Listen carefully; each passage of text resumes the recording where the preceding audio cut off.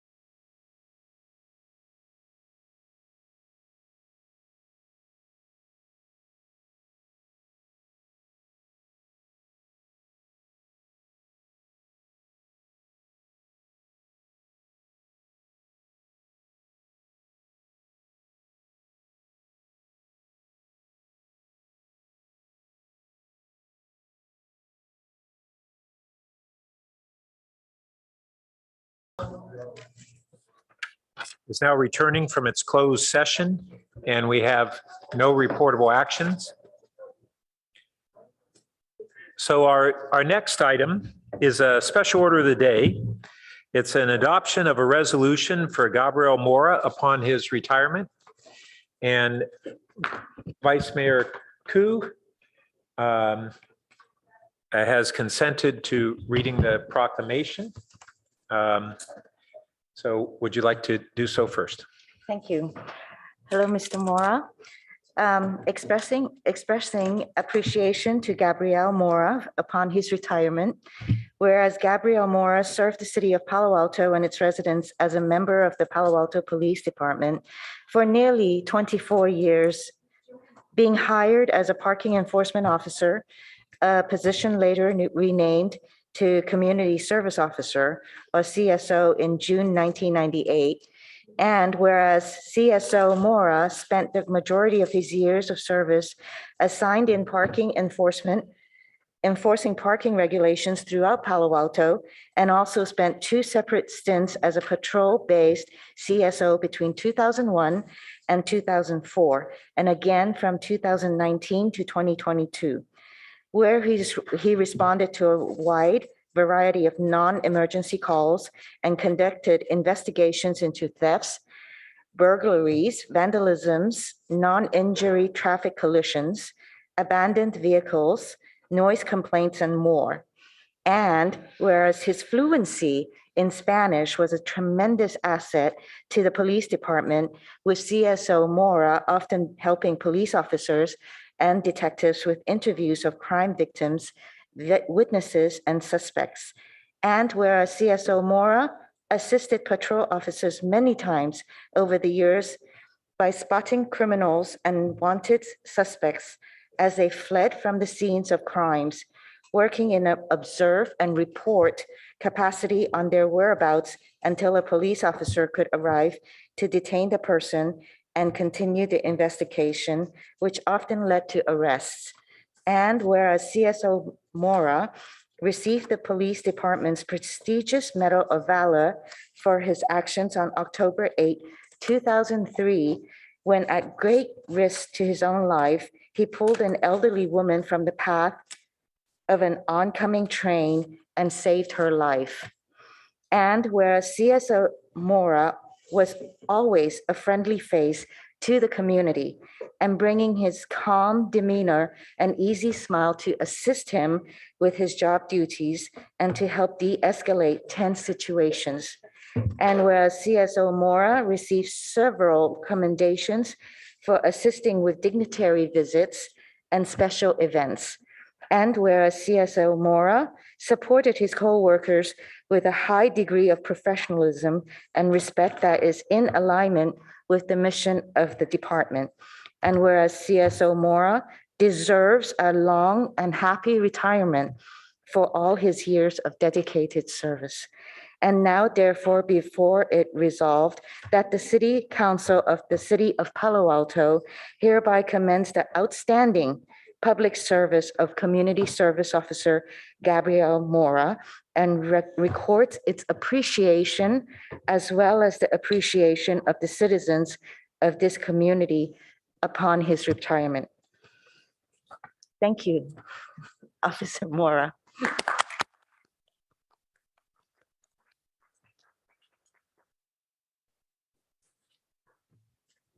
And so before we vote on this resolution, do we have members of the public who would like to speak? And I see Officer Mora is with us, and would you like to speak first?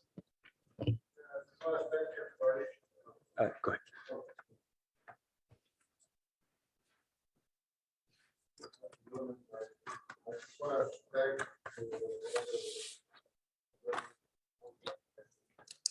City Council members, and for all the support. I pretty much know everybody in face. I've seen them on the street. And it was a pleasure and a privilege to have worked here for 24 years. I really leave this place with a good taste in my mouth. I really had a wonderful time serving the Palo Alto community. Thank you very much. Thank you. And do we have any members of the public who would like to speak? Oh, and I see Chief Johnson is with us. Well, for now, I am a member of the public, but I just wanted to say a couple of words about Gabe Mora. I only had the opportunity to work with him for the past 4 years out of his illustrious career. But one of the things about Gabe is he is a testament to public service, meaning he was always willing to do whatever was asked of him, was always respectful, always engaged, and very innovative. And when we decided to bring back the community service program, he was the first to volunteer to not only get it up and running for a program that hadn't been in place for many years, but even when he had decided to retire, he was the first to say, I could train somebody else to take my position, which he did. And that's really the model that we were hoping to instill for this city, was a model where people with the experience, the tenure, could pass on those years of wisdom to the new officers coming in. And so I really do hope the best for Gabe. He's a phenomenal individual, a big loss for this organization and for this city, but he does deserve, as you said, to have a nice, long retirement and enjoy what he does most, is riding his horses. And one thing the council may not know is Gabe was actually also very much interested in starting an equestrian program if one were ever to be started in this city, because he has a cadre of horses that he would have been able to offer up. So thank you, Gabe, for all you've done and all you've given this city. And I do wish you the best in retirement. So thank you. And if we don't have any other members, or do we have more members of the public who wish to speak? Great. So our first speaker is Sharon Lee Nakayama. Welcome. Hi, I just wanted to say that I recognize how difficult it is to be a police officer nowadays. And so I want to commend Sergeant Mora for his years of service and to recognize his work. That's all. Thank you. So we'll now entertain a motion to approve the resolution. I move the resolution. Second. Motion by Vice Mayor Koo, seconded by Council Member Cormack.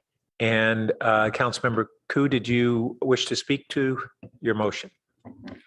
To Officer Mora, I do want to wish you a happy retirement and, of course, new adventures to you.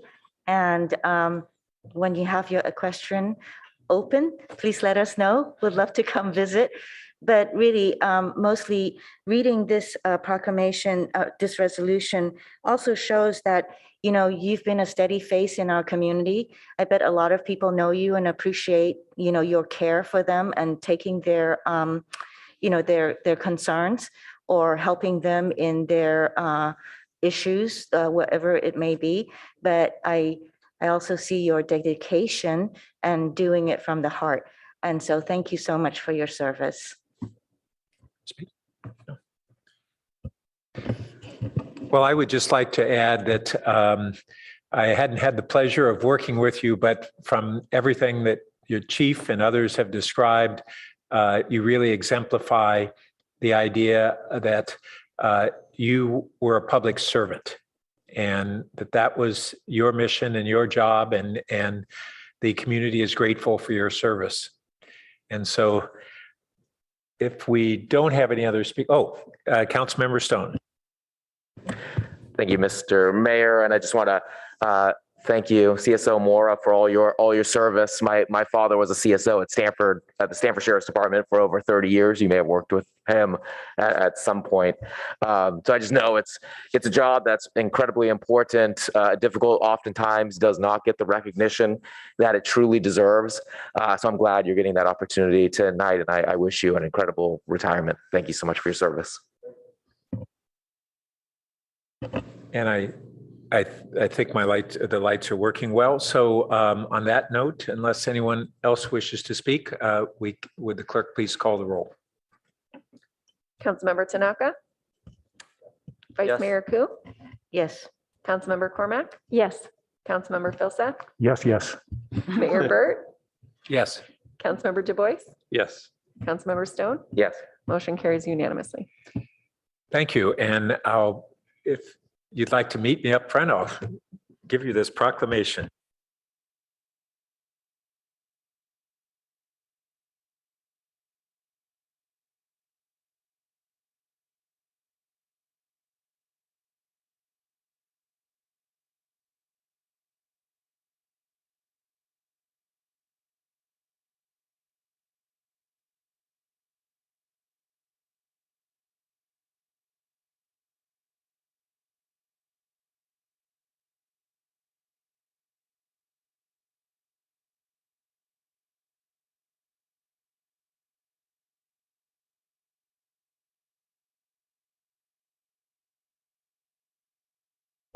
Okay, our next item is a proclamation honoring National Public Safety Telecommunicators Week, April 10th through 16th, and Councilmember Cormack will be reading the proclamation.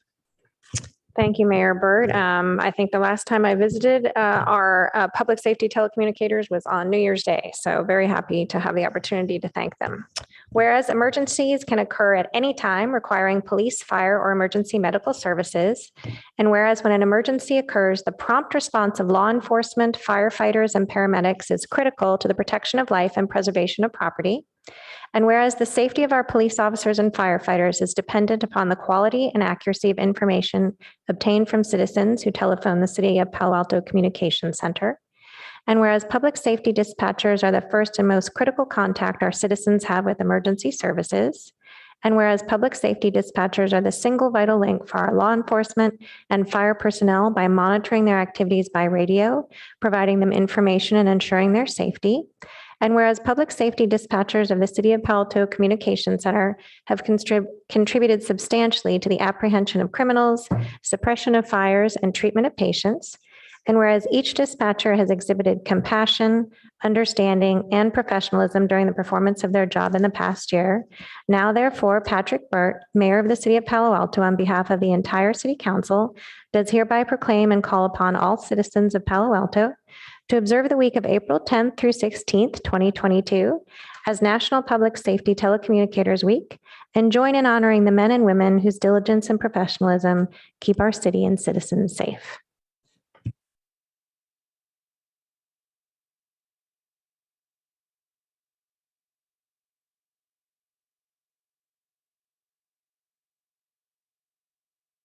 So I will present this to Chief Johnson to share with our telecommunicators.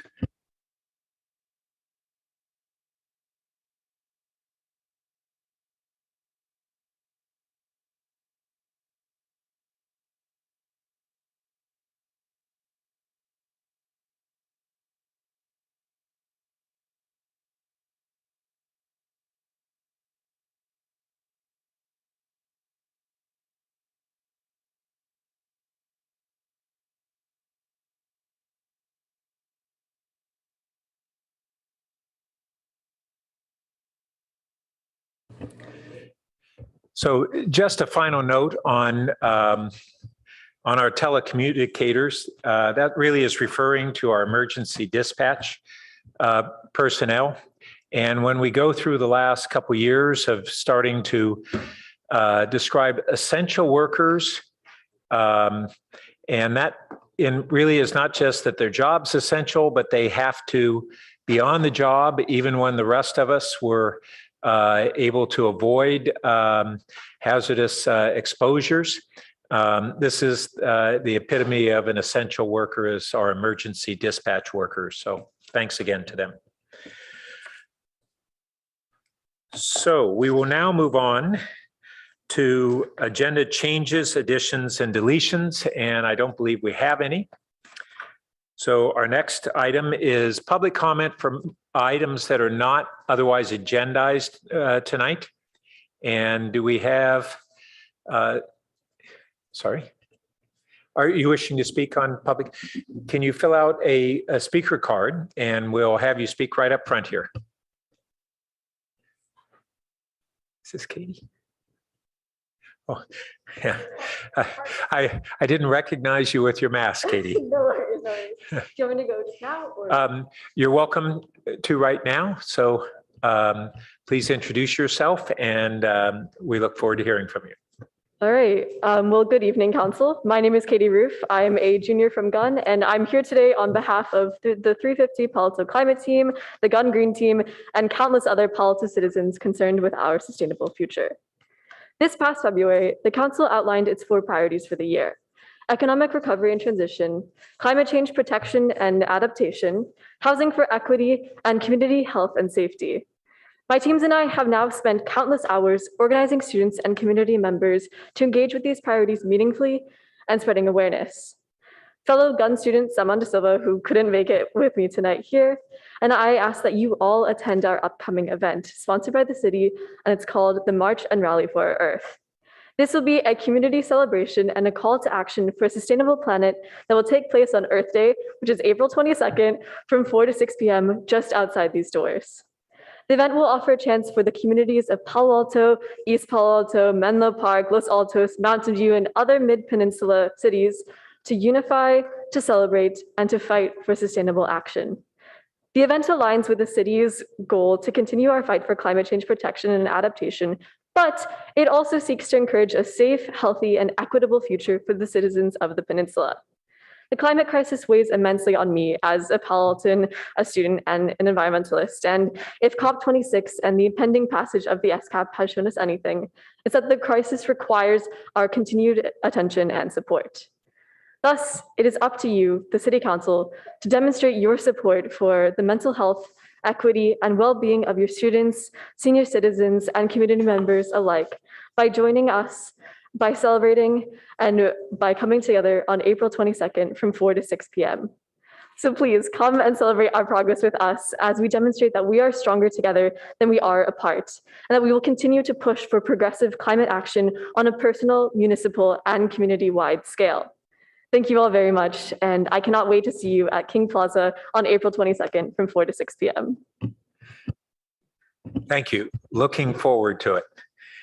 Okay, our next speaker is Juliana Pendleton, to be followed by Rebecca Eisenberg. Welcome. Good evening, Mayor Burt and council members. My name is Juliana Pendleton, and I'm the Environmental Advocacy Assistant for Santa Clara Valley Audubon Society. Free-ranging cats hunt small animals, rodents, birds, lizards, butterflies, bunnies, ducklings. Cats hunt them all. It is not surprising that cats are known to be one of the primary causes of mortality for birds in the U.S. and a large threat to the extinction of locally threatened populations. A new scientific study of prey selection and predation behavior of free-roaming domestic cats in an urban ecosystem was published just 2 weeks ago in the Journal of Biological Conservation. The study is based on 3 years of camera studies of cats in D.C.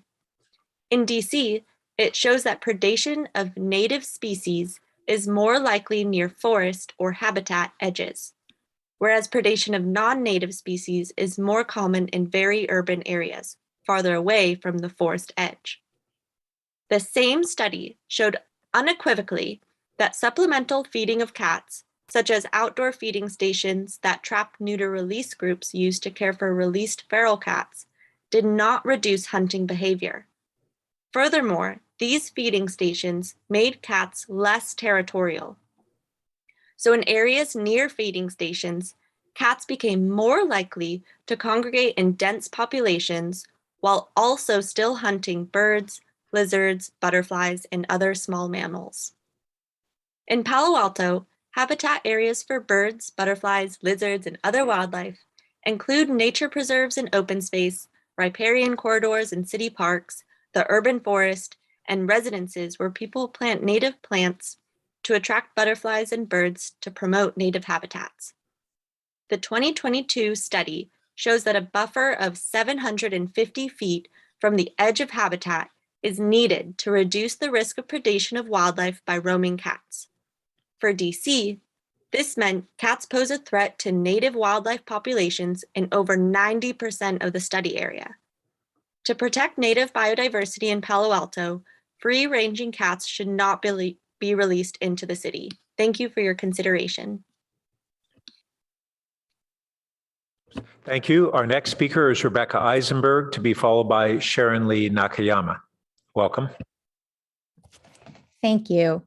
Earlier today, I participated in a group reading of the extraordinarily brilliant Martin Luther King Jr. speech that, well, he was brilliant, as was his speech that he gave 55 years ago called Beyond Vietnam, in opposition to the Vietnam War and war in general. I hope that the City Council takes a stand on the use of violence generally to resolve differences and the need for peaceful conflict resolution. I bring this up in part, not even though I recognize that discussion of the police is later in the meeting, which I will comment on that specifically then. I think it's important to remember today and every day that every decision we make, and that in particular you make as the elected officials that govern our city, every decision you make embodies a choice between doing the peaceful, nonviolent action or taking a more violent approach. And that really applies to how you treat our human beings and our living creatures here. So as you discuss the police report, try to think about how human beings are affected by the decision you'll be making today. As you discuss, when Castellea comes back to you, please try to remember neighbors of that school, how funding to private school can have a devastating impact on funding for public schools, as is documented by multiple studies internationally, and of course, our natural environment. I thank the first speaker, Katie, for her articulate, at such a young age, talk about the need for you to pay attention to our sustainable goals. That is not something you can continue to blow off, as has been happening at meeting after meeting. Please, as you discuss every matter, please consider the impact of your decision on our natural environment and on the human beings. Martin Luther King's speech was so remarkable because he really tied those concepts together. He discussed how violence against humans is violence against our earth, is violence against us all. So maybe think about what it would take to have fewer guns on the road, and think about how we can make sure we have more trees reaching up to our skies. Thank you for considering. Thank you. Our next speaker is Sharon Lee Nakayama, to be followed by our final speaker, Aram James. Welcome. Thank you. Altair Walk had petitioned the Palo Alto City Council to recognize that crime prevention be listed as a priority of concern. Since that communication, our thefts have gone down from 7 in January to none from February to now.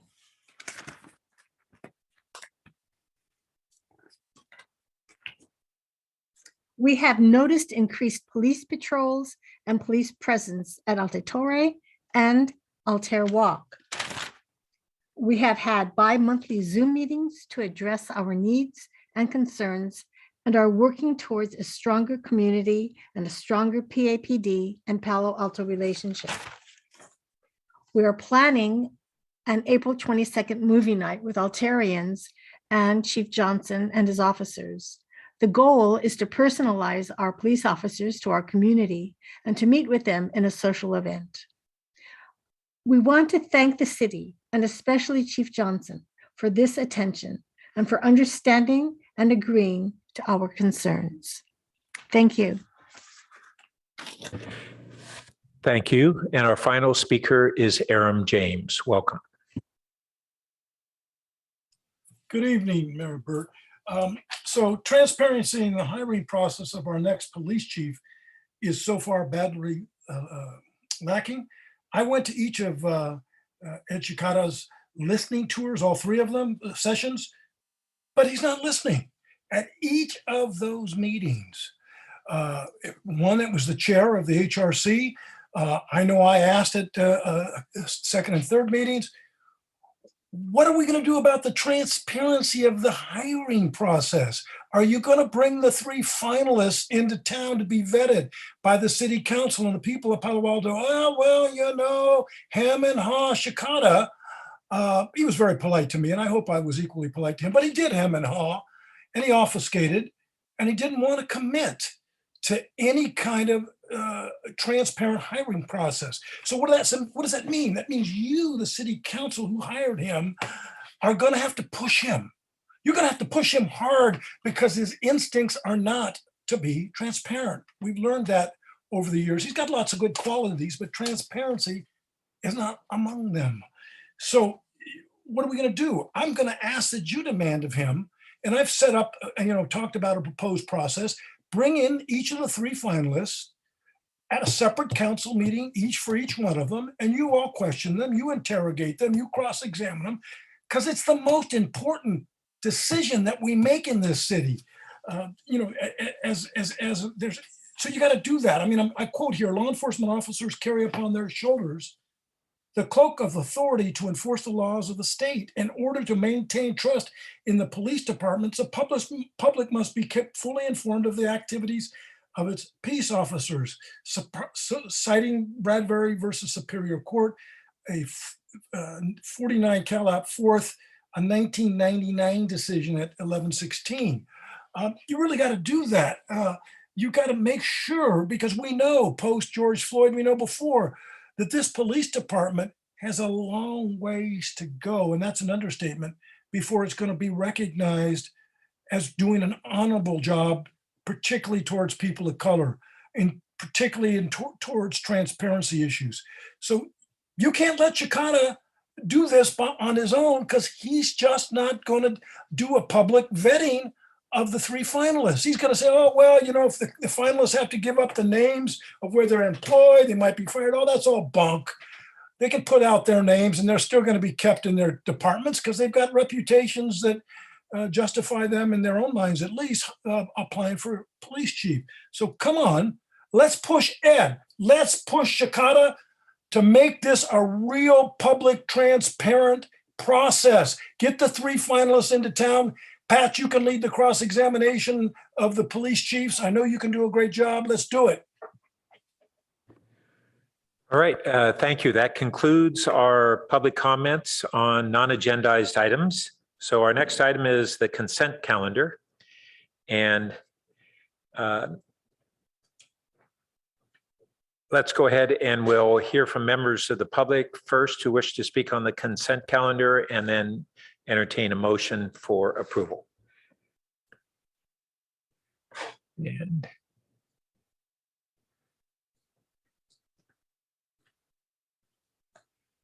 okay, our first speaker is Rebecca Eisenberg, to be followed by Shawnee Kleinhaus, and we'll be closing the signups for speaking to the consent calendar momentarily.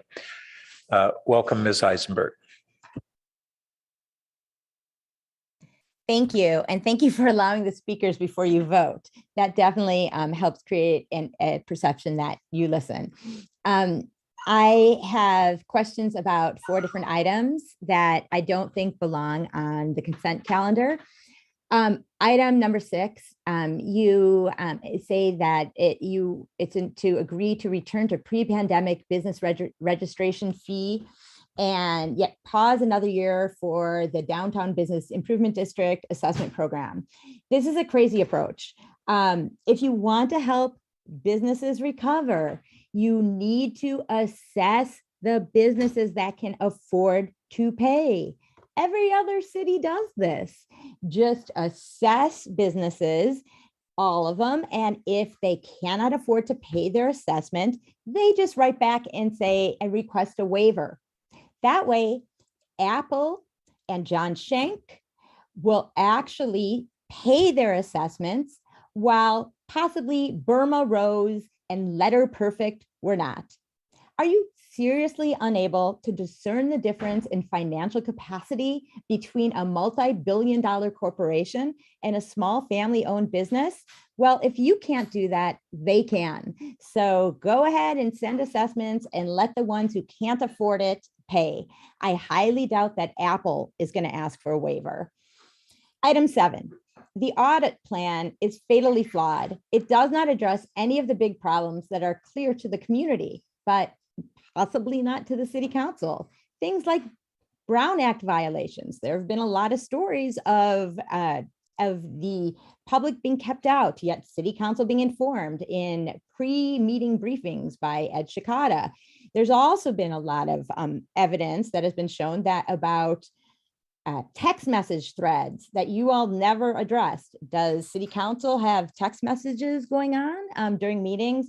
Who knows? That is something an audit could look into.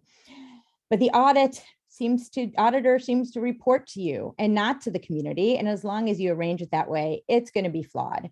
Number 10, $113,000 for surveys that are completely misleading, amateurly done, and unnecessary. All you have to do is look at nearby neighboring cities whose business taxes passed by huge majorities, such as Mountain View's and East Palo Alto's, which passed by 80 and 75% respectively, or San Francisco's overpaid executive tax, which passed by 85%. Use an already vetted tax and you won't need surveys. Item 9. This is confusing because it appears to lower our renewable gas supply. Is then the gas supply replenished by non-renewable sources? The report doesn't say. Don't you want to know? I do. Thank you. Thank you. Our next speaker is Shawnee Kleinhaus, to be followed by our final speaker, Aram James. Welcome. Good evening, Mayor Burt, and good evening, council members. My name is Shawnee Kleinhaus.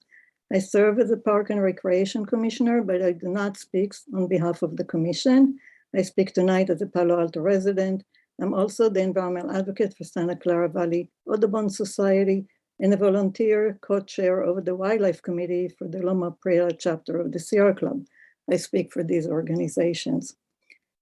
I want to tell you that I love cats. 2 of them are sitting with me right now here. But I am here to comment on item 12 on the consent calendar, approval of Pets in Need amended termination notice to extend termination date 6 months for continued animal shelter operations. Having an animal shelter to provide service to residents is important, and we appreciate the need for extending the contract with Pets in Need, so long as the prohibition of release of feral cats in Palo Alto is adhered to. We hope that this provision will be carried forward when long-term contract comes back to council. If a change to this provision in the contract is considered, further public outreach and council direction are needed. Please do not bring it back as an item on consent calendar. We also hope that our organizations can express support for the animal shelter project as it moves forward to fundraising stage, and tell our members that it is a responsible project. Thank you very much. Thank you. And our final speaker is Aram James.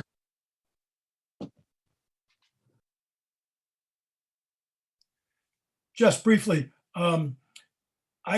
last week I spoke about, I believe, on the poll issue, how we're spending all this money. Now we're coming back with another item asking for up to another $113,500 on these polls, which I think, I had them call me. I think they're loaded polls. I think they're polls that the questions are designed in a way to get an answer that those who want to have particular initiatives pass put on there. So I don't know. I just think it's an extreme waste of public money. $113,000 additional money, along with by the way, I put a Public Records Act in. The city was great. And they gave me what the polls have already cost. And I forgot to deal with that today. I was dealing with other stuff. But we could hire another PERT officer for the police department, a psych assistant, a caseworker. So it's just terrible waste of money. The other question I've got is, same thing. Why are we extending a contract for pets in needs when, and correct me if I'm wrong, we still have employees that are hired there that are pending criminal charges? I think that we need to go back to city employees, union employees, to handle, the pets in the city. They were doing a great job before they were summarily, put out of work. City of Palo Alto can afford to pay union wages and to have an in-house animal shelter, and we can build one that we can be proud of because we've got enough money to do that. We're not going to have to spend probably a tenth of what we spent and continue to add on to the public's not so safety building. So two things. I'd like you to look more closely at the waste of money that I think we're spending on these polls. And I wonder whether we should be extending with the Pets in Need group when they're still pending criminal charges against, as last I read in the Post, at least in one employee that's still employed with Pets in Need and a couple that have left. I think that's irresponsible. And I think good union jobs could replace those jobs that are now given to the contractor Pets in Need. Let's think about that. We see that unions are coming back. We got one Amazon, a huge center in New York that's just voted for a union. I know the same thing is happening with the coffee company. What's the big name? I'm drawing a blank. But unions are important, and we need to encourage more of them in Palo Alto. So let's do that. Thanks a lot for your time. Thank you. Now we will entertain a motion on the consent calendar. Councilmember, sorry. No, I think they want to speak. Councilmember Du Bois. Yeah, I wanted to register no vote on 8.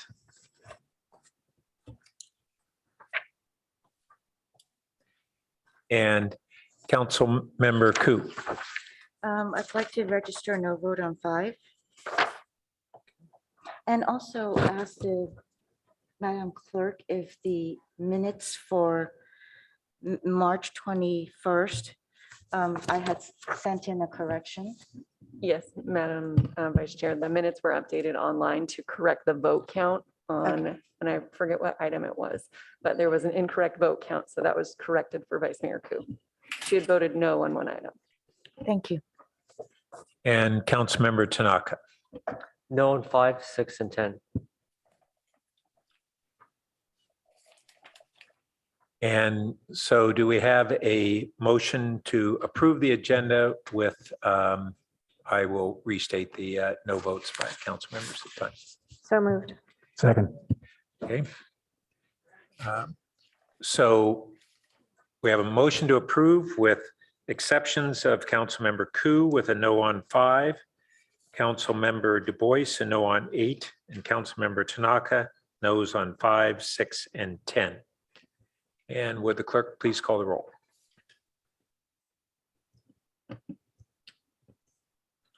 Yes. Vice Mayor Koo, Yes. Councilmember Cormack, Yes. Councilmember Tanaka, Yes. Mayor Burt, Yes. Councilmember Filsa, Yes. Councilmember Du Bois, Yes. and Councilmember Stone. Yes. Okay. First, Councilmember Du Bois, did you want to speak to your no vote on 8? Yeah, just really briefly, I just can't make the findings that we're still under a state of emergency. I know social distancing is still recommended, but I really think we're much more in an endemic situation now than a state of emergency. I know we're going to talk about this more later tonight, but just to be consistent, and I do expect vaccines and masks to just be part of our lives going forward. A lot of countries wear masks during flu season. But again, I feel like it's time that we kind of get out of this state of emergency. And Councilmember Koo, you want to speak to your no on 5? Yes, in reading the staff report, I kind of like it that it is transparent, that it does come to us when there's amendments to their contracts or when they're transferring their water between the cities and so forth. So it's kind of nice to have this so that we are aware of what is happening and what's transpiring. Thank you. And Councilmember Tanaka, you want to speak to your no's on 5, 6, and 10? Yes, I had the same exact thought as the Vice Mayor on number 5. Also, the other issue I have with number 5 was that the UAC minutes were not correctly linked. So it put it to the wrong minutes. And then on 6, on A, I know a lot of businesses are still suffering and trying to make it. So I don't agree with A, although I do agree with B. I think that makes sense.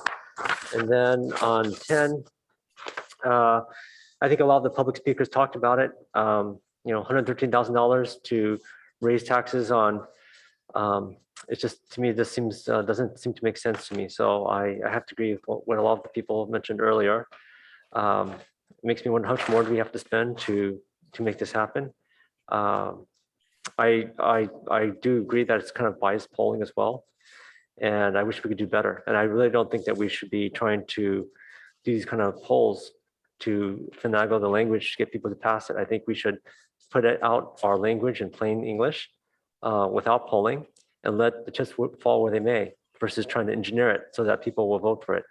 Because our jobs is to represent, not to direct public opinion. Thank you. Okay, so would the clerk, oh, no, we already had the roll, sorry. Good, we're done with that. So our next item is city manager comments, Mr. Shikata. Thank you, Mayor. If I could request the assistance of the city clerk to bring up a few slides.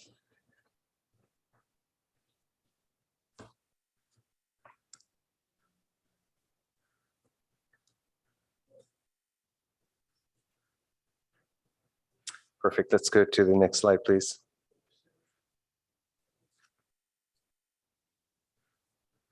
Not sure if it's on my end, but it does seem like things are transitioning a little slower tonight than normal. So sorry, bear with me. All right, just to start off with our regular update related to the pandemic. The biggest news, I believe, over the last week is the approval by FDA, the Federal Food and Drug Administration, of a second booster for COVID-19. The booster instructions do vary by manufacturer of the vaccines as well as particular segments of the community population. So here we've just provided a simple note of community members to consult with their healthcare providers for more information, since again, the applicability of the boosters or additional shots do vary by demographic and manufacturer information. Then in terms of testing, we are continuing to provide ongoing testing here in Palo Alto, both through our partner Curative, having their kiosk at Mitchell Park on Sundays through Thursdays at a kiosk at the 600 East Mero address, as well as through the County of Santa Clara at the Art Center, Palo Alto Art Center on April 8th, that's this week. And then again at the Cubberley Pavilion will be the next county provided testing on April 22nd. Next slide, please. All right, in terms of a few upcoming, whether it be meetings or events of community interest, first off, the tree ordinance we know is an issue of great community interest. So would like to highlight the upcoming community meeting for interested community members this Wednesday, April 6th at 6 p.m. This will be a virtual meeting, and can't see it on my screen, but we've got the webpage at the bottom, I believe, cityofpaloalto.org/tree ordinance update. Does that say update? I think it does. Yes. My apologies. All one word, tree ordinance update. Also, I'm sure you can find it on the homepage via the calendar. Next slide, please. Okay. Also upcoming, whoops, back one. Thank you. This Saturday, and this is a new time and day for the State of the City address. So hope makes it convenient for folks to come on a Saturday. come by bike if you can, or walk, as the case may be. Welcome to the Mitchell Park Community Center this Saturday, April 9th at 11 a.m. Our mayor will be providing the annual State of the City address with a light reception following. So do hope that community members will be able to attend and hopefully bring families as well. Next slide, please. And we did have a bit of testimony earlier about Earth Day related events and celebrations. So it was really Earth Month, perhaps not officially designated, but as you can see, quite a number of events calendared.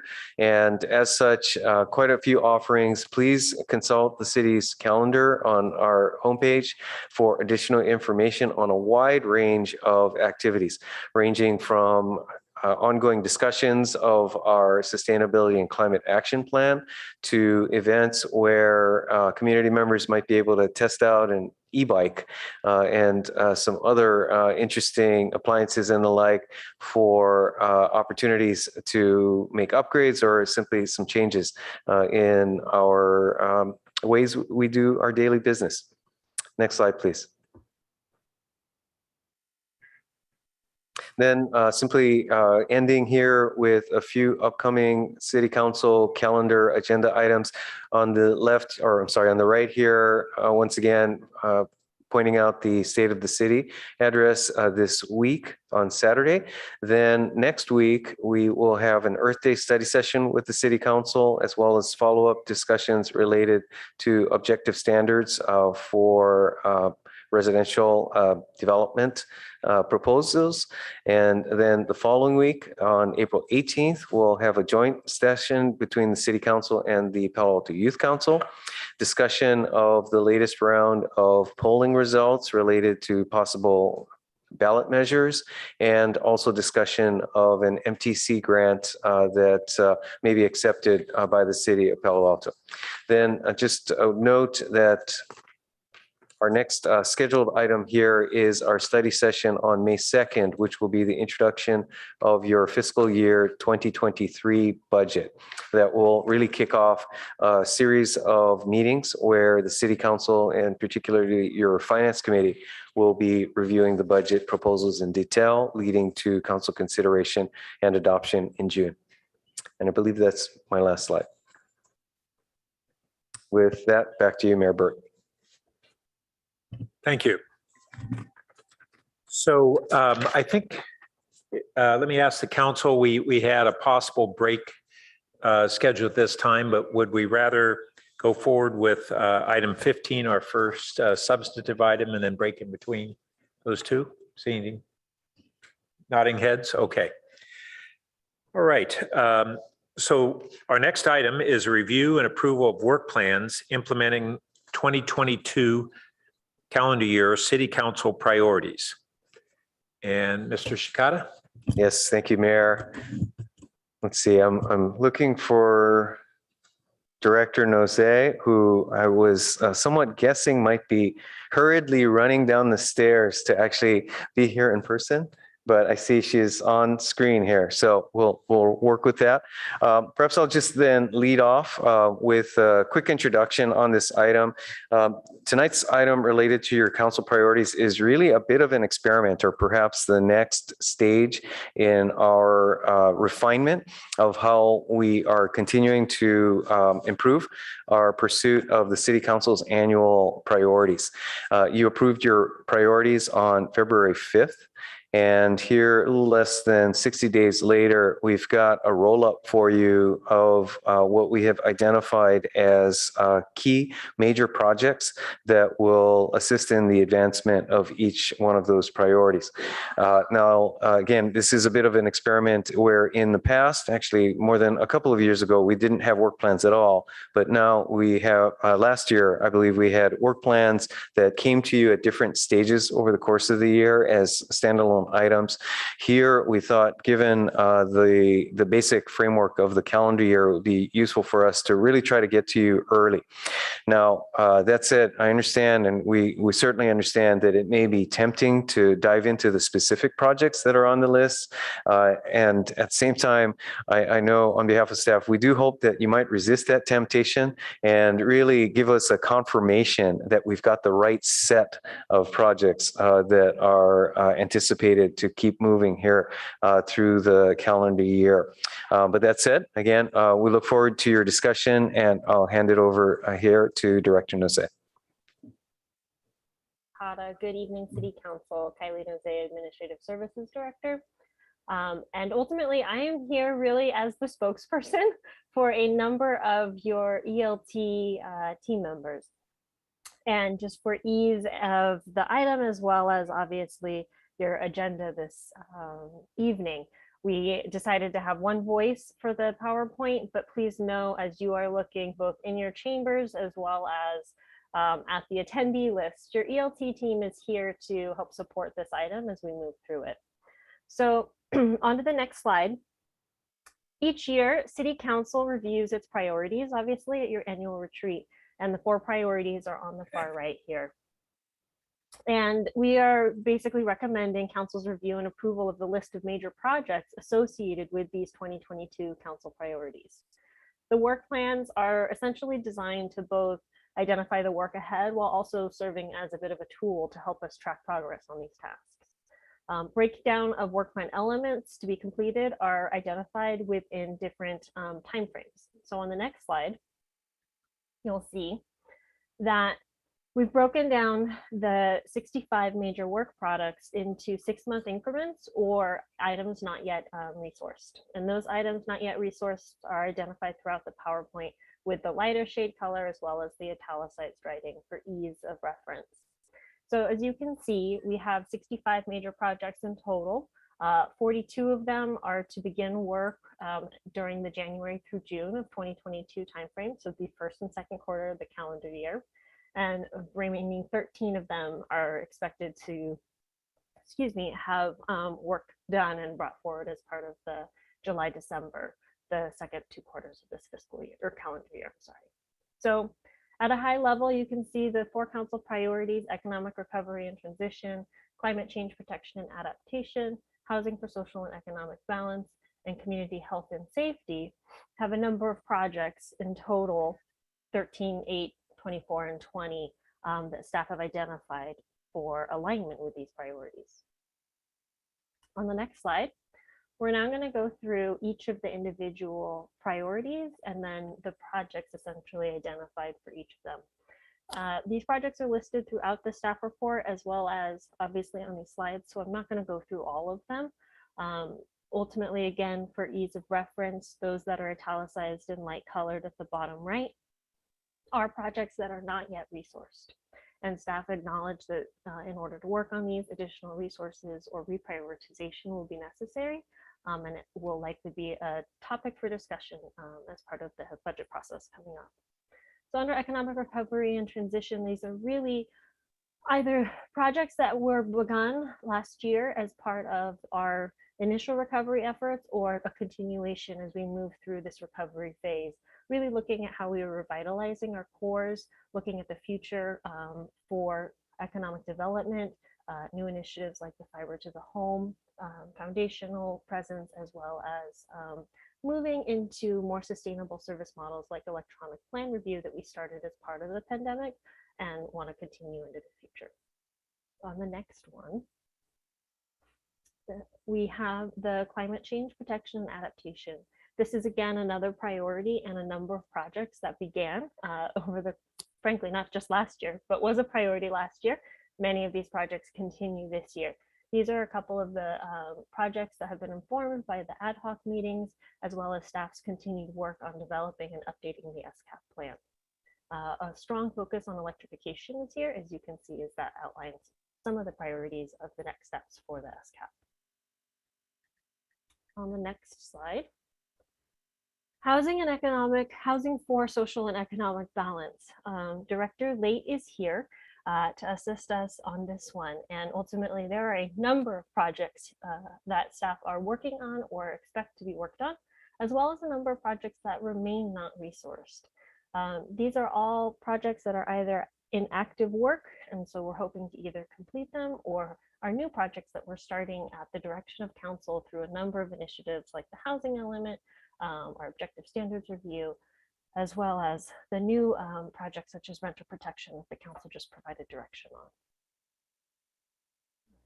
The next slide is community health and safety. So we've got folks like Director O'Kane, Director Khan, Chief Johnson, Chief Binder, all working, Chief Duker, on various projects within this community health and safety priority.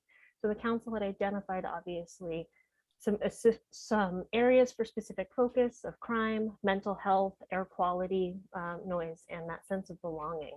And so the projects listed out here run the gamut, everything from your community services all the way through those public safety projects in order to support this priority. Next slide. All right, we also did an app. Yep, we also did an at places memorandum for your reference as well as the community's reference. It specifically was to highlight additional information and clarification about the community engagement plan that the council reviewed as part of a study session on March 14th, specifically related to these major projects. With the goals of those neighborhood town halls to be a common understanding of neighborhood issues and advancing the city council's high priority and major projects. There are 6 that are planned to be completed during calendar 2022. And council participation that was proposed and discussed is that 2 council members host and then the mayor to attend. Alternatively, these could be agendized as Brown Act items, which would allow for all council members to participate. All right, and the next slide is the reminder that I know we remind council of many times in the community, but just want to note that the projects that are listed on this major, for these major projects for the council priorities are not the only work that's happening. There are a number of other high priority and significant projects that remain active, but don't necessarily fall under one of these priorities neatly. The potential November 2022 ballots are an example. Audit plans are examples. Current citywide review of our procurement processes, as well as rebuilding of the regional water quality control plan, are major initiatives that are going on that are not listed on these lists, but doesn't mean that we're not spending a lot of resources and time in the community and with our workforce to work on these also high priorities. All right, and the next slide.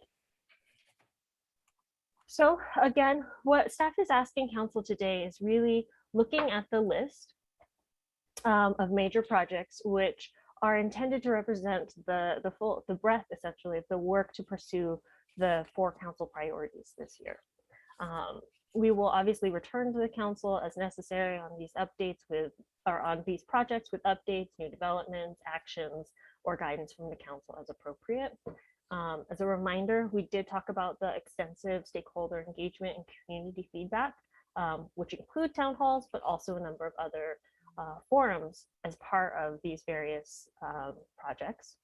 And so what we're looking for from council is reviewing obviously this list and ultimately the approval of the list of major projects and the approval of the plan for the neighborhood town hall meetings.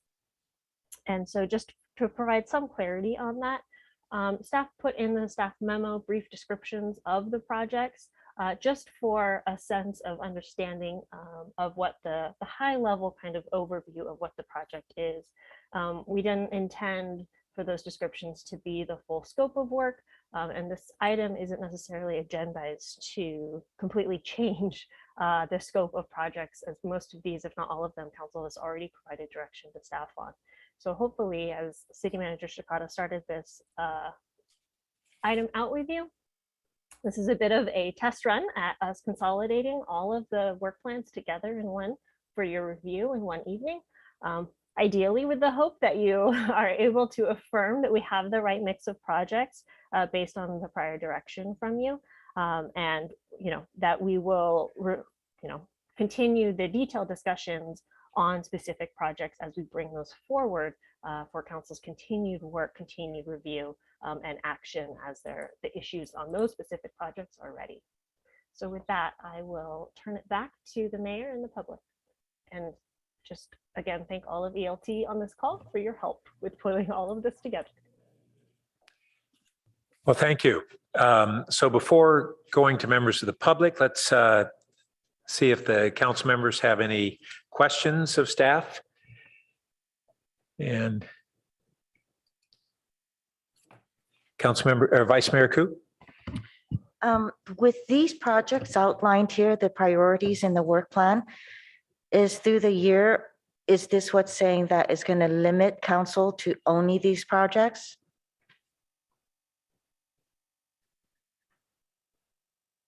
I don't know that I would say it necessarily limits council to only these projects. As I noted, there are a number of projects in the works beyond what's in these work plans, but this is staff trying to identify within these council priorities where staff will focus their time over the coming year. So if these aren't representative of where council is expecting and would like to see staff focus their time on their priorities over the coming year, that's something that we should be discussing this evening. But I wouldn't say it's the totality of the work that staff will be doing. You know, we'll continue doing things like audits, the ballot measures, our annual budget, et cetera. Okay, so most of those are in this work plan. I mean, I like the idea of the work plan, so this is really helpful. I just don't want so I guess if we need to put something else on, it would be through colleagues' memos then. Vice Mayor, could you clarify, perhaps just to parse this a little bit, when you say put something else on, would it be another project related to the priority, say economic recovery, or another project completely unrelated? If it's the latter, then your existing methods of the colleagues' memos are certainly appropriate. And at the same time, if it was related to one of these priorities, it would be helpful to know if we will need to further discuss prioritization within what we're doing on economic recovery in order to accommodate some new idea. No, I think most of it is covered in here. I'm just kind of not liking limitations, and you can see a smile if I wasn't wearing the mask. So just that. Thank you. And Councilmember Stone. Thank you, Mr. Mayor. Just a couple questions on the town hall meetings. Are we thinking those are going to be hybrid meetings, similar to how council meetings are run?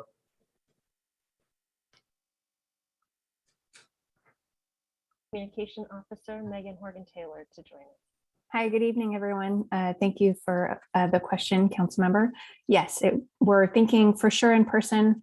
Maybe if the capacity of the location allows hybrid, we'd also do virtual. Great, thank you. And then I was just wondering if some more information could be provided on the parking in lieu downtown office parking ban as a strategy for affordable housing. If Mr. Late is in the audience and can step up to assist us with that. Thank you, council member. Can you repeat the question? Just a little more information on the parking in lieu downtown office parking ban. Great, as a strategy for affordable housing. Well, thank you. You may recall a couple of years ago when that policy was established, the idea was that it was creating an opportunity for office development to outcompete housing. And when we established the housing work program, a series of text amendments, the council at the time had asked to put a pause on that in lieu program.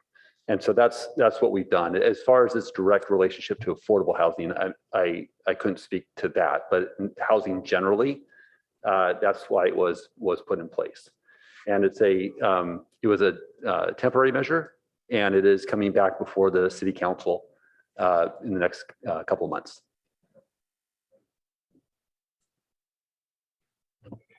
Okay, so we can now hear from members of the public who wish to speak on this item. Do we have any speakers?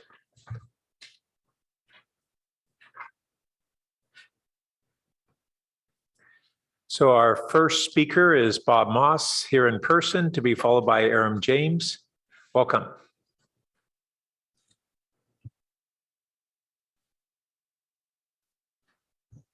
Thank you, Mayor Burt and council members. The item I'm concerned about on this issue is on page 189 in the staff report, and it's 340 Portage, which is the old Fry's site. And the staff report just talks about discussing it with Sobrato and what the redevelopment should be. Now, that's a very historically important building. It was the first industrial building in Palo Alto. It's almost 100 years old.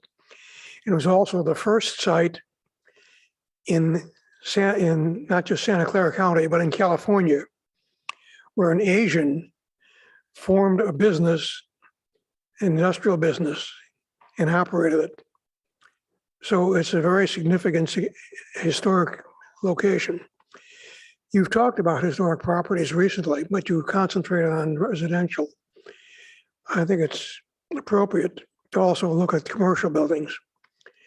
And instead of just talking to Sobrato, who, by the way, has said he's not interested in redeveloping the site to a building housing there, which is what the nominal future use is, I should think you would be more appropriately addressing that site by saying that you're going to talk to Sobrato about how it's preserved and reused and made effective for the entire community. There are a lot of things that could be done there. You could do what they did a few years ago and put commercial in there. There's a lack of commercial in Ventura, so I'm sure that the people who live there would love to have viable commercial in that building. And also, it's possible that you could subdivide it and make a small portion of it residential. But I would like to see the concentration when you discuss that property on preservation and reuse and retention of the important significance of a really unique site and a really unique building. Thank you. Our next speaker is Aram James, to be followed by Rebecca Eisenberg, and we'll be closing public comments on this item momentarily.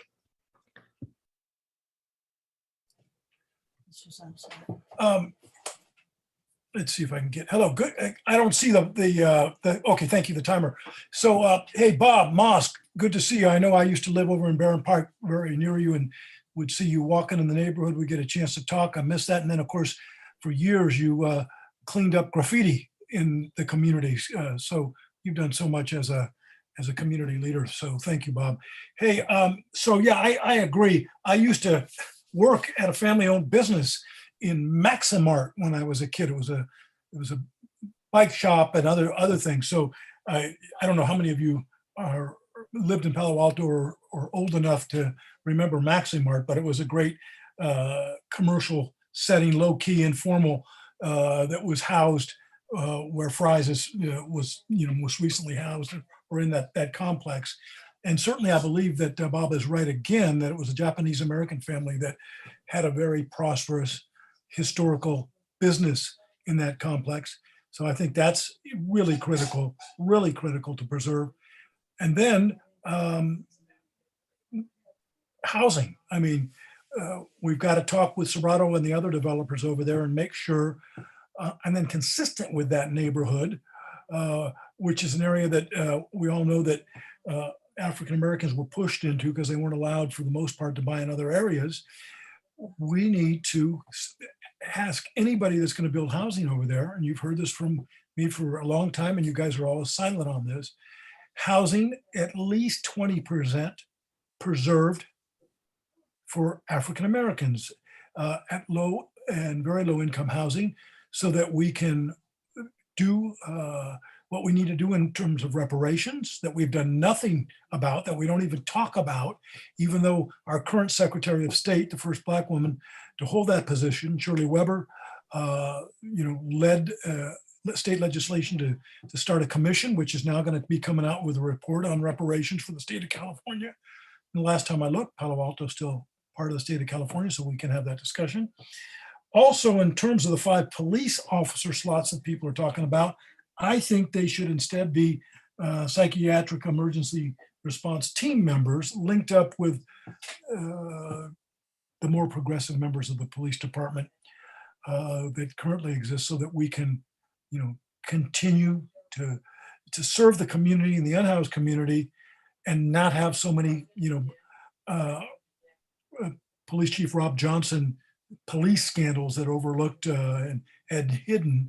I think that with having more psychiatric emergency response team members linked with police officers, we're also going to reduce crime by police officers that is often overlooked. Thank you. Thank you. Our next speaker is Rebecca Eisenberg, to be followed by our final speaker, Annette Glankoff Ashton.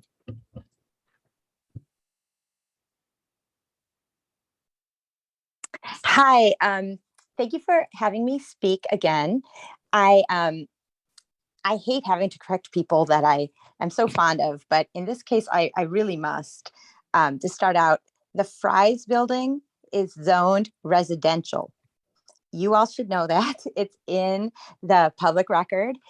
The non-conforming use that was allowed was the use by Fry's. And when Fry's left, it reverted to residential. I recognize that at every planning commission meeting, the commissioners have been discussing this as if this is a negotiation to have with Sobrato. And this is how your city staff seems to refer to it too. Why do you have to negotiate over this? It is zoned residential. He purchased all these plots of land knowing they were residential. And now it's being discussed as if they're commercial. This kind of gaslighting needs to stop. And sure would be nice if that was on your list. But the main point I wanted to discuss is your laughable plan about climate change, protection, and adaptation. In this plan is still no commitment to considering sustainability in the huge undertakings you have in everything you do. For example, the new ongoing $300 million waste of money called the new police headquarters and local jail that is still going up right there near my home in just near California Avenue. I sat there, as did many others, as watched in horror, and for local neighbors, I imagine you received their emails, and I'm pretty sure you received at least one lawsuit regarding the extraordinarily toxic fumes that have been released, mostly by the tons of cement that is poured to create this monstrosity of an unjust, building a new jail when what we need is housing. All of the cement, and the other environmental damage being done by that new police headquarters and jail, is so much greater that these, update the climate plan, it means nothing. Similarly, you're just going down the line, allowing Castellea to pour even more cement into our earth, pumping even more millions of gallons of precious groundwater, and eliminating all this underground earth because your own Department of Planning decided that there should be no environmental impact report by the cement and garage. You need to do better than this. You need to stop the destruction of our earth and stop the killing of the trees and think of our community. Please stop destroying our city. And our final speaker is Annette Glankoff Ashton.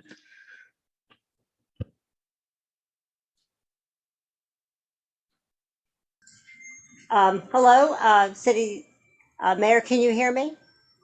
We can, thanks. Okay, great. Thank you very much. I know City Manager Shikata asked not to get down in the weeds about each priority item, but I respectfully ask staff and council to seriously consider the points raised in the PAN memo about the town hall meetings.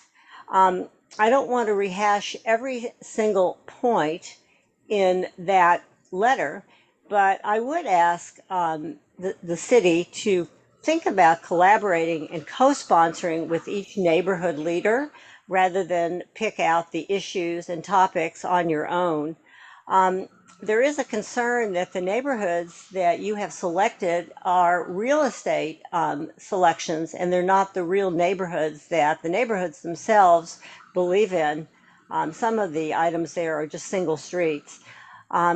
Just two other fast points. Please start after the council break.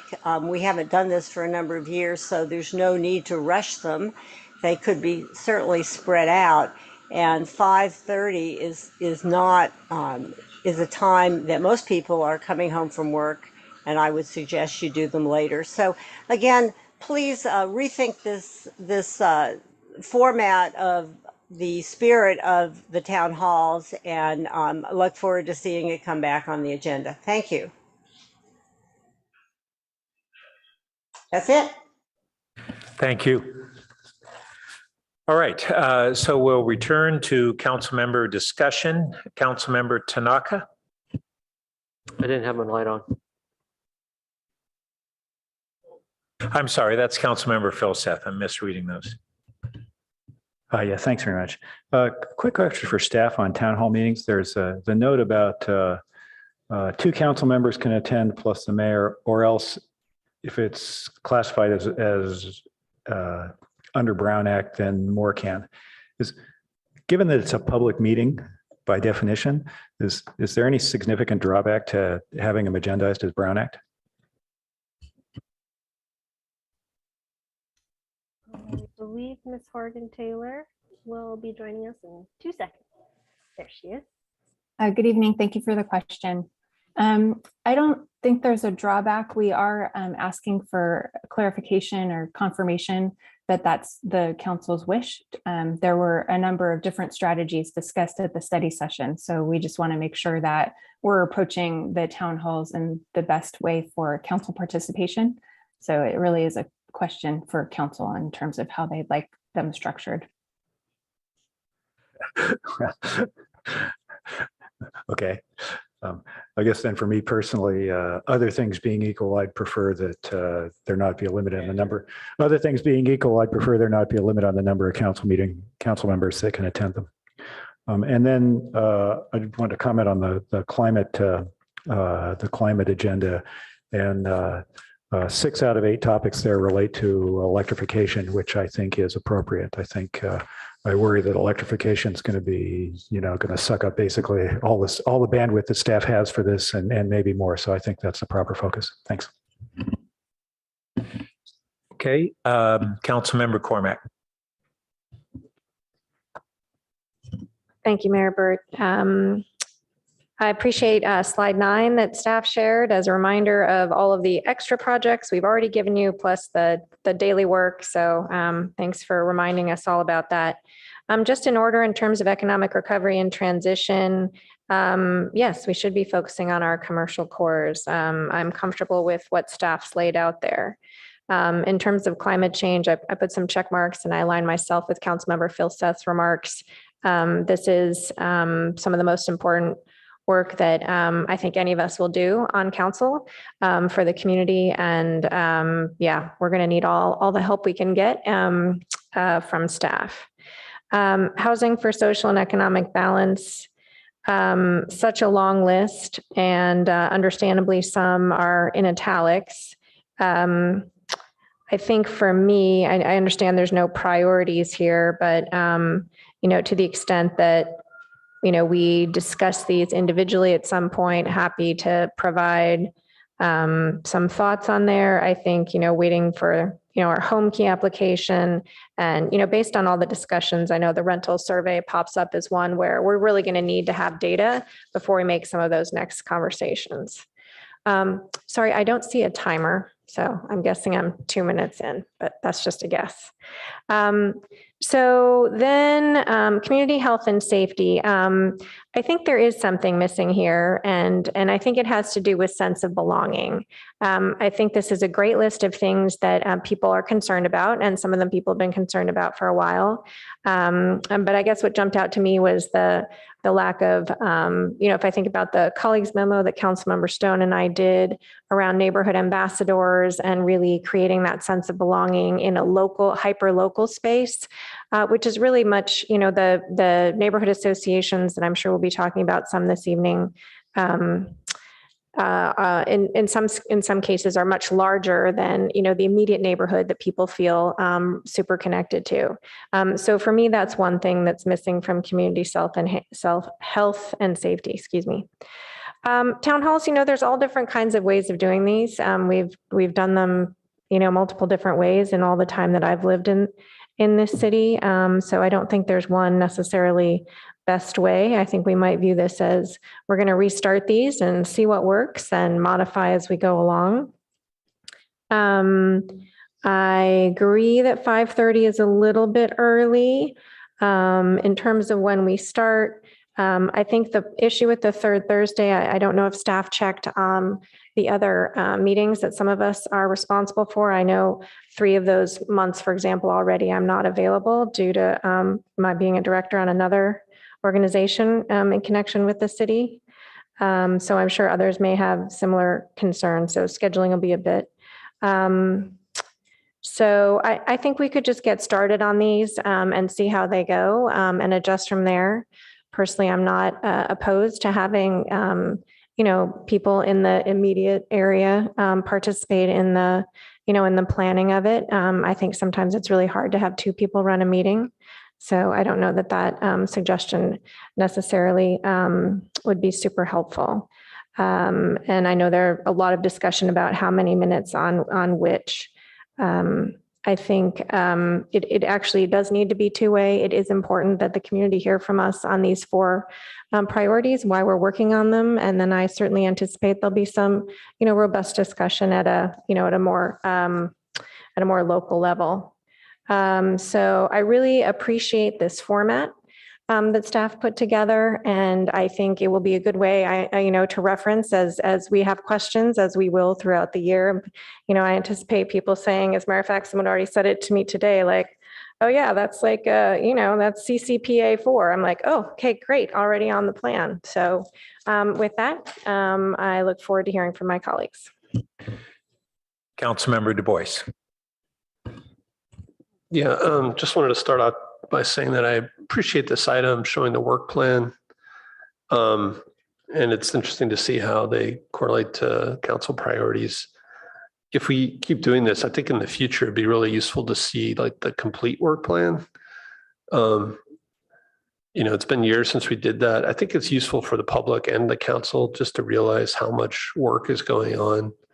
And even if it's just major projects, there's, I think, a lot of things that aren't on here that just don't relate to those priorities that people are working on. And it's really important that we understand that. I just wanted to, I don't want to go into detail on some of these things, but just some quick highlights. I think on ERT 6 and 7, which is the street closures, hopefully we will start to discuss some aesthetic standards. HSEB 10, which was about an MTC grant. I was just wondering, do we know what kind of constraints would come with those funds? Hopefully that'll be a topic for discussion when it does come. HSEB 19, which is PHC. My recollection is we talked about PHC as kind of an experiment, a way to kind of get some proposals in. And I'm just wondering, rather than kind of refining it, if it might be time just to retire it. And now we have objective standards and other things. I mean, it's currently unstaffed, but just a thought on that one. CHS 8 on the tree ordinance. I'm glad to see that moving forward. I have to say, like, as I go around town, I see more and more spaces where there used to be large trees, and it's concerning, to see trees disappearing. And then the last one I really wanted to point out on the work plan is CHS 20, which is the seismic standards, which is unstaffed. And again, it's one of those things that's like critical, but not urgent. And it's kind of easy to put off until, we have the earthquakes. So I really think that's one where we should really try to find a resource and resume that discussion. We were kind of working on it a couple of years ago, and I'm just concerned, and I think having both mandatory and voluntary measures for seismic protections, it's just something we have to find a way to get to. So on the town halls, I'm not sure how many of us on council were here when we were doing them before. I thought they worked pretty well. There was a very limited agenda, very little time with staff kind of speaking to the audience, and it was really mostly Q&A. And again, I believe at that time, we assigned 2 council members to each town hall. 2 were the ones doing most of the talking, maybe it was 2 or 3. And again, I would be open. I think what I heard Councilmember Phillips say, it was kind of hard to hear, was that they should be just whoever wants to attend, even if it's Brown acted, which I think I can support. I think the issue is really how do we manage council members responding to questions if there's 7 of us there.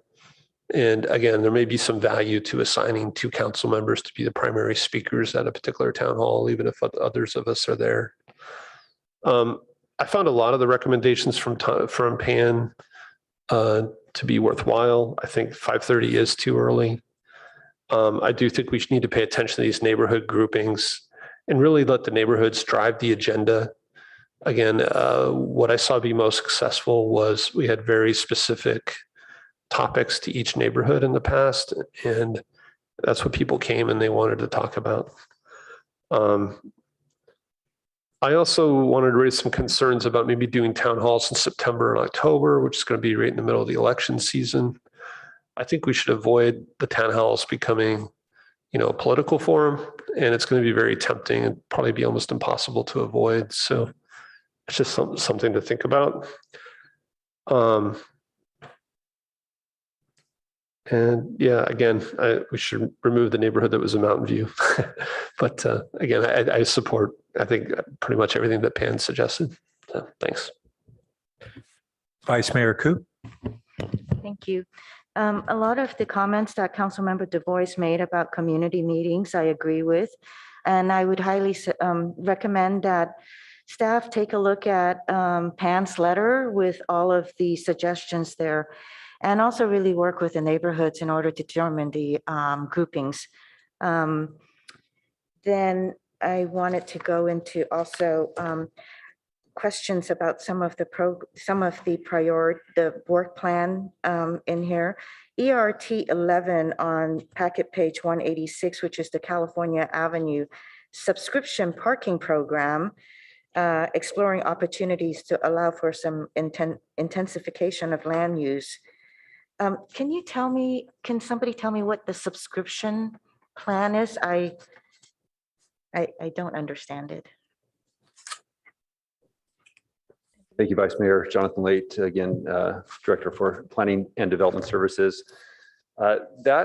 We went to the council, we came before you a few months ago, I want to say, and we're talking about California Avenue and some of the parking challenges there with respect to properties on California Avenue, commercial properties being able to evolve into different types of land uses.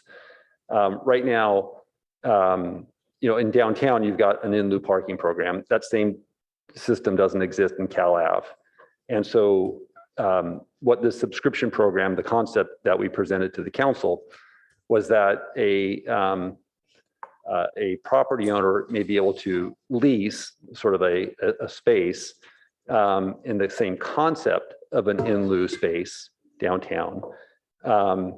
And we would come up with a funding mechanism and some of the parameters through the planning commission process and present that to the city council. And so a lot of details need to be worked out, but the idea is to add a little bit more flexibility into the change of land uses on California Avenue that is related to the available resources, parking resources that are in the area.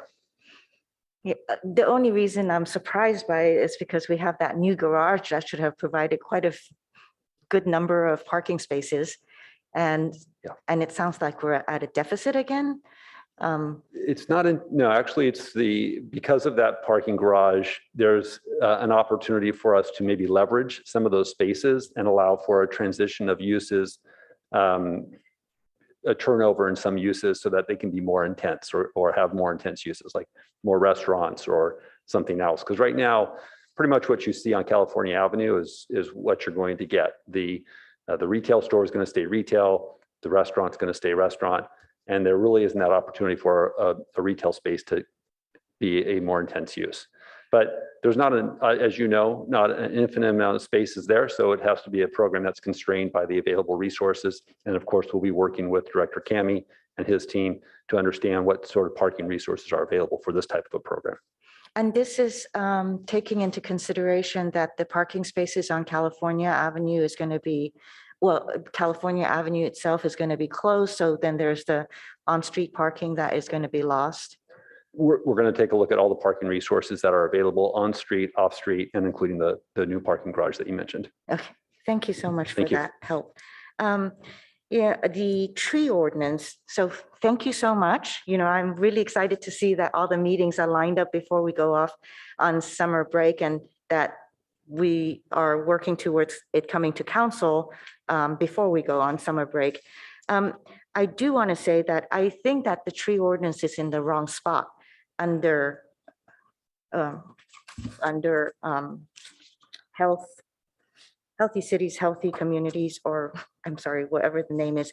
I actually think that it should be under climate change, protection and adaptation, simply because this is all about SCAP. And without the natural environment, the SCAP is not complete, and the SCAP has to be complete.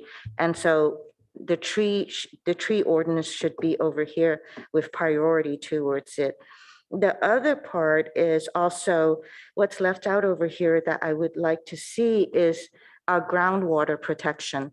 So we were working on it, at least when I just started on council, you know, protection of groundwater for residential properties. I don't know how far, we're not there yet with commercial. I think that we need to add that into our climate change for groundwater. Then also for our, I think we need to kind of, when Measure E had come forward and the 10-acre over at the Baylands was separated from being the park, I think we need to kind of put that back to, how do you say it, to have it back to a park open space instead of having it undedicated. We should rededicate it back to being open space. Of course, airplane noise is still a very big matter. So I appreciate that it is on this work plan. As a matter of fact, on April 6th, which is in a few days, San Francisco Roundtable is going to be discussing it. So I think that that's another priority that you already have in here. Talked about the community neighborhood meetings. I think that's a very important matter that we need to get back into the neighborhoods, listening to, not talking at them, but listening to and having the residents formulate their agendas. I would like to see more of the Uplift Local come back also. I don't know, where we are with as liaison to the downtown and to the California Avenue business districts. I really haven't heard very much or attended any meetings. So it would be nice to have a get back together to know where they are and what they're thinking and needing, or what they're up against.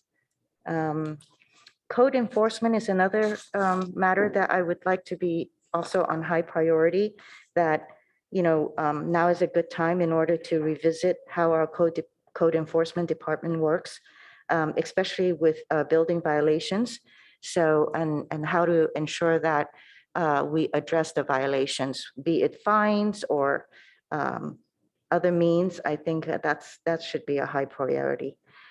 For now, I think that's about it. Thank you. And I want to say I really like the work plan, especially the way you wrote it out on that last page where you have all the very succinct with the timeline, and then also the way that is in the presentation. So it's clear. Thank you. Thank you. Councilmember Stone. Thank you, Mr. Mayor. Yeah, I appreciate staff's work on this work plan. A lot of things I'm really excited for. I won't really go through that list. Trying to conserve my voice tonight since I'm losing it, but I do want a few questions and a few just kind of talking points. First one on the main one is regarding the town halls. I do hope that staff pays close attention to the PAN memo. Yeah, I think the expectation from council as well as the community is that this needs to be true community engagement and not simply just checking a box off. And it seems to me that many in the community and many of our neighborhood leaders are kind of feeling that way. Yeah, I think it's really important to be able to have that meaningful engagement and partnership with our community leaders. And I feel like if they're not feeling that that's happening, then we're clearly missing the mark in some way. I mean, these meetings are going to be for the community and for the residents. It's not for staff, and so I'm really hopeful that we can structure these meetings in a way that will be meaningful and provide the residents that opportunity. I mean, it's something I tell my students all the time when I'm kind of reflecting on my own teaching and the material I'm providing to them. I'm always reminding them, hey, I'm teaching this for you. I'm not teaching it for me. So if there's something that's not working for me, you need to let me know so I can change my own practices. So I'm hoping we can be really reflective right now.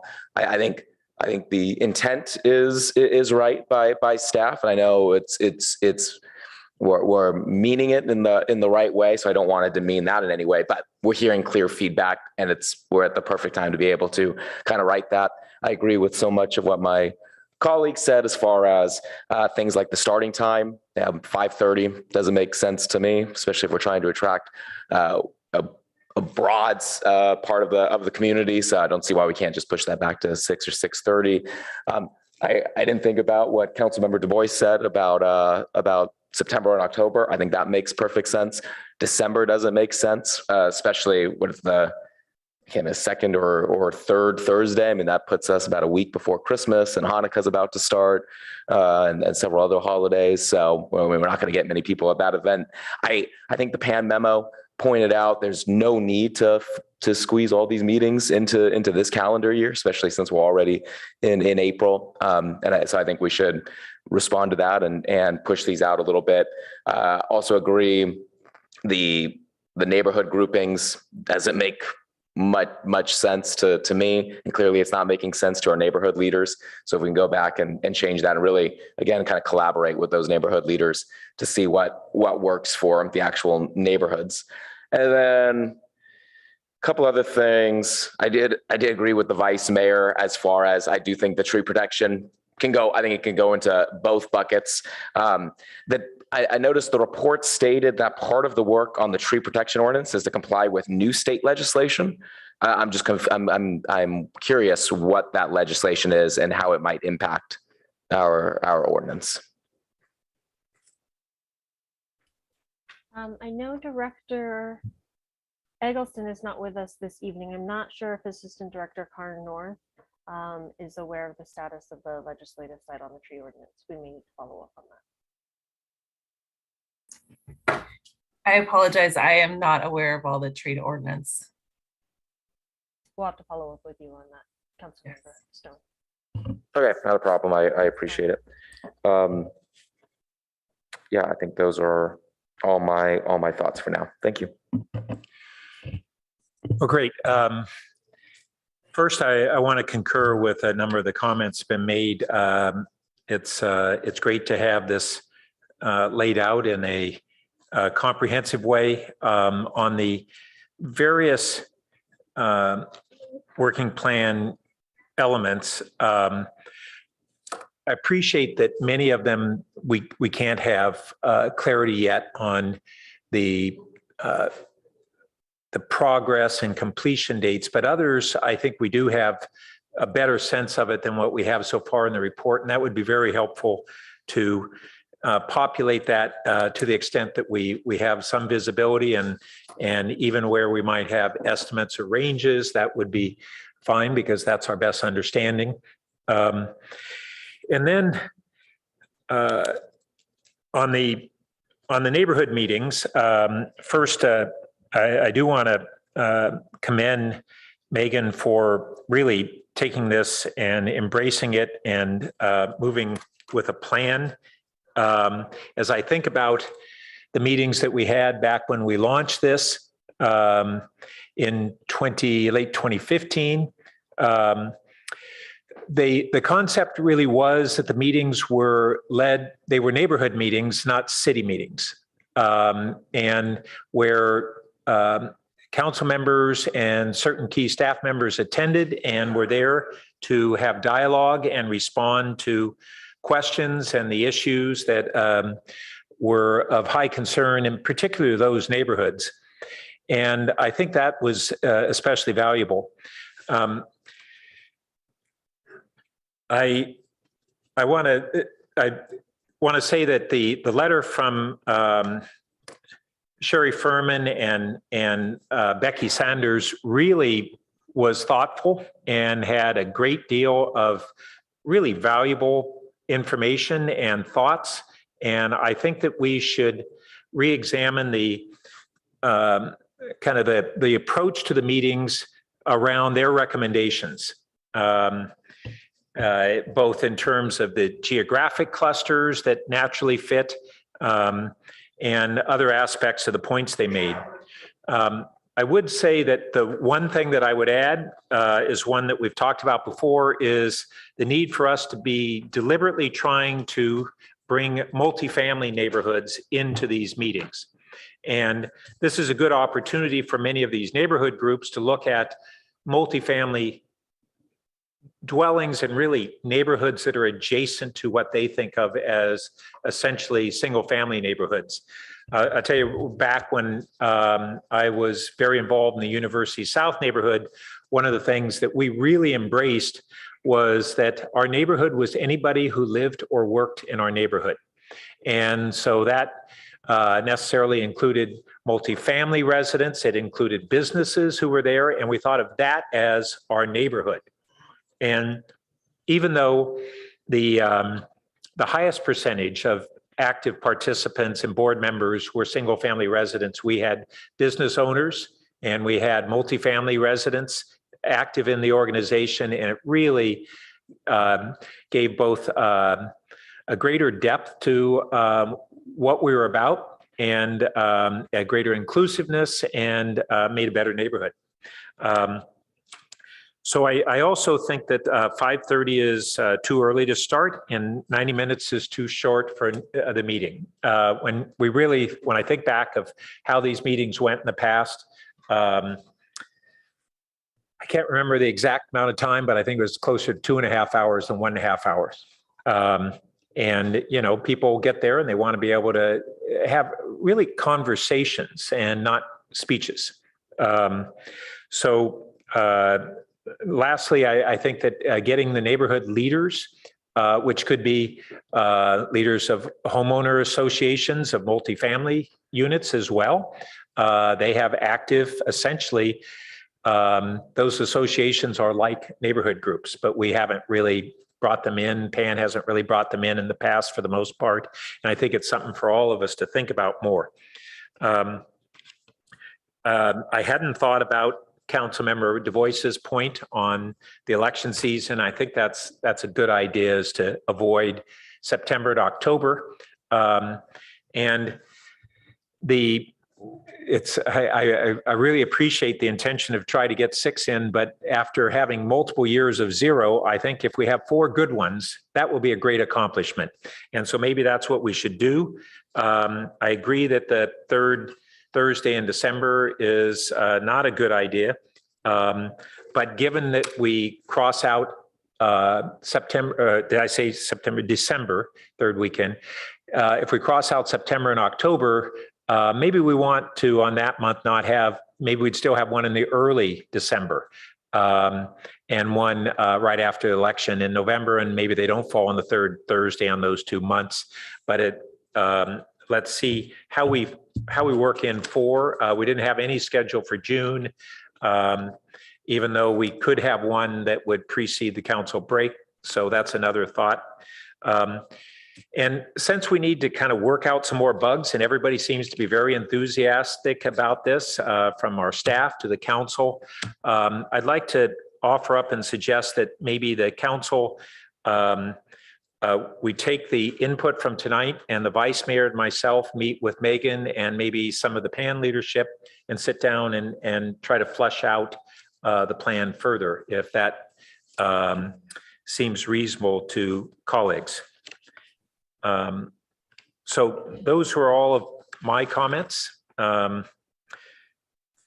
Tonight, do we need a motion or and I'm not sure, other than the general support of the work plan, does the staff have enough consensus from the council for next steps on some of these refinements going forward? Thank you, Mayor. I was just going to suggest perhaps it's an acceptance of the work plan as opposed to any indication of a more detailed approval. But again, really simply to affirm we're on a path. And do you want us to vote on that affirmation? Yes. Okay. And if you wouldn't mind, I would like to make a couple additional comments related to the neighborhood town halls. Great, thank you. Thank you. I did want to mention just a few things. Initially, the last week, I did send information to the PAN leadership, and I very much appreciate their comments that they submitted to council and to the city manager and myself. It's a really great opportunity to get their feedback.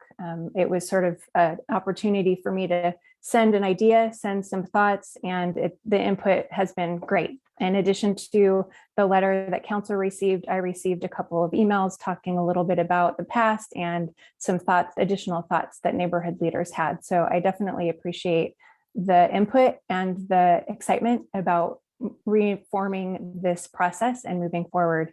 I did want to make just a couple of comments, Mayor, to your point around how we engage different parts of the community, including our multifamily dwellings. We do use Nextdoor quite a bit, and there are a number of residents that use that platform as a way to communicate and connect.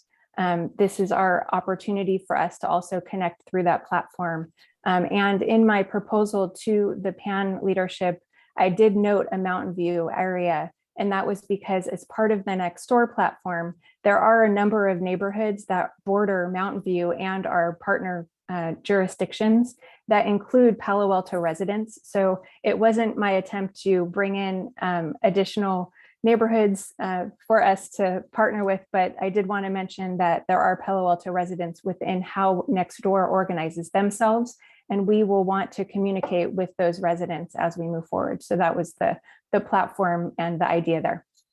I also did want to mention around the neighborhood groupings, the area groupings. I put an initial thought out there, but I do appreciate the input that received both on the number of items that we might be able, the meetings that we might be able to move forward with in the calendar year. So we'll note that, and then the hope was to work and refine the overall groupings more, including the neighborhood leadership as part of that effort. So just wanted to mention that. Also wanted to mention that if the council was interested in Brown Acting these meetings, it would require all of council to participate. And so clarity there would be helpful. I did hear a mixture of council members' interest in co-hosting, which is the initial thought that we proposed. So 2 council members plus the mayor attending. If it was more than that, then that would be the Brown Act idea. So if there is, as part of the conversation tonight, an interest in one or the other, that would be helpful to better understand. I also did hear the comments around timing. We just threw out an initial timing. We do a lot of meetings that start at 5, definitely could look at later. So again, I appreciate the feedback that we received so far.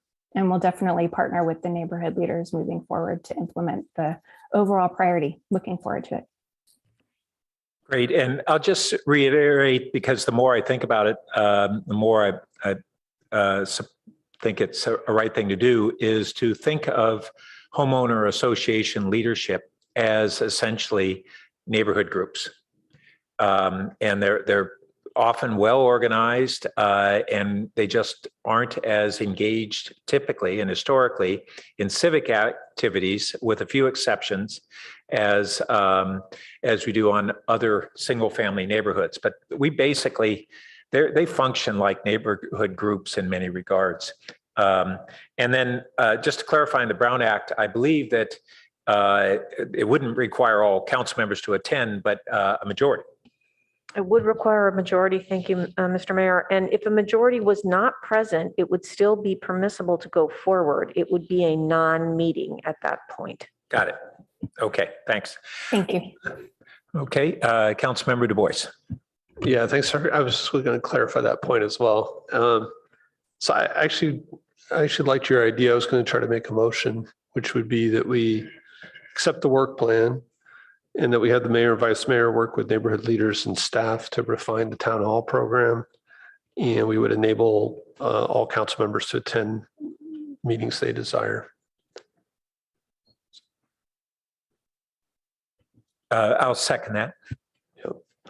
So again, I just think there were enough feedback with the town halls that adding that part makes sense. And again, I strongly supported what was in the PAN letter, and I think a majority of us did. And I think if we can do as many as we can this year, but if they extend it to next year, that's fine as well. So thanks. And I think just to clarify on the council attendance, that if we poll in advance and we don't have a majority of the council who wishes to attend, then we don't have to go through the exercise of the Brown Acting. And if we do, then we'll go as City Attorney Stump had described. And just for point of order, or just as another thought, I did want to mention, based on the council conversation tonight, it sounds like we could potentially do 4 in the year. I don't know if you would like that as part of the motion, but it would be potentially June, August, November, December, based on the comments made.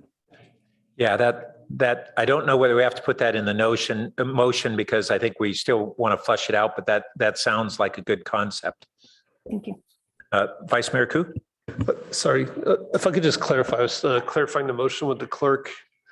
So we've had Brown Acted community meetings, working group meetings.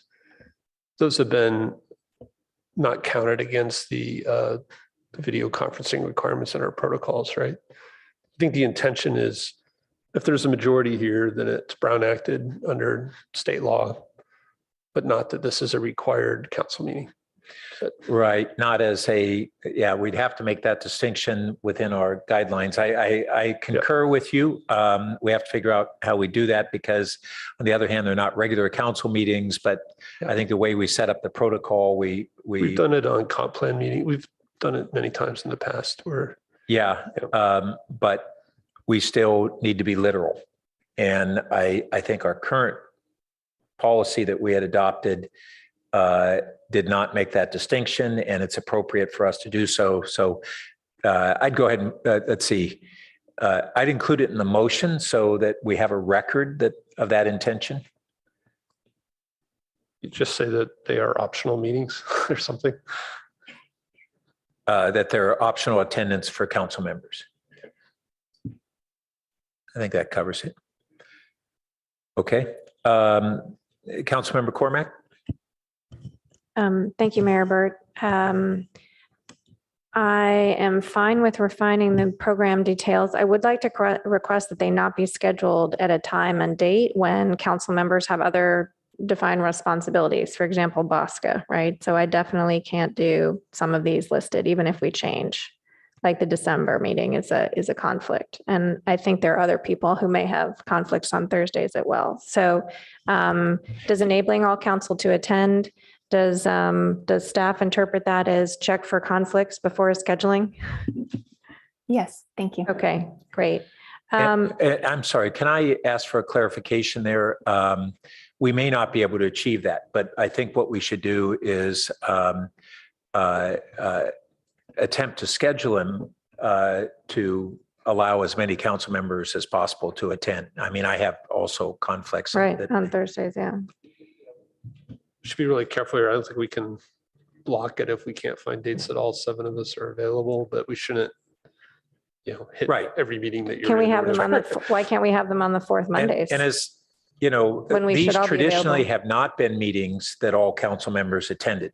So many council members being able to attend these going forward is a step up from what we've done. I just don't want us to go so far that we don't have the meetings because we can't get everybody available. Okay, well, I heard staff say that they were going to attempt to avoid conflicts that are a result of our council work. So all good with that. And then the one thing we really haven't talked about at all is, are we going to make an effort to either have council members who live in that neighborhood for sure be present and part of the people speaking, or are we going to avoid that? What is our philosophy on whether or not that we should be promoting that or not? Do the maker and seconder wish to discuss this, or does staff have any ideas? So again, we're expanding it in that we're saying more people can attend before, because sometimes council members live in the same neighborhood, Sure. some don't live in others. There was just an assignment where everybody was assigned as speakers to some town halls. Okay, so we are explicitly not taking a position on whether the council member who Yeah, lives in that area it's just should. tricky. Are we going to assign speakers to all the town halls? Well, that's why I'm asking. Just to clarify in terms of what we had initially proposed, we had initially proposed and envisioned that 2 council members would host each meeting. And so we could move forward with that as a concept and have council sign up for the different meetings. That's initially what we had proposed to council through our study session conversation. But just wanted to mention that. Yeah, I mean, I'm certainly willing to support this motion. I just want us to think about equity and fairness when we schedule them. Whether it's a doodle poll so that people can say, here's the one that I'm interested in attending, or can you move that date because, whatever. I just want us to make sure that everybody gets another look at the list of the dates and the locations and the topics before we go too much further. So hopefully the mayor and vice mayor will take that up. Thank you. I also just wanted to mention, while I wasn't here during this time, there was a town hall in the Ventura area that was Brown acted, and it was a level of formality to it that I'm not sure that's what council's interest is. So I just wanted to mention that as well.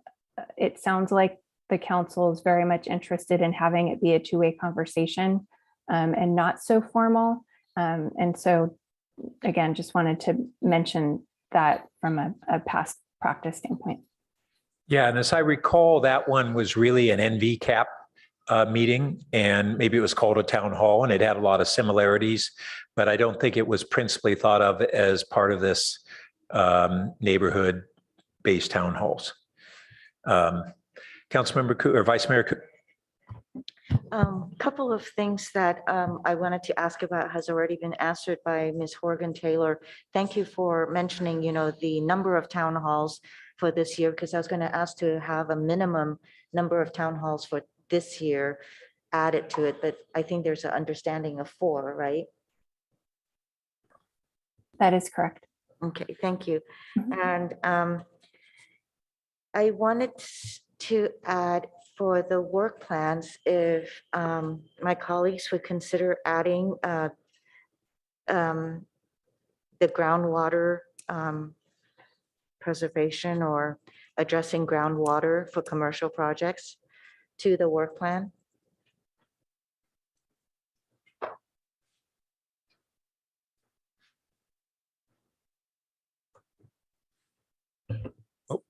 I guess one of the questions I would have is we had kind of that as there was, I'm not sure where it left off, but for several years there was Phil Boble was leading a lot of work on that. Is it still actively evolving? Because what we were doing was refining that each year. Yes, I'm not sure, Vice Mayor and Mayor, if we have staff here this evening that are very familiar with that topic. If so, if Assistant Director North is familiar with it, feel free to step in. Otherwise, we'll need to get back to you with that information. I think the broader question perhaps that's raised by your suggestion is how to, if it's not already in the works, and I believe we have a couple of options for how to add items. One would be, as you mentioned, the colleagues memo approach, and the other really is looking forward to your budget process, as well as, well, really the budget process is a primary means by which, to whatever extent something is not currently resourced, could be discussed. So I guess my question now is, do we add it to this? Would my colleagues do that? Or are you going to come back and let us know where it is at so that we can at least, my concern is with our natural resources and a lot of the buildings that are going to be coming forward, there's always going to be the encroachment, into the ground, underground level. So that's something that we should address earlier than later, and it should fit into climate change, the SCAP. Let me ask Director Nozay to comment on how best to address this issue. Sure. So first, I'd like to give Assistant Director Karen North a chance. She popped on the screen, so I suspect she's got an update on where we're at with the groundwater plan. Karen? Sure. Hi, council members. This is Karen North, Assistant Director of Public Works. So I've stepped into Phil Boble's shoes. We have been working with our folks tracking the groundwater basement dewatering. We have guidelines that we've been put into place, and we do track and monitor that. You're correct, Council Member, Vice Mayor Koo, that we're currently not working, or the commercial ones usually have a variance, so we do allow the commercial. While we're working on the sea level rise vulnerability assessment, we're also looking at our groundwater impacts for sea level rise. And so we anticipate that when we pull together the sea level rise adaptation plan, groundwater will be looked at, including areas where we may have to evaluate what happens with the groundwater basement dewatering projects in the future. So we are working on it at staff level. It's in the sea level rise sustainability climate action plan area. When do we expect to see a report out on it? We are anticipating to have the vulnerability assessment out hopefully before, and have some public meetings by the summer. And then we'll need to have some more public meetings on the adaptation plan.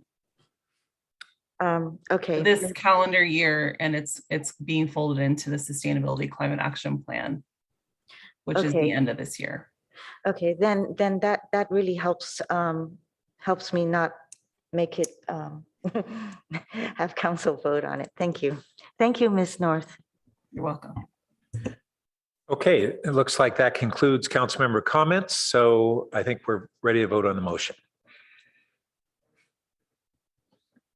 Vice Mayor Koo? Yes. Councilmember Cormack? Yes. Councilmember Tanaka? Yes. Mayor Burt? Yes. Councilmember Philsack? Yes. Councilmember Du Bois? Yes. Councilmember Stone? Yes. Motion carries unanimously. Thank you. So that concludes item number 15. At this time, we're going to take a 10-minute break, and then we'll return for item number 16, which is to receive the police department's annual report and to discuss and accept the staff update on radio encryption as a follow-up from the Policy and Services Committee recommendation on February 8th of this year. So we should be back, let's call it at 8:30 sharp.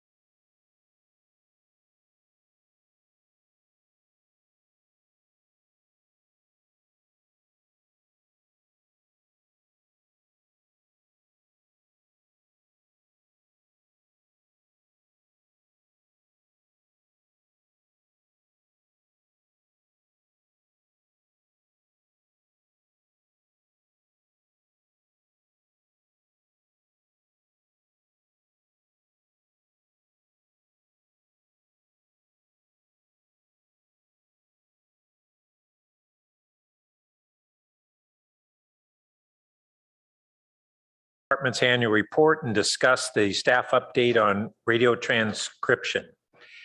And City Manager Shikata. Thank you, Mayor, members of the council. If I could just perhaps lay the foundation for this item this evening, because it's actually a bit unusual. We will have, as we have had actually for the last couple of years, an annual report from our chief of police. And then we'll have a discussion or a specific part of the discussion will be on the issue of radio encryption. What's perhaps unusual here is we've actually invited two members of the media to participate as part of the staff presentation. So after Chief Johnson gives his presentation, we'll turn it over to Mr. Johnson and Mr. Price for their perspectives. And I believe the chief may have some closing comments before then turning back to you, Mayor, for your questions and discussion. Before we get started, I did simply want to note that on the topic of radio encryption, really on behalf of, I suspect, everyone who has touched this issue, I think we can share a sense of frustration and to a certain extent, a level of powerlessness in really perhaps addressing it in ways that we would have liked. But nonetheless, we do hope that this evening will provide a good update on where we are on the issue, really significantly made significant progress over the past year. But that said, look forward to your discussion and next steps. With that, Chief Johnson. Thank you, City Manager. I just want to make sure you can hear me okay. Great. It's been a long time since we've been in this council chambers together live like this, so I'm excited to be with you tonight. Good evening, Mayor, Vice Mayor, members of the council. Yes, to the City Manager's point, we have an ambitious goal tonight, and that's to present our annual report that we've done in the past and also discuss radio encryption and really the complexities associated with finding alternative solutions. You know, my expectations as a chief, and this is my fourth and obviously final year before you, have remained the same for this department: to remain excellent in everything we do, to proactively enforce the law, and to serve this community of Palo Alto with professionalism and respect. So with that, can we go to the next slide, please? So most of the topics, did we have one other slide before that? Okay, yeah, there you go. Thank you. So most of the topics we'll be covering tonight are all included in your staff report. So we'll be brief to a variety of them. And then we'll transition to the discussion on radio encryption. And as all of you know, the last 2 years has been trying for all of us. We've had a fair share of challenges, and no doubt we'll have more challenges ahead. And I was listening to a podcast this weekend and heard Condoleezza Rice state, "What's great about Americans is that we're impatient for change, but sometimes that impatience runs over the progress we've made." And the reason I share those words with you tonight is because, as all of you know, there have been a tremendous focus on law enforcement in this country over the past couple of years. There's been a call to change how we serve our communities, how we communicate with our residents, and how we hold our personnel accountable. And what I'd like to say is that I'm very proud of the men and women of the Palo Alto Police Department who continually strive to find better ways to serve this community and have, in fact, made tremendous strides in updating outdated systems, modifying policies and protocols, strengthening accountability measures within the organization, and expanding the scope of outside review. With that said, as the city manager mentioned, there's always room for improvement, and there are areas that we're still trying to find solutions for in order to meet the community's expectations. My hope is that our impatience for change does not run over the progress that we've made. Next slide, please. Since the reduction of fiscal year 2021, we are grateful to this city council for your restoring some of our resources to the department so we can focus on the main priorities of public safety. So thank you for that. Despite shortages, as you will see tonight, our department continues to provide outstanding service to the community and has made significant progress in major initiatives. Next slide, please.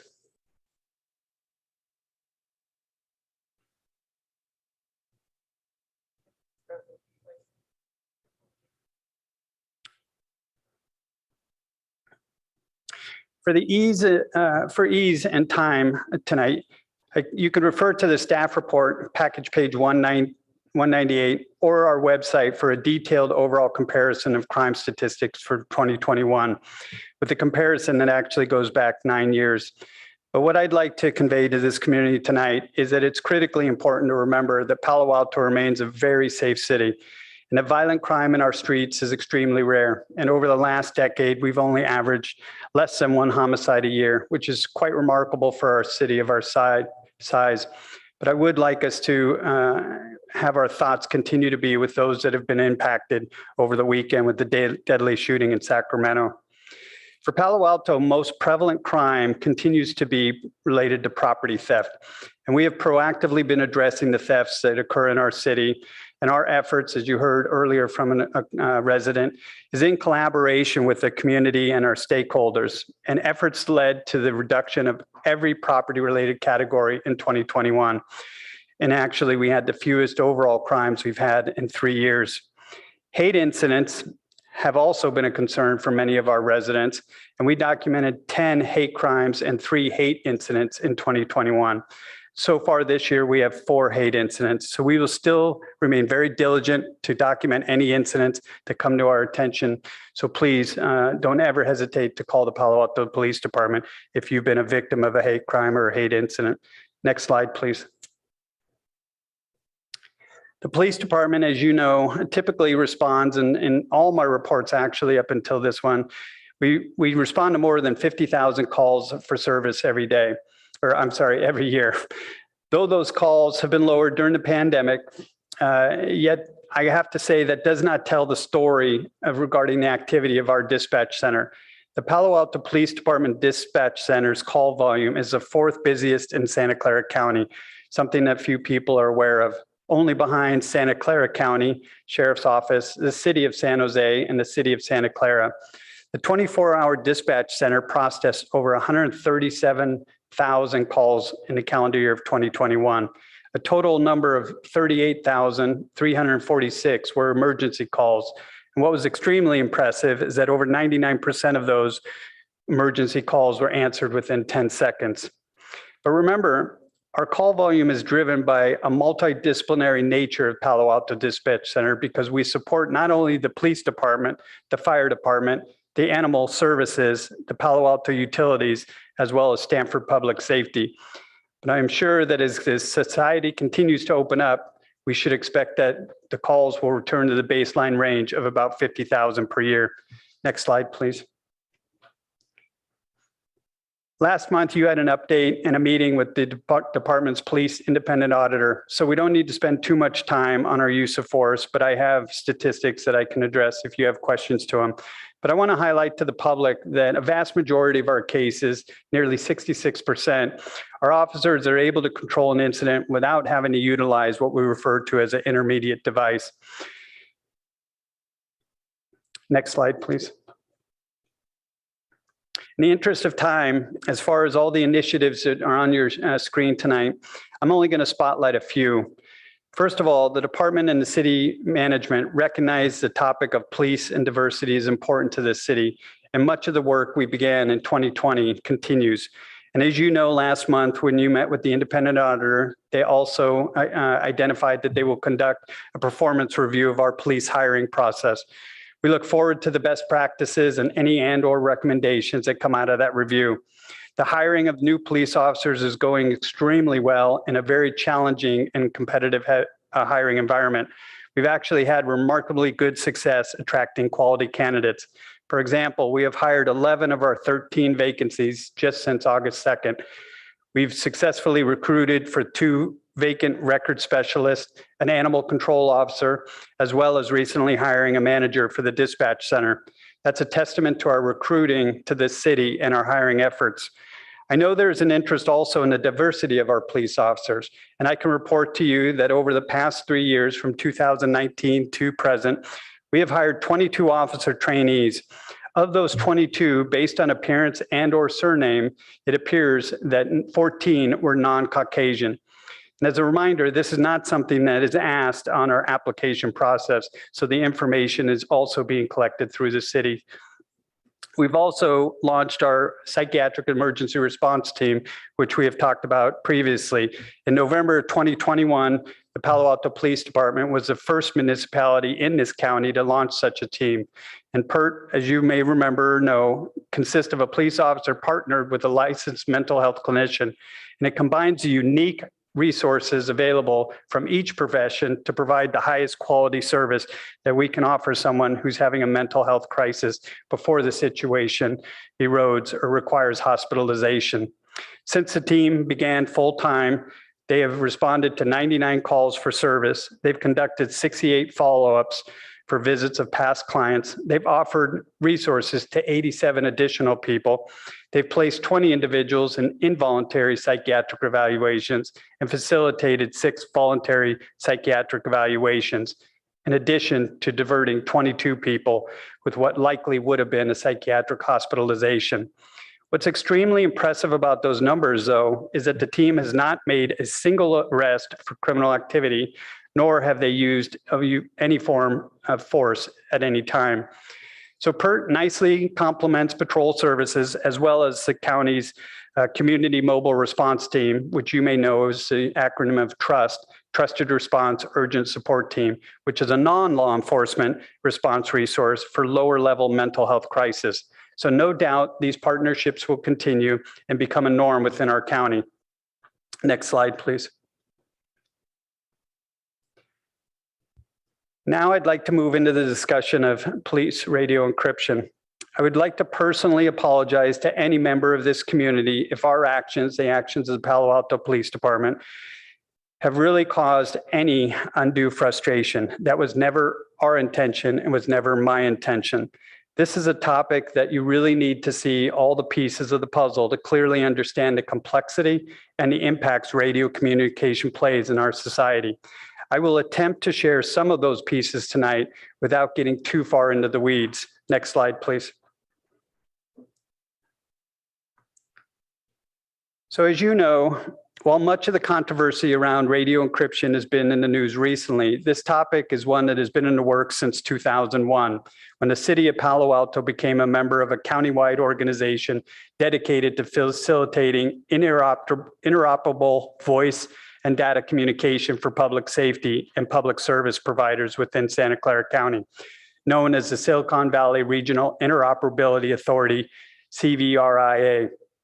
Palo Alto joined CVRIA shortly after the terrorist attacks of September 11th. That was 21 years ago, highlighting the need for shared regional interoperable radio communication between public safety officials from local, state, and federal resources. In February of 2010, and again in November of 2016, Palo Alto agreed to and signed the Joint Powers Authority agreement that establishes the SVRIA. And Palo Alto contributed to the radio system design, selection of the primary vendor, and the implementation of the radio network. And encryption was always planned for and specifically requested in the radio system design issued back in November of 2011. On October 12th, 2020, the California Department of Justice, as you know, issued a memo that prohibited sharing personal identifiable information over the unsecured radio network, known as PII. DIJ identified 2 methods for agencies to comply with that mandate: encrypt radio communication or establish policies to not communicate PII over open and unsecured radio channels. So that brings us to where we are today currently. All Santa Clara law enforcement agencies and the SVRIA have complied with the DOJ memo. As you know, Palo Alto Police Department went to encryption following the lead of 7 other county agencies that had already done so prior to January of 2021. Today, all agencies except San Jose Evergreen College have achieved compliance through radio encryption. San Jose Evergreen College complies through policy, but is expected to become encrypted by the end of this month.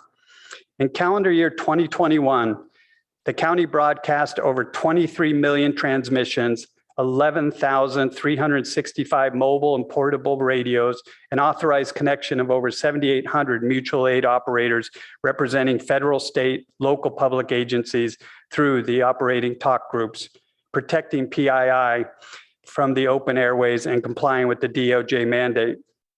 Yet, Knowing transparency has always been important to Palo Alto. Palo Alto PD proactively sent a letter to the Department of Justice asking for a reprieve soon after the mandate was issued and soon after we went to encryption. We wanted them to evaluate or give us the opportunity to evaluate other alternatives. That letter was attached to the staff report, and as you know, my request was denied. We can talk about the semantics of the letter, but my intent was truly to get an opportunity to look at other options. And I actually agree with Dave Price's opinion that the public has a right to know what we are doing and when we are doing it. From the moment we were denied, though, what I think is really important for the community to understand is that we continually worked with the city's IT department to find another option that might provide residents the information about our calls for service in near real time. We will discuss that a little more detail at the end of this presentation. We're also working on refining how we disseminate critical public safety information. But a lot of the focus recently has been on why we can't adapt the CHP model. Well, it's just not that easy. Next slide, please.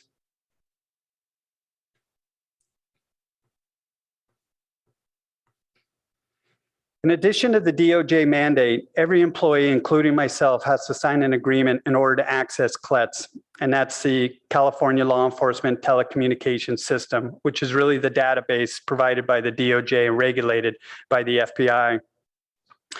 By signing that agreement, which primarily states that information from the database will not be shared with non-law enforcement personnel, and violating such the agreement could result in loss of access to CLETS information and potential criminal consequences equivalent to a misdemeanor crime.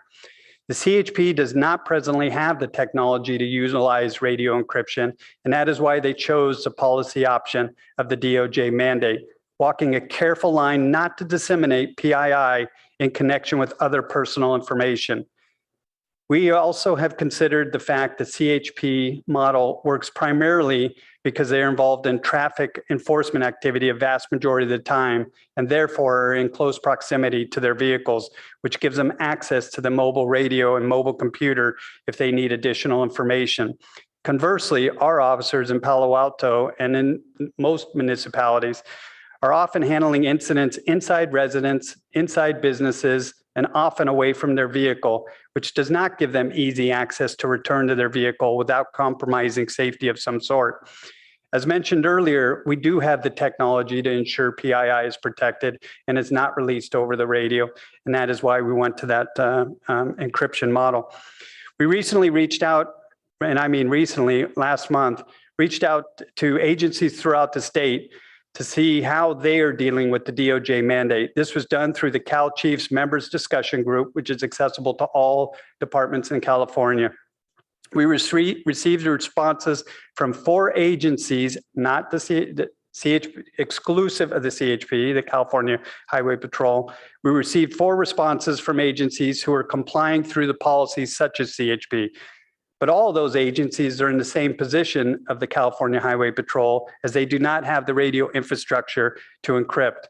One agency, however, the Roseville Police Department, has chosen to keep both an unencrypted channel and an encrypted channel for broadcasting, using the encrypted channel specifically for PII information. They accomplish this by reallocating dispatchers so one is primarily assigned and dedicated to that channel alone. While this is possible, it does cause officer safety concerns and does have a staffing parameter component to it. So it's important to understand this, because when we have an encrypted radio and an unencrypted radio are operating in the same talk group, all communication becomes unencrypted. So therefore, it exposes a GPA to noncompliance if PII is transmitted on a shared regional interoperability talk group. The lack of cohesion and communication between the unencrypted and encrypted agencies will lead to, or could lead to, adverse outcomes. In particular, if the agency that is unencrypted and lacks full functionality of the regional interoperable radio system. An example of this here locally for us would be if Palo Alto Police Department provides dispatching communication, well, since we provide this dispatching communication services for Stanford Department of Public Safety through a service contract. That contract also has the Santa Clara Sheriff's Office providing oversight and operational authority to Stanford Department of Public Safety. Therefore, if Palo Alto were to translate on an unencrypted primary and the sheriff required encryption communication, it sets up a demanding situation for our dispatchers in our communication center. Operational difficulties could include separate dispatch talk groups, one being encrypted, one unencrypted, dispatchers having to move between encrypted and unencrypted talk groups, officers being on the wrong talk group or unable to communicate with each other, and Stanford Department of Public Safety having access to an encrypted regional interoperable talk group and Palo Alto not having access. So I think you start to get the idea of the complexity if you didn't already understand it. Next slide, please. With all that said, we continue to look for better service or better ways to serve our community while protecting PPI or PII and satisfying the desires of local media. And we can speak to the things that we're doing. We will continue to be open for suggestions and to modifying our calls for service interactive map, which we released last month, to better inform community as incidents are occurring within our city. One of the things that was recently asked, which we immediately modified, was for those that have seen the interactive map, was the scale, the circumference of the calls. It was somewhat large. We have narrowed that down now to 100 meters, so it is dramatically closer to real incident location. We have a CHP Captain Jason Cavett here tonight as well to answer any questions you may have on the CHP model if needed, the policy. And as you may have heard, there is potential for legislation that's crafted by Senator Josh Becker, which may dictate future policies and protocols on this topic. So I want to thank you for your patience, and I hope that you and the public appreciate the progress we've made in the areas that we have discussed tonight. And with that, I will turn it over for immediate perspective.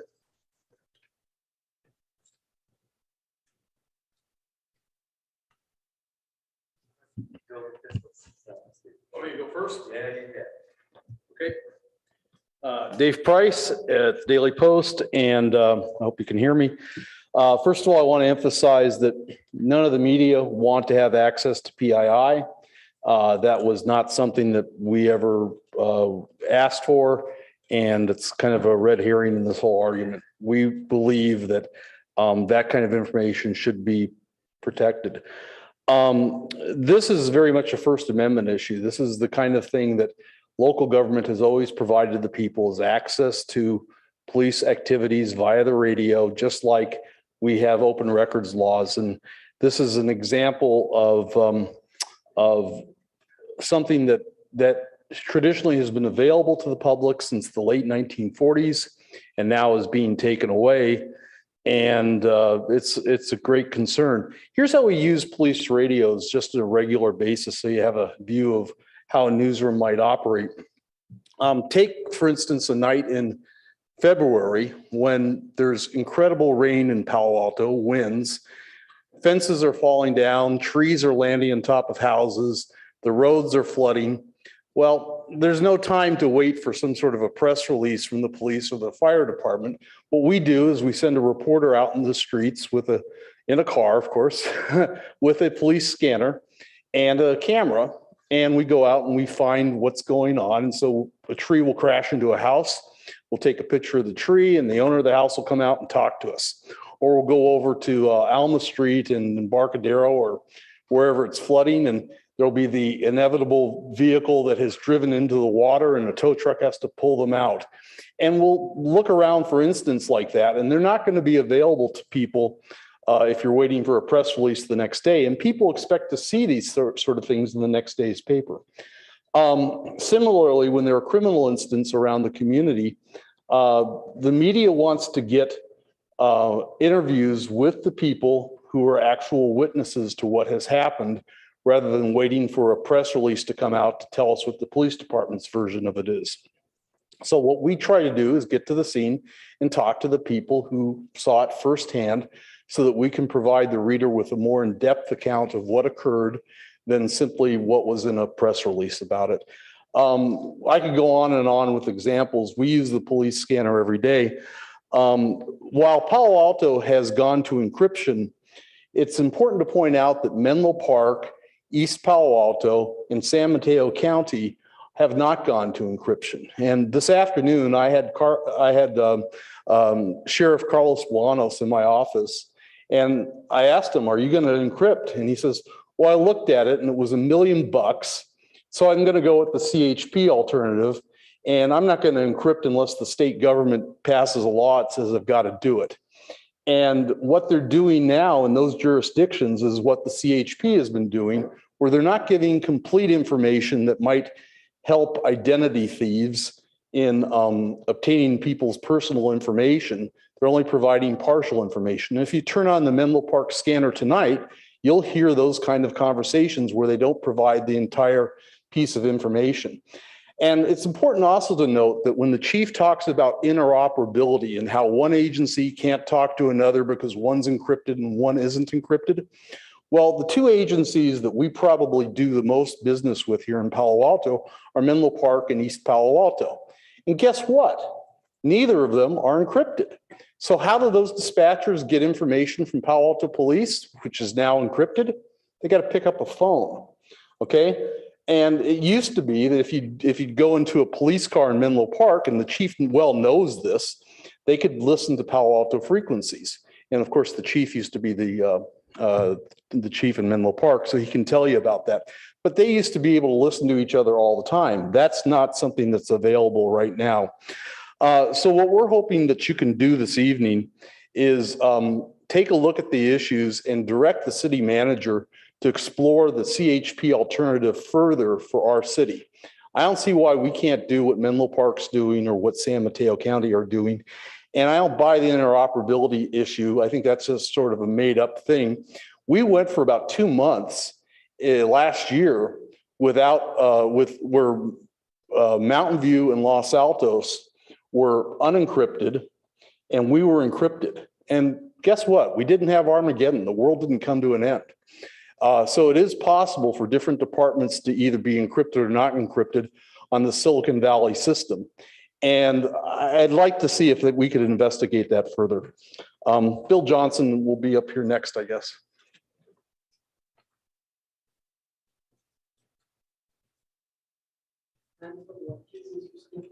Thank you, Dave.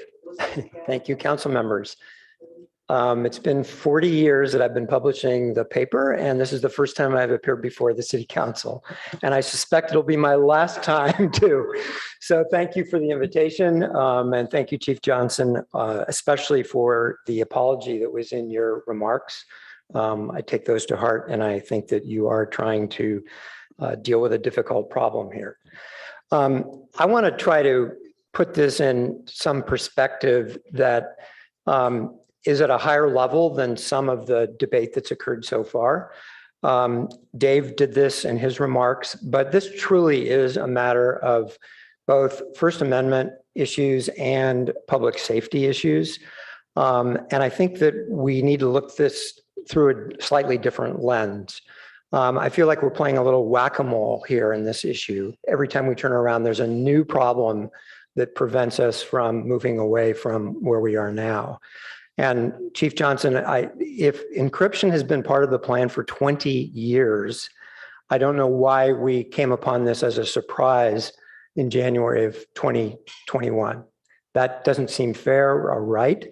And I think that that's not a good place to be at, especially at a time when we are trying to be more accountable with our police services than less. And that's really my critical concern right now, is that at a time when all over this country, there's a clear need for more transparency about what the police are doing. The only transparency that actually exists at the local level is in the ability to listen to real-time radio traffic. Dave gave a couple of examples, but I want to add some that I think are even more significant, more important, not just for news gathering, but for the public safety. We've had many instances in Palo Alto where the fact that police were responding in high numbers to an incident immediately started spreading rumors through social media about what was going on. The two most recent ones that I can remember are in 2018, there was a hoax called into the police department that there was going to be a shooting at Palo Alto High School. The second was about a year later in November of 2019, when you may recall a suspected bank robber found his way onto the Pali campus and was running around on the campus. The police were in pursuit. There was a lockdown called in both of those incidents. And within moments, our website lit up with traffic. It broke all of our traffic records. And the reason for that was that people in this community know that when there's something going on in that moment, whether they see 6 police cars or a school being locked down or get a text message from their kid saying something's going on, the police are all over this campus, the place they turn to is our website to find out what's going on. And we're able to provide that after having vetted that information and having the benefit of having listened to the police radio.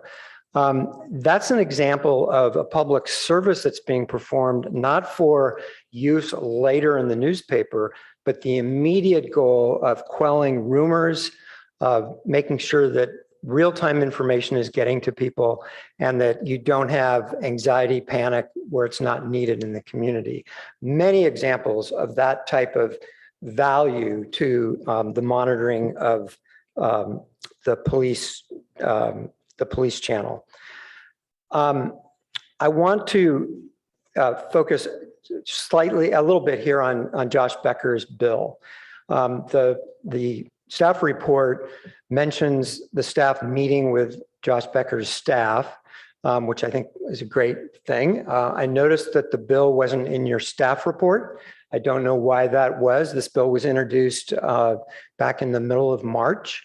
It's a very simple bill, and it gives you all a great out from this situation. And so I want you to really seriously look at this bill, and I'm hoping that you will lend your support to it tonight. SB 1000 is going to be heard by committee 2 weeks from tomorrow. That was also not in your staff report. This is the first committee reading of this bill. That is the time when people come and say they're for it or they're against it, organizations oppose it or they support it. There should be a recommendation in front of you to do one or the other in this case. I don't know why it wasn't included in this presentation. But the fact is that you have until next Tuesday at 3 p.m., a week before that hearing, to put in places at the State Senate, the Public Safety Committee, what the views of the city of Palo Alto are on this issue. Becker's bill simply says that, in fact, I'm gonna just reference it. I know you have, I just had Leslie pass out a version of it or the full context of it. But basically what that bill does is it requires that radio traffic be made available to the public through one of the following means: use of an unencrypted frequency, online streaming of radio traffic, or providing access to encrypted communications upon request and the payment of a fee. It also adds the requirement that all broadcasts of PII, personal information, must be used on an encrypted frequency, on a mobile data terminal, or through telephone or text messaging. It exempts the tactical frequencies that we already have that are used for undercover operations and other such things. This bill is the answer to all of these questions and doubts that have been raised about the county's interoperability, because it means that all across the state of California, police agencies are going to need to reconsider what they've done, and they're going to have to come up with a different solution. And that is by far the best answer to this. Having municipalities all over this state have discussions like this and getting reports that are so technical about talk groups and encryption, this is no way to solve this problem. So I highly recommend that you not lose the opportunity to get on the record. Your own state senator is looking for a solution to the problem that actually began here with the sudden decision to encrypt, and it's the right way to go. The last thing I just want to say is that I appreciate the staff making the efforts that it's made to try to come up with an alternative and the online, what do you call it, Chief Johnson? The calls for service. The calls for service report. However, in explaining the long process that they used over months, gathering the city manager's office, the city attorney's office, the IT department, the HR department, the police department, the police union, there's one important constituency that nobody talked to.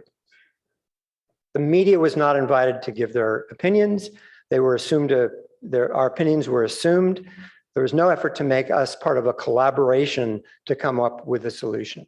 And I think that's just a shame. And I think that after having not included the media or the public the first time around, when the encryption was first put in place, one would have hoped that the lesson learned, or one lesson learned, was that we ought to collaborate from here forward. So thank you for your time. Thank you for the work you're doing to try to unravel this issue. I think it's less complicated than it's been presented to you as being, and I hope you'll take action to support Senator Becker's bill. Thank you.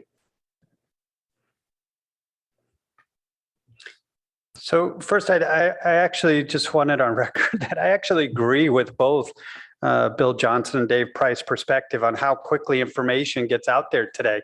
I mean, through social media, I have actually learned about incidents in the field from social media before I heard it from my own staff. I mean, it gets out there so quickly these days. So I don't discount that. And I also don't doubt that we interact with Menlo Park and EPA on a very frequent basis, and that it does require collaboration.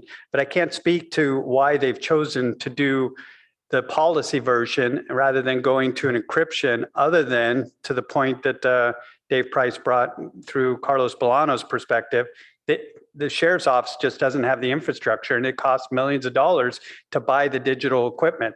We invested in that years ago, well before I got here. And to Palo Alto Police Department's defense, if you remember, we had this conversation during 2020, is that they initially did not go to immediately to encryption because they knew the importance of transparency. So they kept the primary on an unencrypted channel. And that's what we broadcast all the way until this mandate came through. But at that point, it was the realization that based on the fact and the factor, which we sometimes forget, that makes Palo Alto unique, is we are part of this partnership with this regional authority. San Mateo County is not under such a partnership. So there's a lot of complexity to this conversation. And I have no doubt, I actually, and I apologize, but I think the Senator Becker conversation, our staff report had already been pretty much in line, because I just had that conversation with him. And I'll be honest with what I asked. I asked Senator Becker's aide is, why don't you just have the Department of Justice Attorney General retract the mandate? And he said, it's complicated. So, I mean, this is why we're putting this up for a law. And I will say this, as a chief of Palo Alto or wherever I may be, I will always comply to what the law dictates. So if the law of this state says they want things to go back to unencrypted, I don't think any chief is going to fight that. But we are dealing with what we have today under the regional authority in partnership with all the agencies in this county and doing our best with that. So in closing for tonight, you know, we've done a lot. And next slide, please. We've talked a lot about a lot of things, whether it's the hiring, recruiting, which I spoke to, our focus on reducing crime in this community, and sharing our activities, you know, as we do. There's a lot of different things we can continue to work on, but what I really want to bring also to your attention is what will be coming before you within the next few months that some have already heard about, is the military equipment policy, which all agencies in the state of California have to bring to their council and adopt. And it's really designed around the new state law, which enacted through AB 481 with regards to policy modifications pertaining to public disclosure of existing specialized law enforcement equipment, commonly referred to as military equipment. But what I want the public to hear tonight, it's not for us to ask for additional military equipment. It's just to report on the equipment we already have in this organization and have had for many, many years. So we will be bringing that to you probably within, by the month of May or soon after. The policy is being worked on with the attorney, the city attorney's office. But for reference, it does not, we do not possess, the Palo Alto Police Department does not possess any equipment that's atypical for the region. And in fact, we probably possess far fewer types of military equipment than most of our Bay Area counterparts. So again, I want to extend my appreciation to you, the men and women of the city, the men and women of the Palo Alto Police Department, who are constantly trying to the best of their ability and who have gracefully navigated through the challenges that we've been confronted with during the past couple of years. So I thank you, and this concludes the presentation, and we're open for any questions that you may have.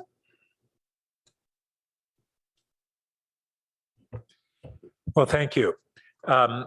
So before hearing from members of the public, does the council have any questions that they wish to ask? We'll have plenty of opportunity to follow up with questions of both the chief and if we have questions of the press here tonight, we can redirect those as well. So Councilmember Stone. Thank you, Mr. Mayor. First question. So the letter from the Attorney General's office dated on July 2nd, 2021 stated that the city of Palo Alto cannot revert back to previous system and broadcast PII on a non-encrypted channel that can be accessed by unauthorized individual. I think that much is clear and consistent with the DOJ's memo, but it does go on to open the door to further dialogue. Ends the letter by stating, if you would like to discuss this further, please do not hesitate to contact us. I'm curious, was there any effort to follow up on that exchange and really try to gain clarification on what additional actions could be taken in order to comply with the spirit of the DOJ memo? Yeah, absolutely. I actually spoke with Chief. Oh, I'm sorry. One day we will get it to where we hit the unmute button or now the live mic. I apologize. Yeah, no, very valid question. I actually reached out to the chief of the DOJ, Dominic, and had a conversation with him about that and some of the issues around encryption and what some of the agencies are doing throughout the state. And yes, to his point and to my comments earlier, the CHP was granted that policy as well as other agencies because they knew the infrastructure was not in place for them to adapt to an encryption option. So they had to give them some leeway in developing a policy. In regards to the city of Palo Alto, as I mentioned, we primarily had our primary radio communication on unencrypted and saved the encrypted channels for tactical incidents. But when the memo came out, we switched our primary to the encryption.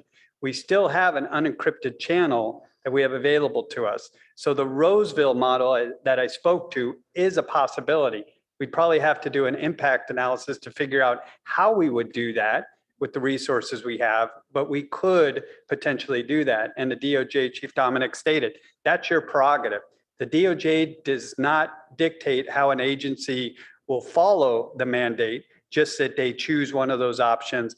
And that's what the mandate was designed to do. So a follow-up on that with the conversation regarding the CHP policy, was it explicitly stated that Palo Alto would not be able to adopt the CHP policy because we have a difference in technology of the radio? No, I wouldn't say that. And to be honest, I don't recall going in that direction. I think, again, for Palo Alto, it's the uniqueness of all the factors in play, is that even Chief Dominic acknowledged that, is that this county is unique because very few counties work under a regional authority and under a GPA. So that's a complicating factor because as you saw with, and I believe we submitted with the report, Eric Nichols' analysis. Is that correct? Yeah. From Chief Nickel, his analysis that he submitted a couple of days ago. He lays it out far more eloquently than I can, but the complexity of if one agency within the authority removes themselves from it. And that would be something that could be done, but I think he mentions it, or maybe it was Palo Alto Online today that addressed it, is that most likely the authority would not take on the liability associated with that. So if we decided to do a CHP model on an unencrypted channel, it's possible, but we would be taking on the liability if something happened where inadvertently PII was released on the open airway. So that's an issue that we would have to look at as well. And I'm wondering if the city attorney can weigh in on that last point about any ambiguity that there might be around that that letter and the possibility, as the chief just raised, with liability concerns?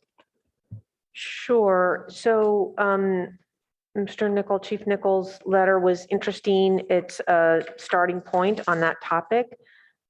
My office, the city we don't have direction. We haven't had discussions with them on those issues. And I think that kind of issue of allocation of potential liability is something that we do through contracts and agreements all the time.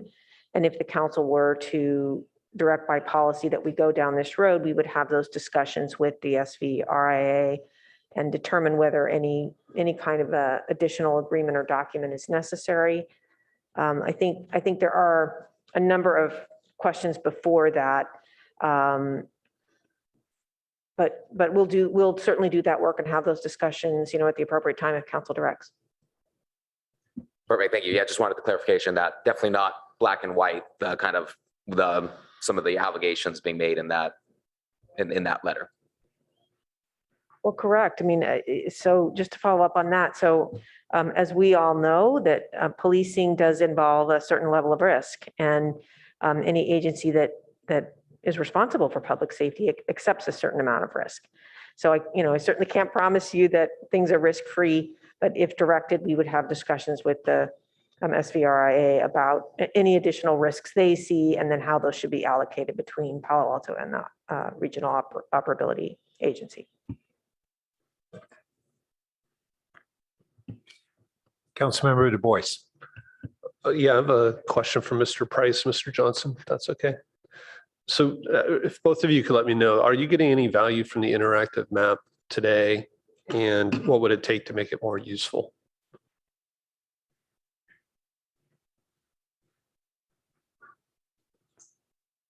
No, the interactive map really doesn't have any use. And the primary problem with it is that it tells you about an event after it's over with. The reason why one would listen to the police radio is because you want to know when things are happening so you can get there. So if you could redesign it, like what would make it useful? Well, I'm not sure you can redesign it. I don't think you're going to be able to replace real-time live discussions between human beings. So, I mean, maybe there's people out there smarter in technology than that, but I don't really see that as happening. I think it's a tool perhaps for chronicling things historically, like maybe keeping statistics or something like that, but we're not really in the point of listening to the police radio is to be able to get to the scene when something is happening so that you can talk to witnesses or take photographs. It's not to, check up 4 or 5 hours later and find out what's happened. So that's the primary flaw with that. Yeah, I would share Dave's views on that. There are some technologies available, I think, that are in use, and the chief's report made reference to what our fire department uses, which is through an organization called Pulse Point. It was very dismissive in the staff report about what they told the city staff, but they said they weren't willing to do something for the city of Palo Alto that would essentially create a similar real-time record of dispatched units to a location. Yeah, so if you had it was real time and you knew how many units in a location, but it was digital map, would that be useful? It would be more useful than what we have now, which is not at all useful. It still doesn't give you the texture of what's going on in an incident. In any major incident, it's a developing situation. And long before the police department can marshal a PIO or a spokesperson to inform the press and the public, lots of communication has taken place that can help inform the public. There's just, the police don't have the resources to be doing that. The other thing I'd point out is that, and the chief obviously knows way more than I do, but the city has a computerized dispatch system that's very advanced, as I understand it, and has GPS mapping and all kinds of information as part of that system. That's going out to all the officers in the field. That obviously doesn't contain personal information. So one opportunity could be to take that data stream and make it available online in real time. Okay, thanks. Councilmember Philseth? Yeah, thanks. I'm getting more questions as we go along here. First question is, Mr. Johnson mentioned Josh Becker's bill gives us an out. What is that out? Mr. Johnson. Sorry, I'm sorry. Bill Johnson. Bill Johnson says this bill gives us an out. What is it? Who's answering? I'd like yours. I apologize for that. Yeah, what I meant by that was that, is this on? Yeah, we can hear you. What I meant by that was that these problems that the chief explained that are unique to Santa Clara County, which requires all of this unpacking, and it's a hard thing for you and me and lay people to understand. That problem goes away. The chief doesn't have to then work with the county to figure out how you do one talk group that's encrypted and another one that's not. It becomes a statewide law enforcement problem because every jurisdiction in the state is going to face the exact same requirement.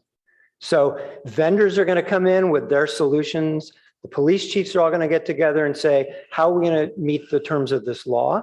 So it takes it off every individual municipality's back in a sense and puts it on both the vendors that supply, that have a potential market now for their services and the law enforcement community in general.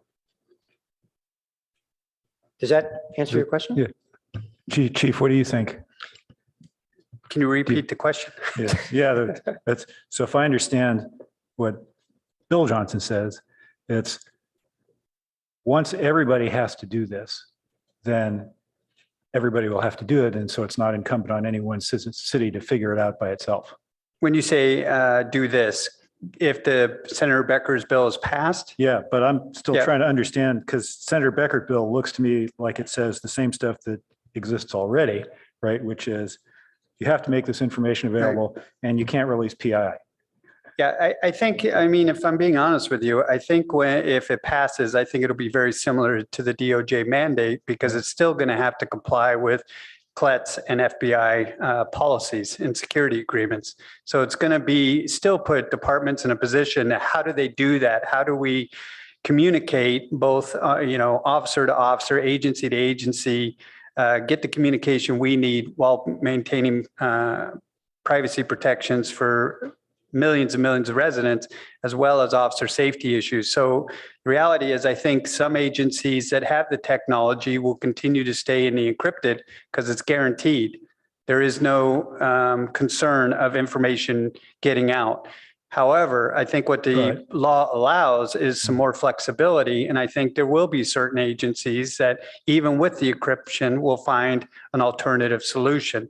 And again, I think, Roseville's attempting to do that because they have the technology to fully encrypt, but they've left purposely one channel unencrypted and dedicated staff to be on that channel, dedicated to keep information going out to the community.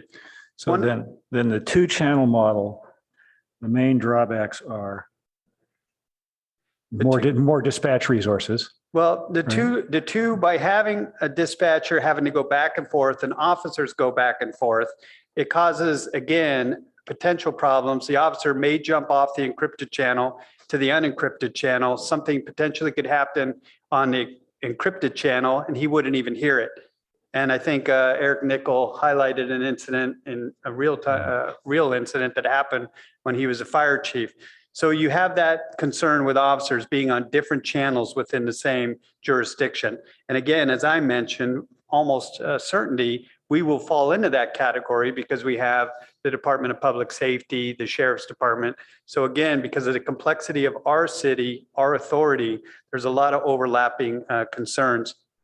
I think one of the options, I mean, I have looked at it and I am curious, is the Roseville model, which potentially could happen, is have a dedicated frequency that puts out only calls for service, location awareness. So again, it would satisfy the media's what's happening in our community, where's it happening, and when it's happening in real time. It just wouldn't have the officer to dispatcher interaction in it. So again, I like the concept. It would just have to be flushed out to see the feasibility of it. Okay. And then a couple more questions. Looking at the bill here, one of the options is give the media an encrypted scanner. Yeah, so we asked. Why is that not possible? We asked the Department of Justice, CLETS, and what they Palm Springs, for example, I'm almost positive it was Palm Springs, maybe when Bill or Dave can correct me, but Palm Springs actually wanted to do that, and they wanted to give them the access to key to the radio. Well, CLETS said, no, they're not law enforcement, so they're not allowed by the security agreement of the CLETS policy. So if I read this bill, it says, upon request and for a reasonable fee, providing access to encrypted communication to any interested person, right? So if this bill passes, can Palm Springs get what they want, despite DOJ?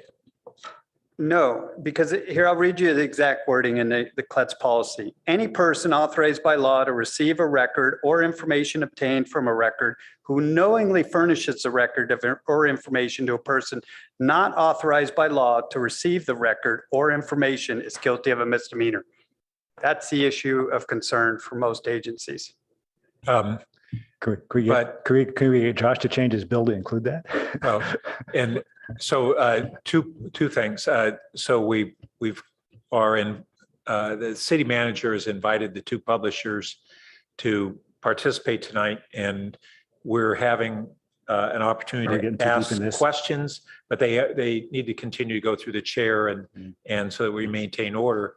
But Councilmember Philseth, on your last question, I don't know whether the city attorney might have any insight on whether Senator Becker's bill would potentially supersede the CLEF's requirement or be subordinate to it. So the policies that the chief has been discussing derive from the state and federal constitution and from federal law administered by the FBI.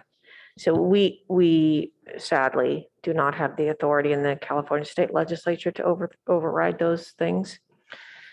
So it's early days for the Becker bill. It's just being scheduled for its first hearing. There's no legislative analyst report on it yet. We're still waiting to see what agencies will come in and support or oppose or make comments. Very often legislation is changed and adjusted to respond to various concerns. So it's important to go through the process. And I think it will be helpful to these issues. I agree with and welcome the statement that it would be great to have a statewide guidance in the form of state law on these issues. And it really will behoove us to watch that process carefully. And if I may, so we were going to have a first round of just questions before hearing from the public. It's clear that we're going to have a lot of follow-up questions and discussion. So if colleagues can limit this first round, and then we'll come back and have full opportunity. Okay, let me do my last one, which hopefully is really quick, which is Bill Johnson suggested there was an alternative digital data stream within the city that could fill this need if the outside parties had access to it. Is that accurate? Well, I actually think, to the point of the calls for service platform, that's exactly what we were trying to accomplish, is because you have to ask the question, what is it that public wants? They want to know what we're doing and when we're doing it. So could we give them that through this calls for service platform? No, it's not verbal information, it's digital information, location awareness. By design, we've been working on this, and it's a beta, so we've been modifying it as we've had it rolled out. And to the point I mentioned earlier, even the circumference of where the calls are doing. So we can look at that and of scoping down. Yes, right now, for simplicity, in conversations with the unions, we had it simple. When a call is closed, and the vast majority of our calls are closed within 90 minutes, it pulls it from the CAD system that Bill Johnson spoke about, and it goes into the mapping system. So we can adjust that time if needed to make it as close to real time as possible. There will still be about a 15-minute delay, which I think is acceptable just from the fact that it takes the CAD system to pull information out, depending on the parameters that you put it in. Thanks. I'm sure I'll have more later. Vice Mayor Ku. So with this kind of the encryption, how is it used? I mean, when there is a emergency situation, then the entire county is all on this system, right? The interoperability, right? But for every day, is the Palo Alto PD on its own system? Well, yeah, we have our own system. We have our own channel. Let me put it that's terminology. We're on our own channel. On a mutual aid, everybody would go to the same channel. And that's the beauty of having all the channels encrypted. Nobody has to get put in or what Eric referred to as patched in, because they're already encrypted. So they just flip it over to the appropriate channel and everybody can communicate. But to your question, yes, Palo Alto on day-to-day is on our own channel. Mountain View is on their channel, Los Altos Hills, but is on their own channel. But all of those channels under the agreement are encrypted. So what is the difficulty? I mean, it's having ease in switching over in a time of emergency to the interoperability. But what would be the what is the difficulty of having it separate? I mean, separated and be unencrypted and then go on to the encrypted during Well, the emergency? as Eric Nickel outlined, and I think he did it very well, and I'll just give an example. If Palo Alto's unencrypted and everybody in the county is encrypted and we're doing fine on unencrypted right now, and then 10 minutes, we have a mutual aid request. By them patching in the unencrypted channel, all the information goes to unencrypted. All the channels go to unencrypted. So that's where the problem lies. It's just not as easy to go take an unencrypted channel into the encrypted system, because everything becomes unencrypted, open to a digital scanner. So you'd have to have the model, at least with my understanding, of the unencrypted channel would have to stay completely separate from this other network, so it does not get crossed over. And that is a possibility I think we have here in Palo Alto, because we did keep one of our channels purposely unencrypted. We just don't use it. And so through the mayor, if I could just ask Mr. Johnson and Mr. Price. Go right ahead. Surely other cities in Santa Clara County is having an issue with the First Amendment rights. Do you know of any of the others that are facing or questioning this encryption? Yes, Councilman Pugh, we did do a story about Santa Clara and their chief having some concern over the fact that they would be losing public access to their radios. They went along with it anyway, just the same. And one thing I'd like to just correct in the record here, you guys got to read the bill. The bill requires departments to go to unencrypted. Now, there are exceptions to that, okay? Protecting PII is one of the things. The other thing the bill says that you can have certain talk groups that would allow for communications about, undercover investigations, serving a warrant, stuff like that. But that bill requires the communications to be open. So it does solve the problem for you. Thank you. The reason I asked that question is because I serve on the SVRIA representing Mountain View, Los Altos, and Palo Alto. But I haven't heard from the other members about their communities concerned about the encryption and the loss of transparency and their First Amendment rights. But we do have this issue here and we would like to see it resolved. So their next meeting is on May the 26th from 4 to 6:30. And that would be a venue in order to let them know, how the community feels also. But I guess we're taking questions right now, or is that what it is? Just brief questions so that we can go to the public. Okay. In terms of the JPA, I'm always concerned about JPAs, because it kind of gives what the community here wants and expects to another higher authority. I mean, not higher, another authority, a regional authority perhaps. And it does have, and I do have great concerns because from Director Nichols' letter to us, it shows here the timeline of I when think we're all, getting into comments here. I'm sorry. Yeah, discussion. Yeah, okay, I'll bring that back up because it's an important point to me. Thank you. So at this time, we'd like to go to members of the public for their comments. And we'll see how many members we have who wish to speak on this item.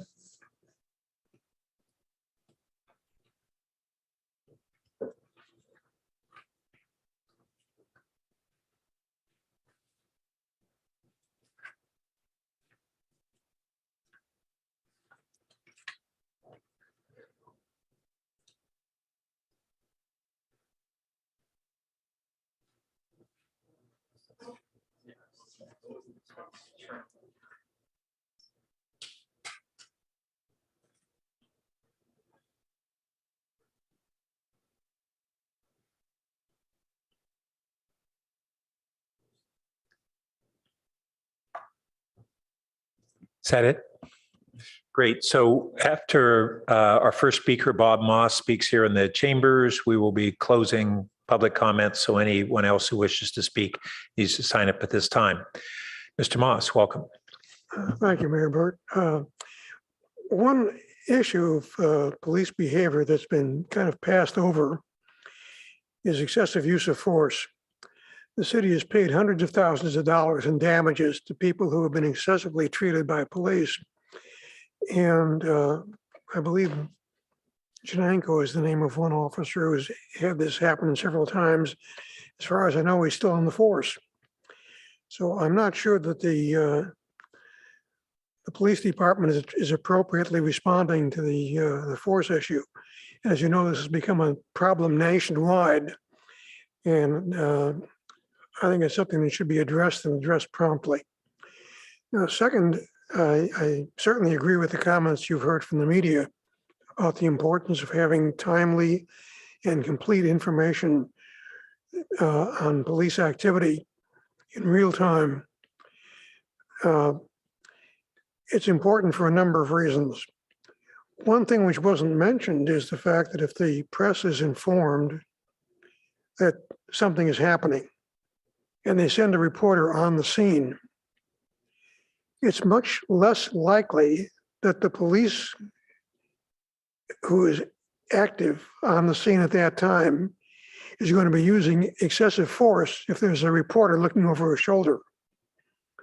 So that's one way of eliminating the excessive force problem we're coming up with occasionally. Second, it's important that the public be informed in real time about crimes and location of crimes. Now, the Barron Park Association has a board member who is responsible for public safety. And when the police were reporting in real time activity, he was listening to the radio, and when he heard something going on in our neighborhood or nearby, he would post a warning to the community about an activity. Oh, there's a series of car break-ins on Latona. Keep your eye out for whoever it is that's breaking in and report it immediately to the police and to your neighbors, as an example. So keeping people informed has a number of advantages. One of them, it makes them safer. Secondly, it increases the ability of the people to work with the neighborhood and keep the neighborhood safe, not just themselves safe. And third, it provides a real-time information transmission between the public and the police and the press. So I think it's important that this be maximized. Thank you. And our next speaker is Hamilton Hitchings, to be followed by Aaron James. Welcome. Hi, the Palo police continue to make a lot of commendable improvements to the department, including PERT, and I want to acknowledge that, and I appreciate their public service. However, today I want to focus on the sore point for folks in the community who I have talked to, which is the steps backward in Palo Alto police transparency. Specifically, the encryption of all police communication, which meets all of the police's requirements while removing transparency and accountability to the community and press. If I look at the long letter justifying why the police cannot go back, you can see not only is it a complicated issue, but there's also lack of motivation to do so, which helps explain some of the misleading claims as to why they cannot unencrypt. The California Highway Patrol has already enacted a protocol that lets them communicate personally identifiable information over public unencrypted channel. I do not believe this requires them to be near their vehicle. Menlo Park, San Mateo County, and East Palo Alto not encrypting is further testament to this approach. Any unencrypted channel can be rebroadcast, any encrypted channel can be rebroadcast unencrypted through a repeater. Police radios also have 2 channels, each with their own button, where they can listen to both channels simultaneously and transmit on either channel by pressing the appropriate button. Thus, you could have a digital encrypted and an unencrypted at the same time and be listening to both. Broadcasting or digitally streaming calls for service unencrypted is another solution. Patching over is not necessary, so I think it's a red herring. Palo Alto police using day-to-day local radio could be unencrypted. Don't let the policies of the Silicon Valley Regional Interoperability Authority, aka the JKA, of police department, whose agreement did not prioritize transparency or accountability to the community, to deter you from correcting this. While the PAPD has taken many positive steps in the last few years, the encryption of all police communication is a big step backward with negative long-term consequences to civil rights, public safety, and press access if not corrected. Please vote tonight to support SB 1000 and communicate that to state government and take actions to help rectify this setback. Thank you very much. Thank you. Our next speaker is Aram James, to be followed by Rebecca Eisenberg. Welcome. So first of all, I wanted to tell Ed, I have given him an F at all the listening sessions for not listening, but I want to move that grade up as I promised I would do on the 31st if you actually had a study session that wasn't just a propaganda session. And tonight you achieved that because you invited other than the staff. And Dave Price and Bill Johnson added a tremendous amount to this conversation. So in the future, when we have study sessions, whether it's on tasers or canines, any police practices issues, let's invite voices from the other side so we have a real conversation, not just a propaganda session. So thank you for doing that, whoever invited the press. But this apology by the chief, now that he's running for sheriff, is too late for me. We're talking about encrypting something and giving an apology now when he should have quickly reversed himself, brought the media in, as Bill Johnson said early on, and the public, not just make it a staff conversation. And the chief knows he has a problem also. There were several high-profile incidents where they had the video footage and they sat on them. The Joe Leo vicious canine attack led by Officer Enberg, who shouldn't be in the department any longer. That was hidden from the press for a very long time, as was the Gustavo Alvarez surveillance tape, and was the incident that took place with Julio Arvalo that still hasn't resolved, that should end up in a $10 million settlement. That tape was hidden for a very long time. So this chief is running for sheriff, and he's trying to all of a sudden make apologies for stuff that he's being disingenuous about.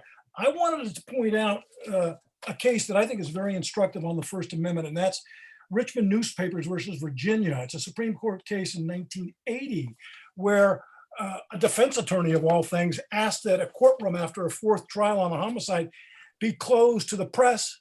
And the judge said, oh, that's fine. And the DA said, that's all fine. And of course, the press came in and said, no, it's not fine.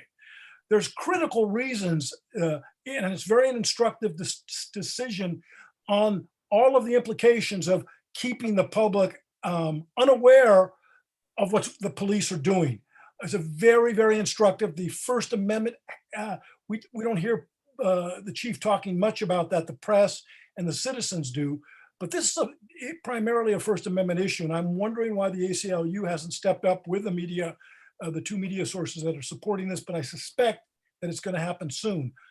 So again, kudos for having a real study session with both sides. Let's make that a tradition now in the future, this City Council. Thank you. Thank you. Our next speaker is Rebecca Eisenberg, to be followed by Winter Dellenbach. Welcome. Thank you. This conversation is based on a number of lies offered by Chief Johnson that not one member of City Council, and obviously not any city staff, has countered. The Palo Alto Police Department was not instructed to encrypt. Rather, on page 1, last sentence of that letter that it cites, the Palo Alto Police Department was told it could either 1, encrypt, or 2, use other methods to communicate PII. Now, this is where having a history of listening a lot to police radios comes in handy. This is a history that I have, and I am guessing that almost all of you lack. I happen to have it because I was raised 3 days a week by grandparents who lived in a mostly Black neighborhood in Milwaukee, in a city whose police force didn't even bother denying its ties to white supremacist groups and anti-Semitic forces. In Milwaukee, where my grandparents lived, they knew that the police was not there to help them, nor was it there to help their Black neighbors, which is why my grandfather's police scanner was his prized possession, and which was why I spent hours listening to its communications. Let me tell you a couple things that you would know if you had any of this experience. 1, police, it has always been illegal to transmit privately held personal information via police scanner. It has never been legal to do that.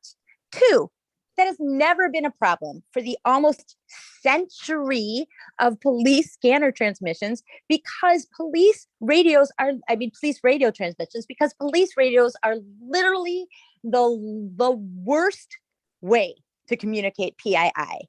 If you listen to police scanner, you can, it would be literally to police radio transmissions. This is a very emotional issue for me because it's so personal. If you listen to these transmissions, you would see how difficult it would be to communicate something like a social security number. These things are not said by a police officer racing in a speeding car. To get that kind of information, you use the freaking telephone and you call someone at the station. It has never been necessary, nor has it been common for police radios to be used for social security numbers or any PII. Lastly, since when does the Palo Alto Police Department feel any compulsion to follow the law? They seem perfectly fine violating lots of laws that mandate they hand over body camera footage, that they report incidents to the public, and that they don't use excessive force against innocent people. This is not the time to take their word for anything. They don't need it. They don't need encryption. Don't give it to them. Thank you. Our next speaker is Winter Dellenbach, to be followed by Scott O'Neill. Welcome.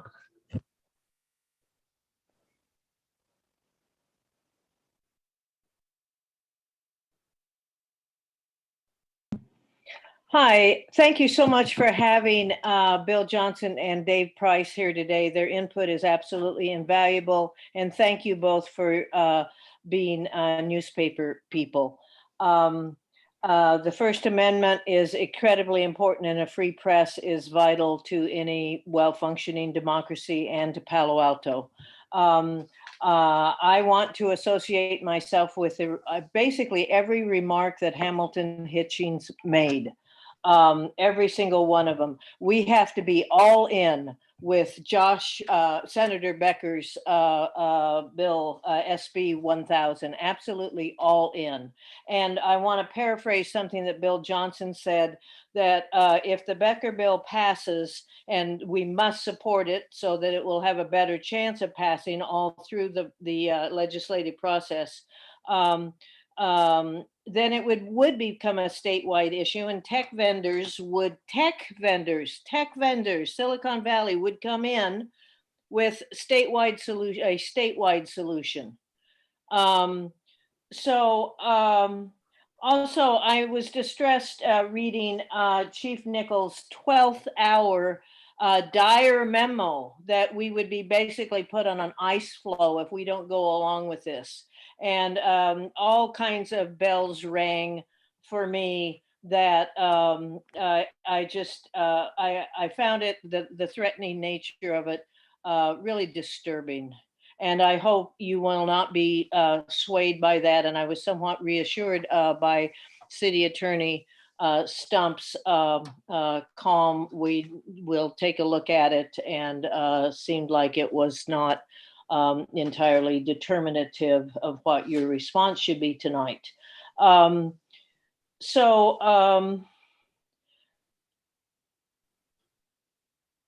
want to say a couple other things, not about encryption. The chief did talk about a few other things. I wrote you 2 memos this week, and I'm sorry about that.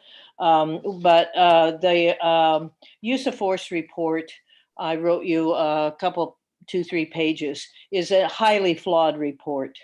And can't talk about it. I don't have enough time to do it in detail, but I submitted the report with many details. Extremely disappointed report. Didn't give the information, good information about use of force for 2021. And I gave you many recommendations of what I would encourage you to do about that so it never happens again.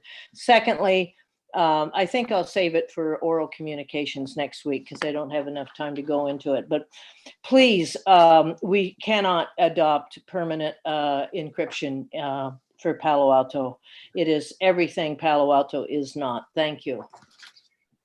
Thank you. Our next speaker is Scott O'Neill, to be followed by Kat Snyder, and then our final speaker, Joe Landers.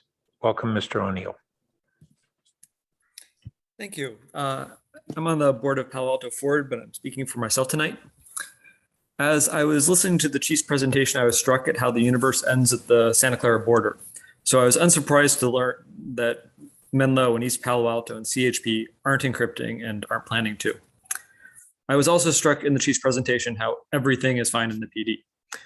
You wouldn't know that 2 of the department's officers let a dog chew on a sleeping man after the department adopted the 8 can't wait the department adopted the 8 can't wait reforms. We're asked to consider how the use of force, how many uses of force are not so brutal, and be assured. Here's what I think. I think the culture of police in the country is very resistant to transparency and accountability. Since Rodney King, they've been ensnared in an ever-escalating assault of transparency. And this has led to a lot of sunlight, and that's disinfecting. Too slowly, but hopefully at least inexorably. We can't afford to lose any transparency. And I don't think the calls for service platform is a compelling idea.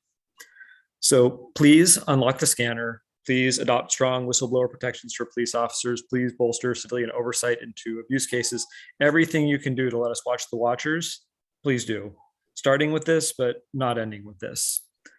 Finally, I'd like to note that I'm hearing a lot of commenters in agreement who are not often in agreement. Make of that what you will. Thank you. Thank you. Our next speaker is Kat Snyder, to be followed by our final speaker, Joe Landers. Welcome.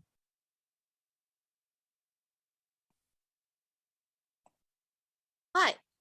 So I first wanted to say thank you for inviting the press. I think that this whole conversation has been elevated by this, and that they have just said everything better than I could possibly have said it. So I'll adjust my comments a little bit. I haven't had the chance to read the Becker bill, but I'm in tentative support of it right now. And I think it'd be a great idea for y'all to get together again with the press and figure out, if you want that bill to be changed in any way, but definitely I think that it's probably the right direction to go. The next thing that I would like to mention is that I just think that one reason that we're so upset about the police radio encryption is it's because it's one of the last ways that we can get any oversight on the police. I feel that there's not that many other ways to do it. And I think that, for example, I didn't realize before that there's actually a gag rule for the police, so they're not allowed to talk to the media. I believe Aaron James said that a long time ago, and I didn't realize that. But when we talked about the boards and commissions having a similar gag rule, we got that changed during public comment by saying, that would actually open us up to a lawsuit from the newspapers, and it would be the same for this. So we need to have more ways to get insight into what's going on in the police department, not fewer ways. And similar things like Councilmember Tanaka mentioned that he can't talk to the police directly, has to do it through the city manager. I think that that's an issue. And I also myself tried to submit a PRA request to get all active city contracts back in 2020, and I got it back, and apparently without telling me there wasn't any of the contracts from the police department. And I think I finally figured out what's going on and why that happened, but it's just a very large number of things that concern me. And this is just the latest one. So yeah, I'm against the police radio encryption, and I think we should definitely take a look at the Becker bill. Thanks. Thank you. And our final speaker is Joe Landers.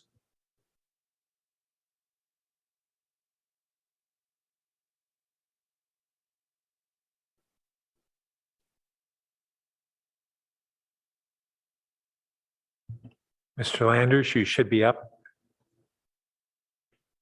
There we go. How about that? Got it. Got it. Thanks. Thanks a lot for the Palo Alto Police Department's effort in launching the PERT initiative. We've always had officers that have been crisis intervention trained, and that was always a goal by training in our police department. But by pairing these with mental health experts, I think it's a great opportunity to involve folks in the non-law enforcement response to mental health crises. I think a few thoughts on radio encryption. I have very divergent opinion from Hamilton, my colleague on the Chiefs Advisory Committee.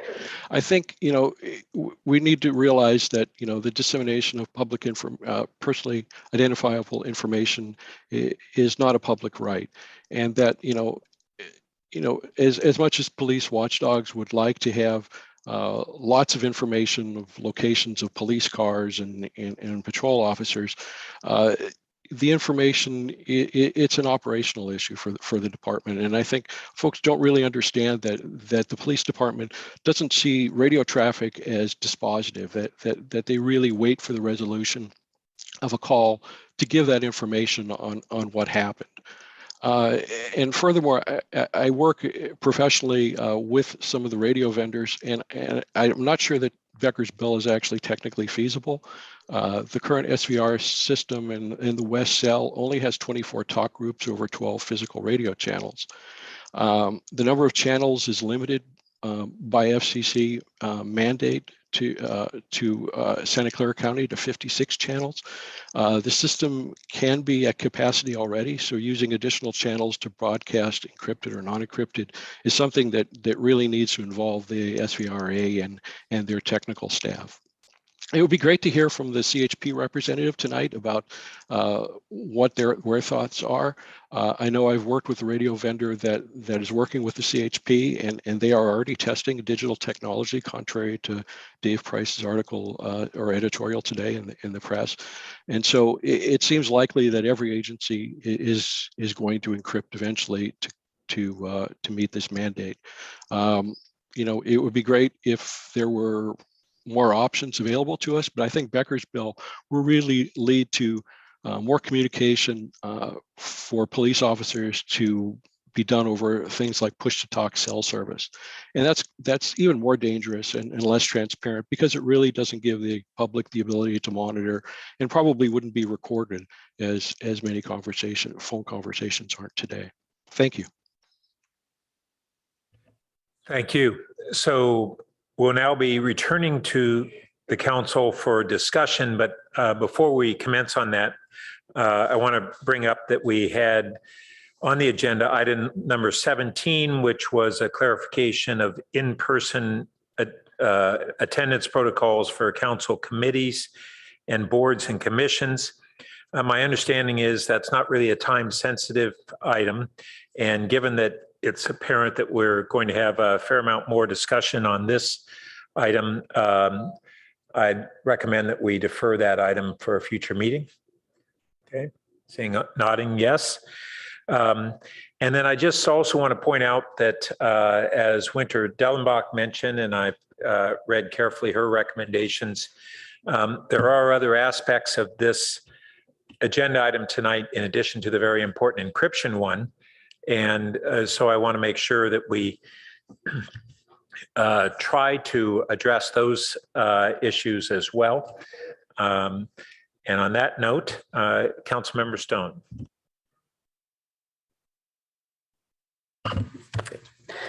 Thank you, Mr. Mayor. And I think it was appropriate that we were talking about our council goals earlier tonight, because I do think in particular this item goes really well with our council goal of community health and safety and public safety.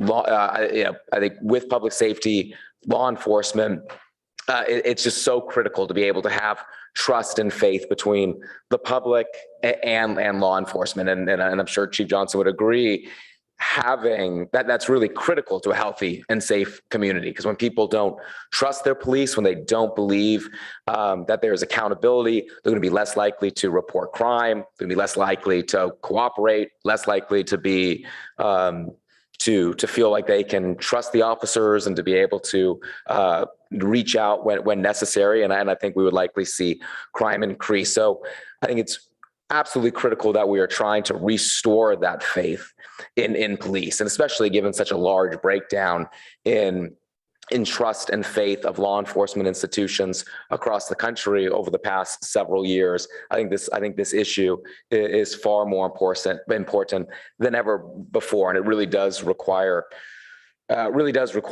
just transparency. And I think the staff recommendation tonight really does not further that goal, and for me is unacceptable. And I think many times I found myself being very frustrated with the report, with the memo from the police department. I'm very glad, though. I think there is that frustration in the community. We've heard it tonight. We've seen it in emails being written to us. I appreciate staff inviting members of media. Thank you, Mr. Price and Mr. Johnson, for being here tonight. I've been advocating for that for a while, and talked about it during the policy and services meeting. And especially, Mr. Price, your investigative journalism and the memo that you provided to council was very helpful in being able to kind of work through these ideas. And I do think this is the reason why this isn't so important, in order to be able to provide both sides to this important issue. And it is a complex issue. And I think there are reasonable arguments on both sides, but at the end of the day, our framers included the right to a free press and a robust press as well. And police radio encryption doesn't further that. I think it's incumbent upon us today as the elected leaders to be able to correct a major flaw in a current city policy. A few questions, I guess so, for you, Chief. The police memo claims on page, I guess it's A5, that the CHP operates on a VHF low-band analog radio system that is not capable of encryption, but that the CHP has modified its radio transmission policies to comply with the DOJ's policies and procedures, and I'm quoting, to the extent possible. I'm curious, is it the department's position that the CHP is not in compliance with the DOJ mandate that they establish policies to restrict dissemination of specific information that would provide for the protection of PII? No, I can't take a position. Apologize. I can't say whether they are or they are not. I'm going to assume with a high sense of probability that they are compliant with the DOJ mandate because they would have had to submit a policy to the DOJ for approval. I think the person that could better answer that would be Captain Cavett. If he was involved in that process, I don't know. But again, that's a relationship between them and the Department of Justice, as well as the other agencies that have submitted that option policy. Yeah, and I mean, I agree with you. I highly doubt that they would not be in compliance given that process. And so I guess I'm really struggling to understand why we can't do what the CHP has done and simply modify our practices in order to protect the PII information from an unencrypted radio. Because again, and I think this kind of keeps getting lost, the DOJ memo does not, and really, despite kind of what the police department's memo was really kind of asserting here, doesn't require the department to encrypt. I mean, it clearly states compliance with these requirements can be achieved using any of the following: encryption of radio traffic, or establishing policy to restrict dissemination of specific information. That's, as we all understand, basically PII. So the DOJ memo says nothing about encryption. And honestly, I think at the end of the day, I kind of find it irrelevant whether CHP is capable of encryption or not.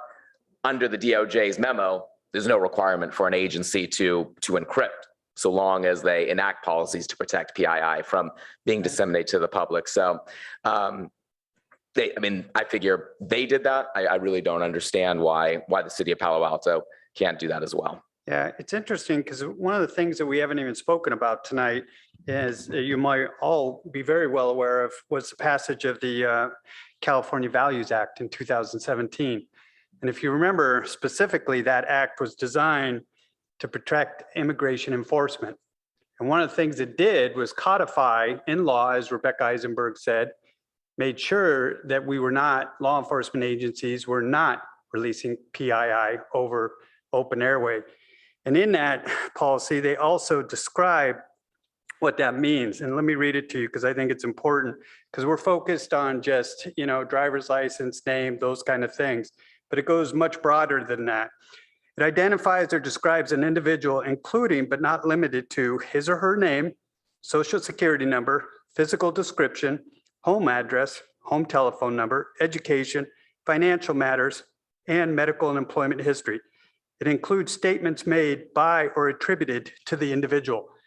So again, when we're out there trying to identify individuals, whether it's on a contact, a traffic stop, a call for service, we usually need some clarifying information.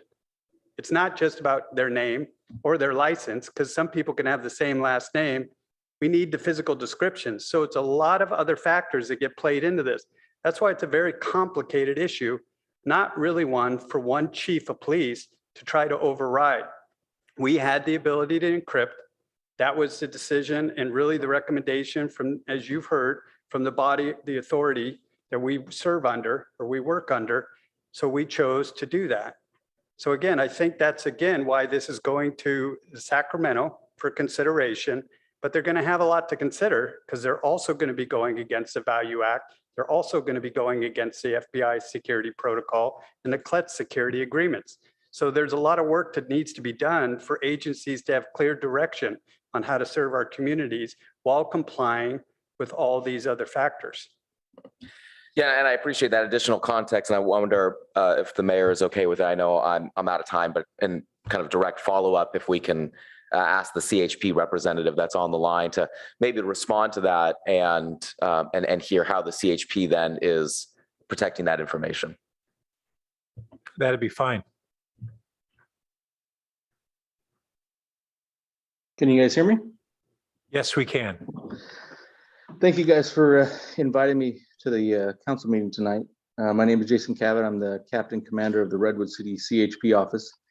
I was not part of the whole process, and I don't have the memos that you guys are referring to in front of you.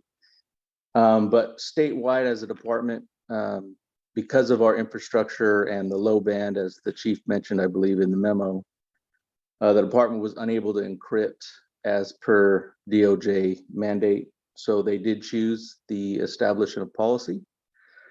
And with that establishment of policy, it didn't really change much of our operations, as our radio transmissions were already starting to be in compliant and give less personal information out. But the policy, the department policy, and the training, the minor training that the department staff went through was just meant as that to eliminate the PII that was given over the radio. And somewhat of what the chief is saying is true, is in the sense that our officers are near their patrol vehicles the majority of the time, but also we have the MDCs, and now more so now than before, our motorcycle officers who may not have access to the computer inside the vehicle now have tablets with cell data and all those kinds of things, so it can receive more detailed information. But really, I couldn't speak for the entire state, but I can tell you that the policy and the training is in place to make sure we are in compliance with the mandate for the DOJ. And I think one of the speakers earlier mentioned something about our department dealing with other technologies in order to encrypt. I'm not aware of those either, and I couldn't speak to that. Well, thank you. Councilmember Cormack. All right, thank you, Mayor Burt. I'm going to begin with the report, and based on how this is going tonight, my guess is I won't get to encryption until the next go round. So I just want to go back to 2 years ago when we started a lot of the police reform work here, and comment on the RIPA status. So I'm very happy to see that is being done. I guess my question is that, the state report will be in April of 2023, but I see we've already collected 353 stop data records by the end of January. Is there a way for us to share that information with the public before the state does its reporting? Or do we have to wait another year? Turn it on. I apologize. I would have to go back and check with the compliance order on that, because again, that information, we're tracking the information that's getting input, but I just want to make sure if there's the right to share something that's going into the data system that they're collecting and will ultimately put into their report, because there is a separate body that will be doing that report. So it's not our data, it's their data? Well, it is our data, but to comply with the RIPA requirement, it's all going into there. They would be the one body that reports and for all the agencies. So just for consistency, I think that's why it was set up that way. Okay, well, I'm sure, there'd be a lot of interest in having that data available to us sooner. And if we need to advocate for that with, the agency in charge of that, I think that's certainly worth doing. And then the second thing is on the psychiatric emergency response team. That's been a steady drumbeat for a long time. So I'm looking at packet page 202 and the part where you were able to divert 22 people from what likely would have been psychiatric hospitalizations. Would you consider this a success metric, Chief Johnson? Well, I think we're on the right track. I'm really happy with the way this is rolling out. And I think I'm extremely happy with the future of Palo Alto because of the layering, the tiering that we're starting to see fall into place. So we have the patrol that still responds to these type of calls. And you now have PERT, and now you have the trust. And as you know, the city's working on building even another layer. So I think for this city, they should be extremely satisfied and happy with all the tiers that are being placed so we can serve people that are having mental crisis. So yes, I am with what we have in place, the training that's still occurring with this team, for them to have been out there, the amount of times that they have and been able to intercede, I think is positive. I think we're going to see more of as they're fully trained and fully out there all the time. We're going to see those numbers go up and the services offered increase. Well, I, for one, would like to see these metrics each year in the report. Yeah. They're really important to our community. Next question is about property theft. It's one of the few areas that we see ticking up. I just feel like we'll just take a moment to do a public service announcement. I know Assistant Chief Binder often responds to people's emails with suggestions. Would you just take a moment to remind the public and ourselves what we should be doing to reduce property theft? Yeah, I mean, really what it is, and I really applaud the Altair community because as you heard, we've been working with them quite extensively over the last few months, but all the credit goes to them. It really does. Yes, we've guided them. We went down there, did a site assessment, but they're taking responsibility for their property. They're now working together as residents to reduce the opportunity. And if nothing else, my greatest piece of advice is take away the opportunity and the thefts will go down. A lot of the property thefts that we see in this community are property driven or opportunity driven, meaning people leave their computers, leave their electronics accessible, they leave their bikes out where somebody can just grab it. So if you put things away, it makes it less of an opportunity. And that's exactly what they're seeing at the Altair. The opportunity is no longer there for the thieves to take advantage of. So they're seeing a reduction in crime. I'm going to translate that to take your computer with you and lock your car. And store your bike. Okay. Because bikes Even are when running. you lock your bike, sometimes it gets stolen. Topic for another time. Okay.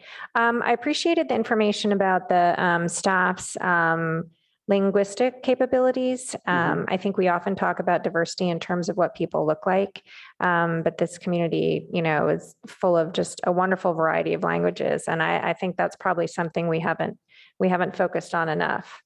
Okay. We talked about the data and wanting to get that earlier. And I see my time is up, so I will come back to encryption on the next go round. Thank you. Councilmember Du Bois. Yeah, I'm going to copy Councilmember Cormack and save encryption for the next round. I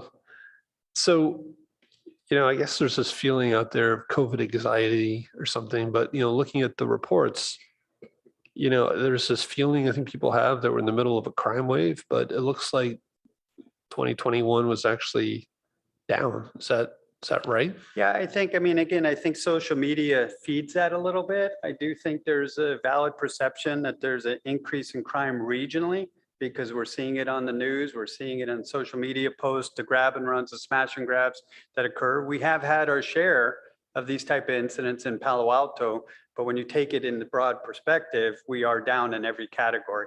When I say that, every category property related, we do the larcenies, which would be all the petty thefts, the bicycles, the grabbing, a vast majority of the shoplifting incidents.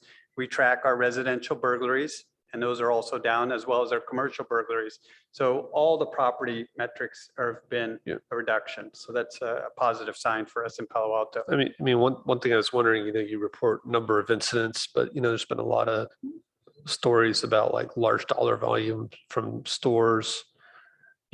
Is there more data available that maybe in future reports we could get that are more about, like I said, dollar values, geographic distribution, just maybe more detail? It's all summarized just to be a count per year, and maybe that's not capturing the full picture. Yeah, and again, it goes back to the earlier question on data. It's not a matter that it can't be, it's a matter of capacity for the staff that we have. Because a lot of that information that you're asking would require staff to go through each report and extract the information to where the crime reports that we usually put together are easily extracted because it's based on the criminal code associated with the crime. Okay. But if you want the additional information of geographics, breaking it down, it takes an analysis. And that's just position we really don't have right now.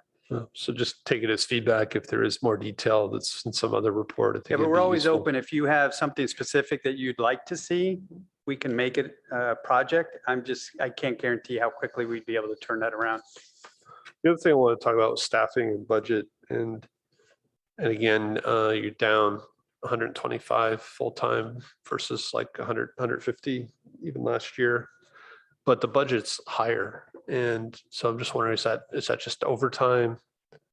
What's going on there? Well, we did have some allocation to increase overtime, but not a substantial amount. I think most of the increase year over year would just be salaries and benefits, most likely would drive the increase.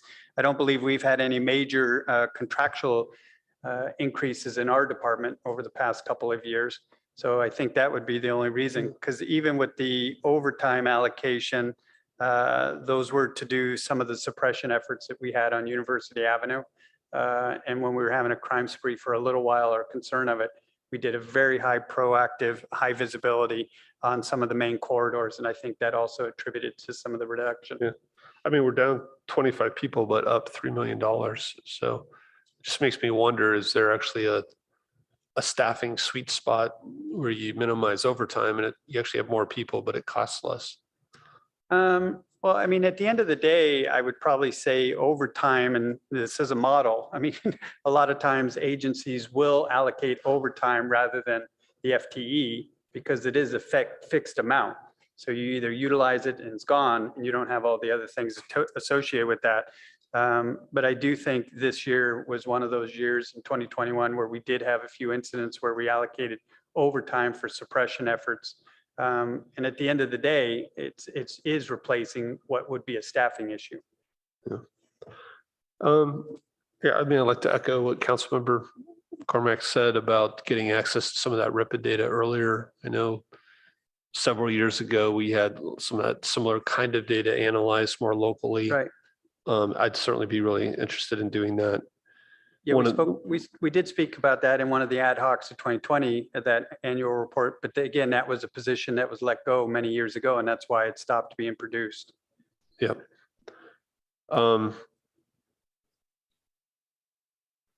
You know, I guess the other thing was use of force reports. And one of the members of the public was making a point, I think, on one of the emails about, are we really getting a report of use of force or consequences of use of force? And I think the distinction being made was, you know, how often does a police officer physically, you know, put their hands on somebody or force them to do something? Are we currently only getting use of force that results in some kind of injury? So the use of force, to your point, yes, in my opinion, anytime somebody uses physical effort to overcome the resistance of another would fall under the definition of report. Our policy and our protocols to do a force package is when that force injury results in that force of any kind. So what you see and what we expanded, whether it was this year or last year, I'm getting my years, but we did expand our definition of what goes to the IPA, their scope, and what is documented and reviewed. So you see any force where an injury is sustained of any kind. It could be a scratch, it could be any injury of any kind, a force report is documented. Yep. And that's what you're seeing. So to that point, it's a very low number in comparison to the amount of calls for service that the city has. Right. Which is fair. I think just council needs to remember that people being physically forced to do something is a higher number than that. Just not being injured. Right. It's very common for somebody who may be intoxicated that doesn't want to do that. An officer will put their hand on them and escort them to the thing. Technically, is that a use of force? Well, by the definition, yes, I had to use physical effort to overcome their resistance to move them. But if there's no injury associated with that, the package wouldn't be completed. Got it. And then I too was interested in seeing the PERT section of the report. And again, you won't be here for the next report, but hopefully staff will remember. I think it'd be really interesting to look more at outcomes. And again, it's kind of similar to my first comment about number of crimes versus kind of the impact of those crimes. It'd be really interesting to see, you know, what are the really kind of the outcomes that we're getting from PERT. It sounds like it's going in a really positive direction. Yeah, that's actually, and that is something that they're collecting that data. The Department of Behavioral Health wants to see it as well. So it's something that we will be able to report out. And it'll probably actually, I don't have Captain Barone here to speak to it, but I'm pretty sure it'll be a report that's produced by the Department of Behavioral Health. And so we were one of the first cities, right? And, right. We were the first city in the county to deploy a PERT team. The county has 2 teams. So in the county right now, there are 3 PERT teams. But as I mentioned, I have no doubt that program will expand because there's tremendous interest in it. Are you getting other cities asking you how it's Yeah, going? we've already had other cities asking about how we do it, how it's working. And I could see it being a training model for others. Okay, great. Thanks. I'll stop there.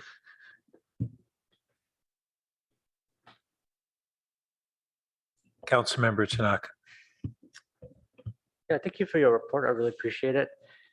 And also thanks for the work at Altera Walk. Sounds like things are improving, so that's great. I've been looking at the packet page 198, the different activity. And it's interesting to look at the police calls for service. In 2012, it was 62,000 people, 62,000 calls, almost 63,000. And in 2020, it's about 38,000. What do you think caused that big drop of calls? Well, primarily the pandemic. I mean, Okay. you had the Stanford University not in play. You had travel that was substantially reduced. So the inflow of traffic into the city was dramatically curtailed. You also had much of the retail shut down, much of the restaurants, university, a lot of that it plays out. And that's where a lot of our calls for service come, is not only Stanford University, but the combination of all of the above. When you bring all that back in, why I made that comment, I believe those calls for service will go back. Because as you see, the calls for service for the city historically is fairly consistent year after year. And it wasn't until the pandemic where we started to see the decrease. Yeah, I think I agree. Because I think our city used to double in size. We used to have a lot of people coming into our city to work, dine, shop, and that's not really happening. That's reflected, of course, in our revenue and a bunch of other things. But what's interesting though as well, the population has declined and the cost of service has declined because there's less activity here. The interesting that I saw is I look at like arson, right? Arson, while these numbers are relatively small, arson is like in 2021, it's at an all-time high. Right. What do you think is causing, because you would expect if there's less people, less activity, there should be less crime, but actually like arson, I think it's the highest it's ever been in, I don't know, 10 years, right? Yeah, and a vast majority of those were in the garages. If you remember, we had quite a few incidents. Yeah, I saw some YouTube videos on it. Yeah. I'm sorry, what? I saw some YouTube videos on it. Some Right. YouTube videos. So a lot of the homeless individuals were setting up encampments in some of the garages that had really become isolated because nobody was using them.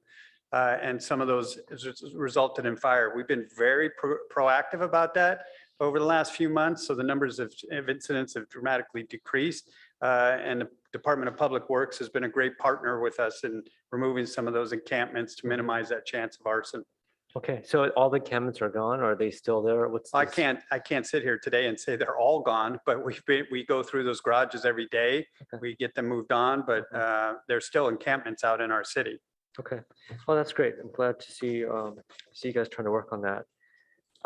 And then, the other interesting thing is, even though the population is down and activity is down, you look at the larceny, theft, stolen vehicles, burglaries. Burglary actually is down from, like, let's say 2012, but you look at the larceny, theft, and stolen vehicles, and even though there's a lot less activity in the past 2020 and 2021, these numbers are still relatively high, if not higher in some cases. And so what do you think that's what's causing that kind of, because you would think that with less activity there should be less crime, you would at least hope, but what do you think is driving those numbers? The stolen vehicles? Yeah, stolen vehicles, larceny, theft, both those numbers seem to be relatively high, right, compared to the activity, right? So if you look at the first line, which is... Well, larcenies is a combination of theft. So the larceny overall number is down. It's the lowest since, well, really there's only one other year that's lower in the past 5, and that would be 2018. But you got to remember, that's a combination of all things that fall under grand theft. So it could be a bicycle, it could be, shoplifting incidents. It's a collection of a bunch of things that get combined. So larceny historically is always going to be an agency's highest number of incidents. Now, the increase in stolen vehicles over the years, and again, if you look for the past 9, fairly consistent number, but stolen vehicles have become very popular for the criminal enterprise who's doing a lot of the grab and runs, because we're commonly seeing these crews come in, steal the car, commit the crime, and then dump the car when they're done. So that's something that the region is experiencing, a lot of stolen vehicle thefts. Well, I guess when I look at this, I see it a little bit differently. I see larceny theft, in 2014, it was 975. In 2016, it was 1161. 2018, as you mentioned, was 1197. So there's many years when it's actually a lot lower than it was in 2020 and 2021, even though we had a lot, there's a lot less activity, a lot less people here. So I guess, I'm just thinking about looking into the lens of the fact that, the city is no longer doubling. So if you look at the crime rate as a population, the population is actually down, but the crime rate is at least the same, if not higher. And then I look at stolen vehicles, right? Stolen vehicles in 2020 was the highest ever, actually. And, at least on this chart, there's 112 vehicles and 98. And those are some of the highest numbers, right? At least on this chart. So I'm just thinking about it relative to the fact that, we have a small population because our daytime population is not doubling like it used to. And yet the crimes are still very high. And so to me, it's just a bit alarming. And right. But it's, again, if you look at 2020, most people were working from home. Crime of opportunity, the vehicles are there. They're in people's driveways, they're in front of their house. So again, the criminal enterprise that's looking for vehicles, all they have to go into is a residential neighborhood, which historically would not have the cars because they've all gone to work, but now they're sitting there day in, day after. So again, there's a lot of variables to the 2020 numbers that we won't really be able to flush out to see if it's a trend or if it's an anomaly until a few years from now. Okay, well, I also have the Mountain View report looking here as well, and the numbers, they don't have a similar increase in numbers. So at least in terms of rates, and that's why I was asking about this. So I don't know if you have any insight about that, if there's something going on. I know that we had more of a budget cut here than in Mountain View. So that's probably some impact, I would imagine, but I don't know if you have any other ideas. To how to reduce the numbers further? Well, just our rates versus Mountain View rates. Yeah, I haven't looked at other city rates. I look at ours to see if there's any disturbing trends. But that is something that I think, collectively, especially around property crimes, that needs to be addressed, is looked at as more regional. Because again, as I mentioned, and I've said it several times over the last couple of years, a vast majority of the incidents that Palo Alto residents are victim of are coming from these crews that are not Palo Alto residents. Yeah. So they're coming from outside our jurisdiction to commit the crimes. And then I look at like robbery, right? So robbery is, in 2020, 2021, again, with a relatively lower population, the numbers are still, I would say probably above average, probably not the highest, but it's certainly above average. So anyways, the reason I mentioned this is because I have a lot of officers and I talk to a lot of people, and crime is popping up as a issue that people are concerned about. And the numbers here kind of bear out what they're saying. And so I do think it's important that we keep a watch on it. And I'm really pleased that we approved getting you guys more officers, because I think it's important. But I think we have to also think about what other kind of efforts we should do to try to stem this. Maybe it's a sting operation, maybe it's more patrols. I don't know what it is, but I'm sure you're thinking about it. And I hope you're able to get the rates down. So really, yeah, no, I definitely, to your point, those are all valid, insightful comments. I do think operational solutions are really great. I also think high visibility makes a tremendous difference in deterring crime in our community. But it goes to your point, staffing to be able to do those things. And we will do our best to continue to do that. And as staffing increases, and again, thank you for the restorations that you've recently given us. I have no doubt we'll be able to have an impact on these numbers. Okay, great. Thank you. Okay, so I have a few questions and comments. First, I was really pleased to see how effective the PERT program initially seems to be. And that's a lot of utilization of it and a lot of avoidance of what would be criminalizing activity perhaps otherwise. And I'm really encouraged by that. One note I did want to make on the calls for service, we actually had a very significant decline over the better part of the decade, even before the pandemic. And then we had an additional decline since the pandemic. So there's something in there in a pattern that is in addition to the one that is valid, that the pandemic further reduced it significantly. And I know one of the areas that the department was cut is in data analysis. And this is something for us to recognize that that's a less expensive, non-uniformed, non-sworn position. If we're wanting better analysis, we're going to have to restaff some of that. And that goes to a question on that staffing. We have on packet page 199 the authorized positions, but can you refresh us on where we are on actual staffed positions rather than authorized? What were we in 2020 and 2021, which is so versus now?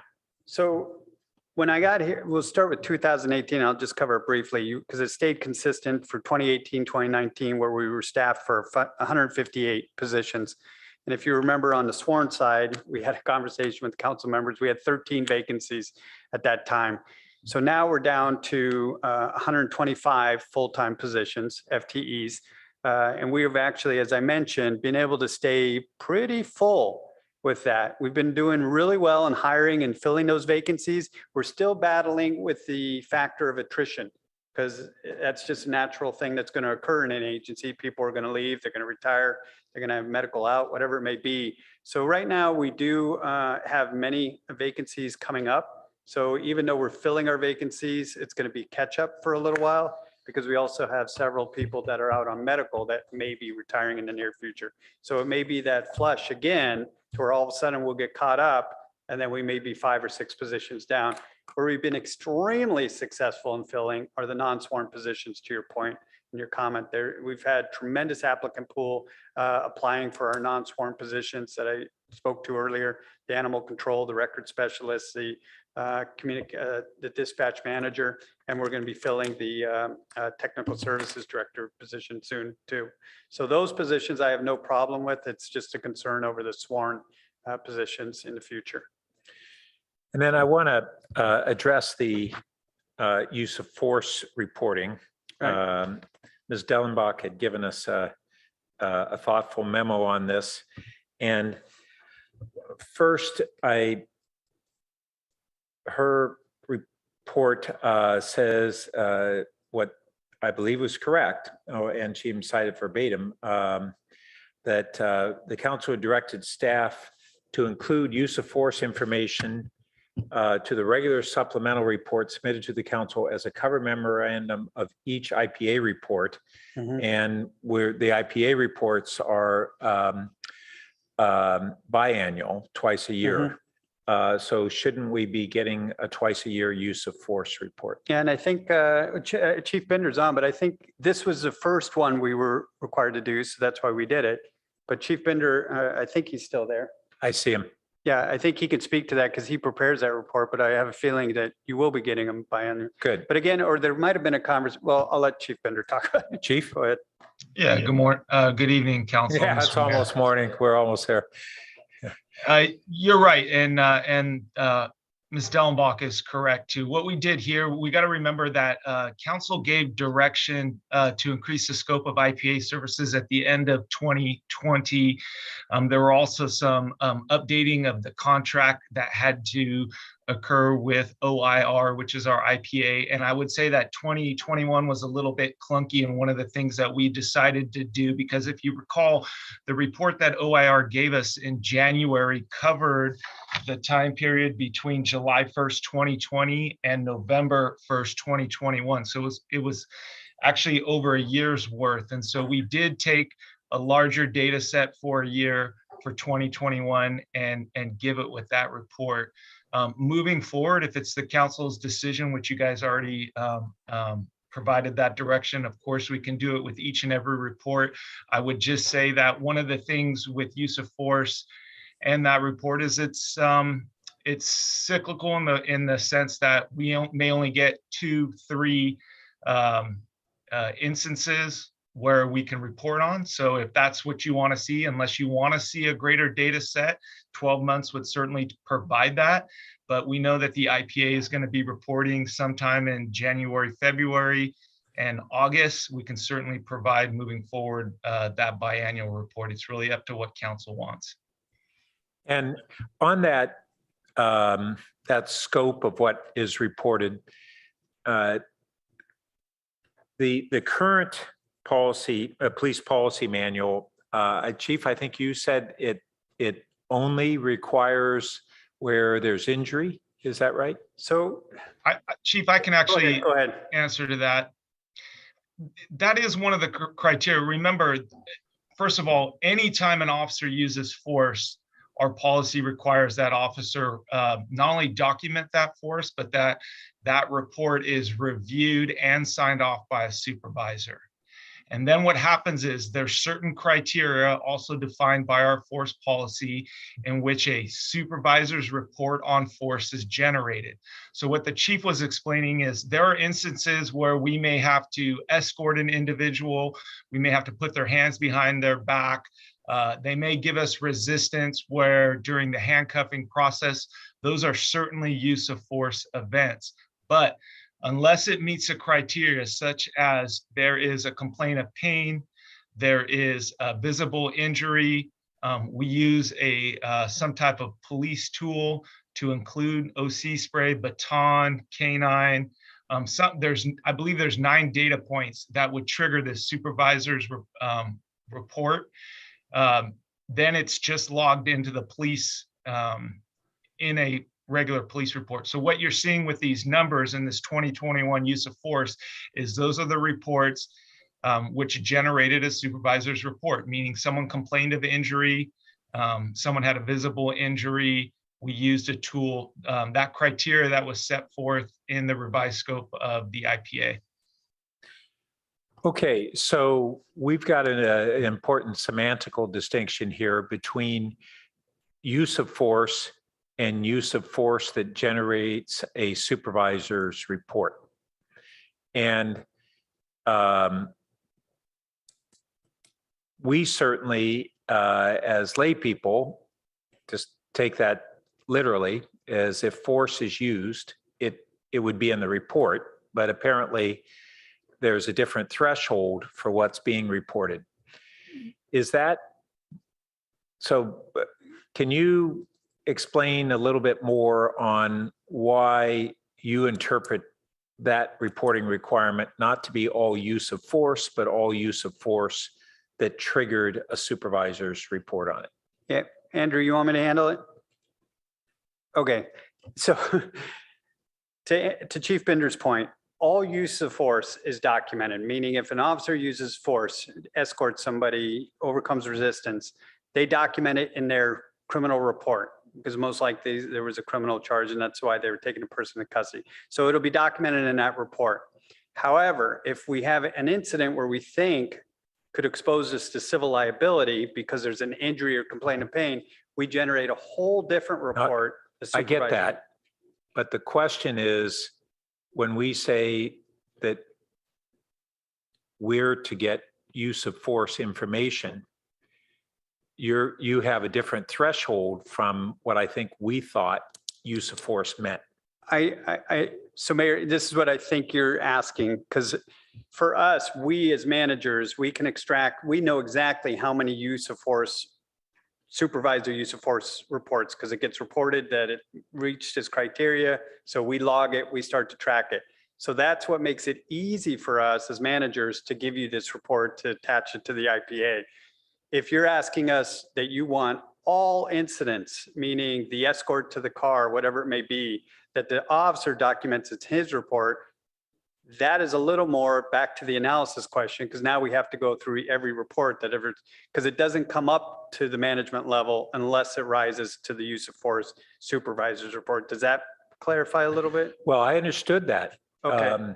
It wasn't ambiguous to me as to what you're doing and why. The question is that what we as a policy had set, or now with this clarification, which really wasn't provided to us previously, that we basically, when we said a use of force report, it meant only use of force that required that supervisor's report, not all use of force, which is common language use. This was part of the 2020 conversation. When we expanded the scope, we actually went through the policy. Okay. So it was part of our conversation in 2020 on what would define this greater scope. We actually talked about the policy, making it clear and having these thresholds. So this is something we worked with council members on. Okay, so I wasn't part of that. All right, so I'll take the word that.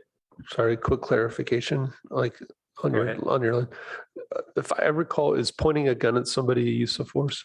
So that was one of the modifications we made to the policy, that would now be considered a reportable incident that would go into the report. Okay. We added that this last And year. Right. And there That were wasn't in none. the 2020 discussion, I believe. Yeah. It was what we added this last year. Yep, got it. Okay, so. And I would, Mr. Mayor, I yeah. would just add that, and I believe the IPA addressed this because it was brought up on this when they came and talked with council a few months back, that in 2021, we did not track any, and we continue to track those, and those will be, I think it was a good suggestion by the member of the public that those are to be included in the use of force report, and we intend to do that. So that was a good suggestion that we will incorporate. Good. Okay, so last thing is we don't currently track ethnicity on and correlate it to use of force. And can you speak a little bit on what that would entail and if we wanted to pursue that? Yeah, so we did take a look at that during the ad hoc. That was asked of us to look at a 5-year, I think it was a 5-year, and I can't remember which council members were on that particular ad hoc, but we did. No, it looks like Well, you're. you have to finish. You have to finish. I mean, some of them were data. So if it was data, Yeah. it was other people. So we looked at 5-year use of force, and we looked at the ethnic breakdown. Not use of force versus arrest data? No, we did both. We looked Okay. at the arrest, and I think Winter actually incorporated some of that data in her email. So you have, for example, the email that was put together, the Democratic. So you have the arrest, the amount of arrests that we made in that 5-year period. And then we actually went down and broke out. Remember, there was a memo that we put together, an analysis of those incidents of force during that same 5-year period.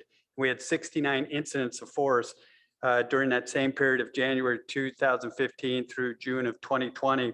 And then we did break down those incidents of how many of those incidents based on the demographic background. For example, of the 69 suspects where force was used, the demographic breakdown is 28 incidents were Caucasian suspects, 20 incidents were Hispanic, 15 incidents were Black, 3 were Asian, and 3 were other. So when you do the math on that, based on the arrest that was under that same data, the force against Caucasians was at 0.007. The ratio for Hispanics was 0.005.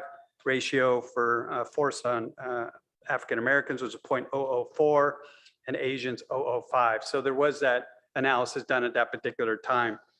This is not something we have factored in as an ongoing analysis, but the RIPA data that is a point of RIPA, will be able to give us a concise data collection point, including the ethnic contact. That's one of the parameters. So we will be able to do that analysis. It's just when all the data starts lining up to be able to accurately report it. Okay, thanks. So I think now we'll probably be getting back to the encryption related issues. Vice Mayor Koo. Yeah, so I've been trying to get onto the calls for service on the police website, and it just won't load. And so I'm not sure if it's mine, the Wi-Fi that I'm on, or what, but it's not loading for me. But I did want to go back to what I was talking about with SVRIA and our JPA. You know, they have provided representation since 2013. And it shows over here that it wasn't until March of 25th, 2021, that we had a Palo Alto representative, and I was an alternate, and it's only now that I'm a voting member. So, it is concerning, as somebody had said, that, encryption was planned for since 2011. Yet it doesn't seem like Palo Alto's really new until the changeover. So, I do think that we do need to look into the JPA and kind of see what are our options.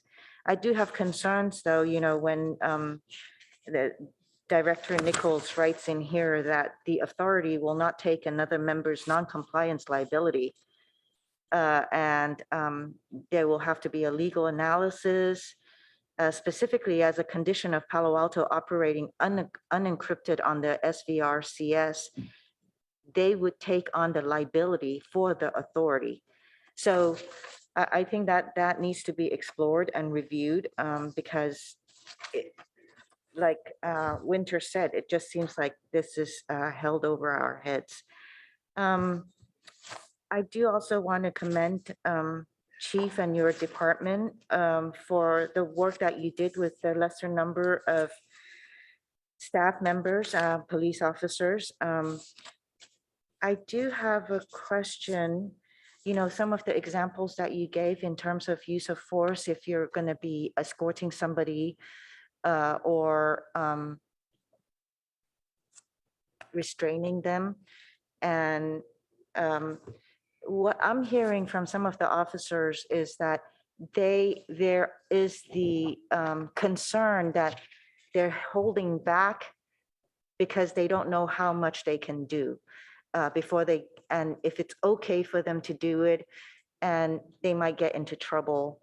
And so I want to know, how wide is that? And is that restraining them from actually potentially carrying out their purpose? Yeah, I mean, it's a great question. That's concerning for me, that they feel so that they can get into trouble. I don't know what trouble. I mean, that's a very valid, insightful question, because to be honest with you, I think there's a great concern in our profession right now about the outside scrutiny. And, as you just saw, there was an officer convicted of for an officer-involved shooting that his department had actually signed off on in Alameda County. So officers do fear outside scrutiny. And what we remind them, and I will say publicly, is they are empowered with tremendous authority.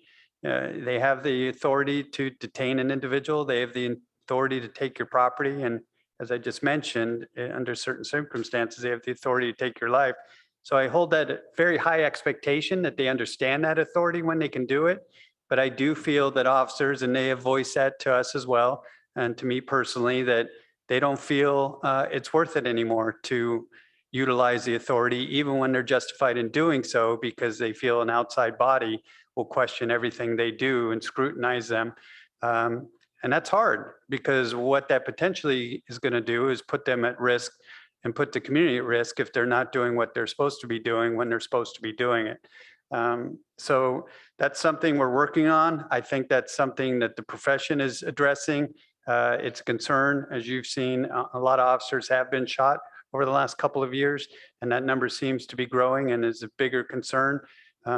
So it's just something we're going to have to work through together. Okay, I think that is something maybe perhaps we can get update on. I mean, there's both sides, right, that we have to kind of work on. The officers get dressed and come to work for a purpose.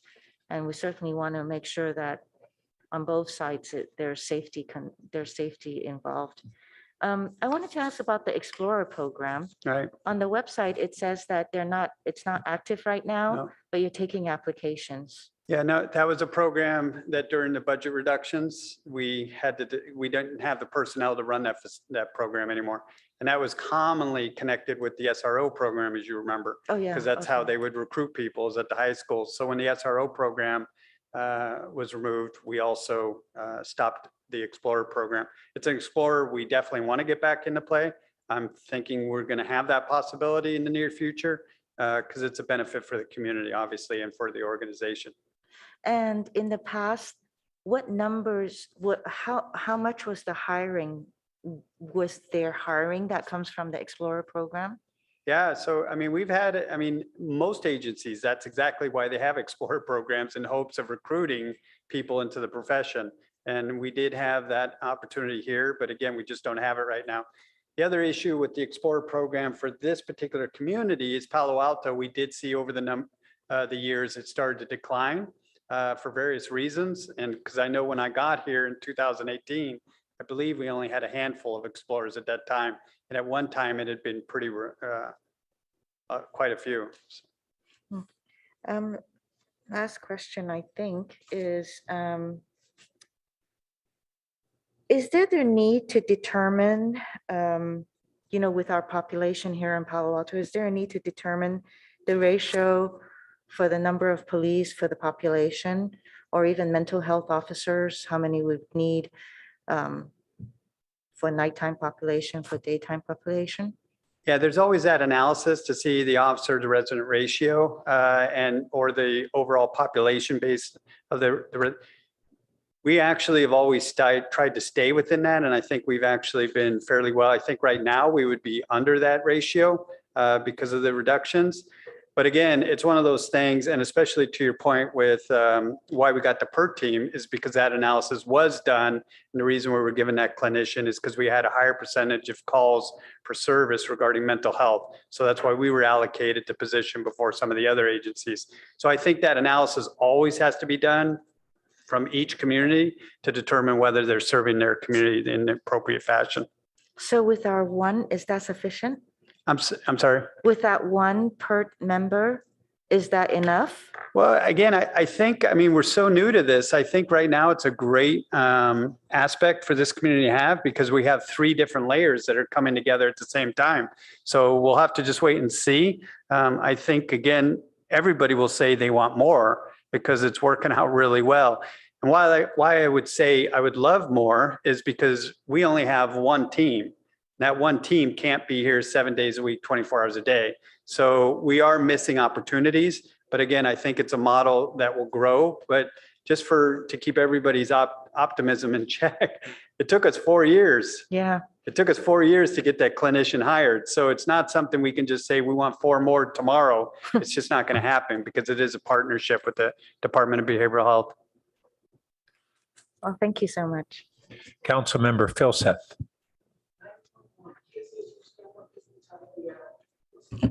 Yeah, thanks. So I had a couple more questions about encryption.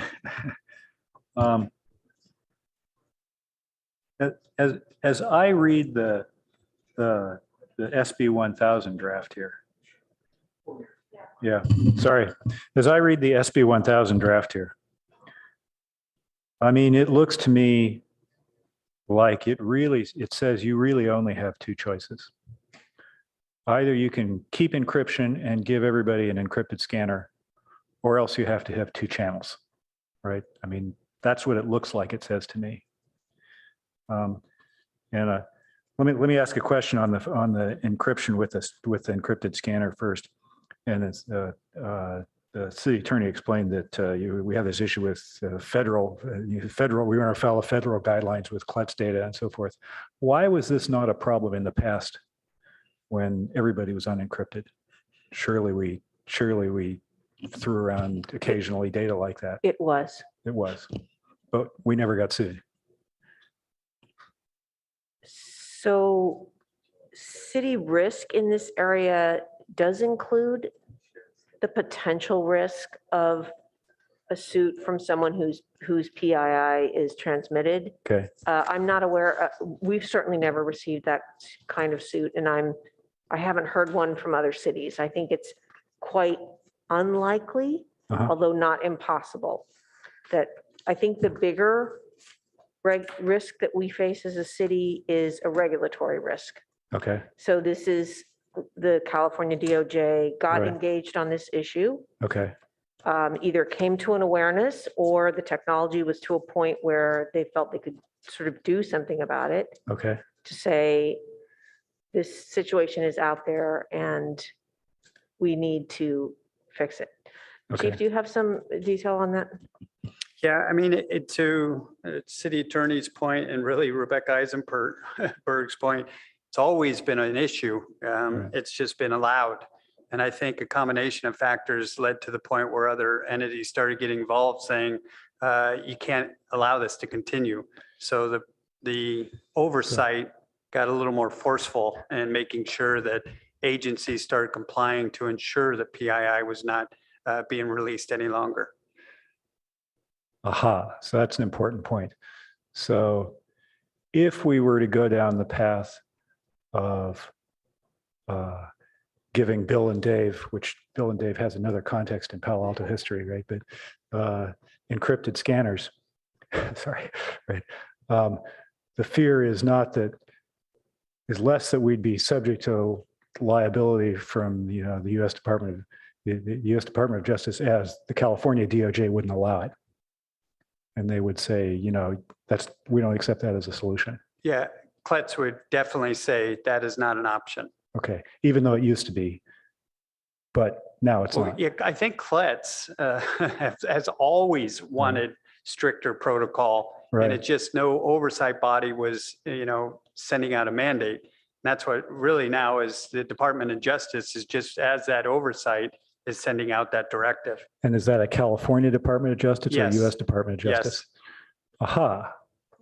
So it's not impossible that a state bill like SB 1000 might grant us some relief in that area. I would say it would still cause an issue because I would be violating federal law because that's where the criminal databases information is stored. Maybe not federal law, that might have been a federal security protocol agreement. I think one thing that we are interested to see is what the California Attorney General will say as a comment on Senator Becker's bill. Okay, that seems really interesting too. Right? Yes. So then let me ask the other option, which looks to me like your other option is you got to have two channels, right? And it looks to me like, the mapping strategy, which we've been pursuing, at least as written, isn't allowed under SB 1000.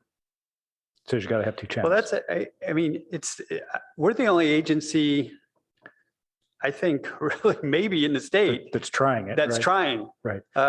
So if we could show my it worked, colleagues we might have be able to an get operational calls for service platform. Right. We did it because we knew the importance of transparency, and we thought that was a workaround because it's not releasing PII, but it is meeting the need of what we're doing and when we're doing it. Okay. Understand. But in SB 1000 as written, there's not a provision for that approach. As I read it, it says you got to have two channels. Yeah, but again, it's not something I can't really address that other than we did it because we just wanted to do it. I understand, but I guess, taken really literally as in SB 1000 here, even if we did it and it worked and everybody liked it, we'd still have to have two channels. Right. If SB 1000 becomes law. Right. What is the second channel for CHP and for San Mateo County? Well, I don't know if the captain's still on. They just have it unencrypted. They just broadcast differently. They have a protocol for separating the information. So no two pieces of personal information are connected. But if I read this, it says they can't send personal information ever unless it's on an encrypted channel. That's Clerk's protocol. Whether it's verbally or through data, it has to be on an encrypted channel. So how does the CHP meet that? How does San Mateo County meet that? So if I may answer just a little bit, it's this is Jason Cap from the CHP. Oh, thank you. Yeah. The way it's done is they don't give personal information out in conjunction with, so how we classify it. So reading from our training bulletin and some other information says California statute defines personal information as individual's first name or first initial and last name in combination with any one or more specific data elements. And those data elements are DL number, identification number, social security number, passport number, military ID number, other government issued ID. So what they do is they separate those. They give a last name only, and will eliminate any other personal identifying information unless it's through the computer system or other measures. Okay, so the second channel is through the computer system. Yeah, if you want to call it another channel, it's through the computer system. Yeah, it's not given over the air, right? Unless it's emergency situations or something like that. And it's not a question of, you give the last name Jones now, and 5 minutes later give the first name Bill or something like that, right? It's those names are eliminated. Basically, it says it's just the last name, and other information is in the log or obtained later through the computer system. And stuff like the suspect description or an individual description of, is a tall white guy in a hoodie with a wooden leg or something like that. Is that transmissible over an open channel, or does that have to go through the computer? Those can go to the open channel as long as they're not associated with a specific person. So if it's just a description of be on the lookout or something to that effect, you can give those descriptions over the radio. Okay, but if a name was associated with that, that would have to go through the computer system. Yeah, it could not be given over the air. Got it. Well,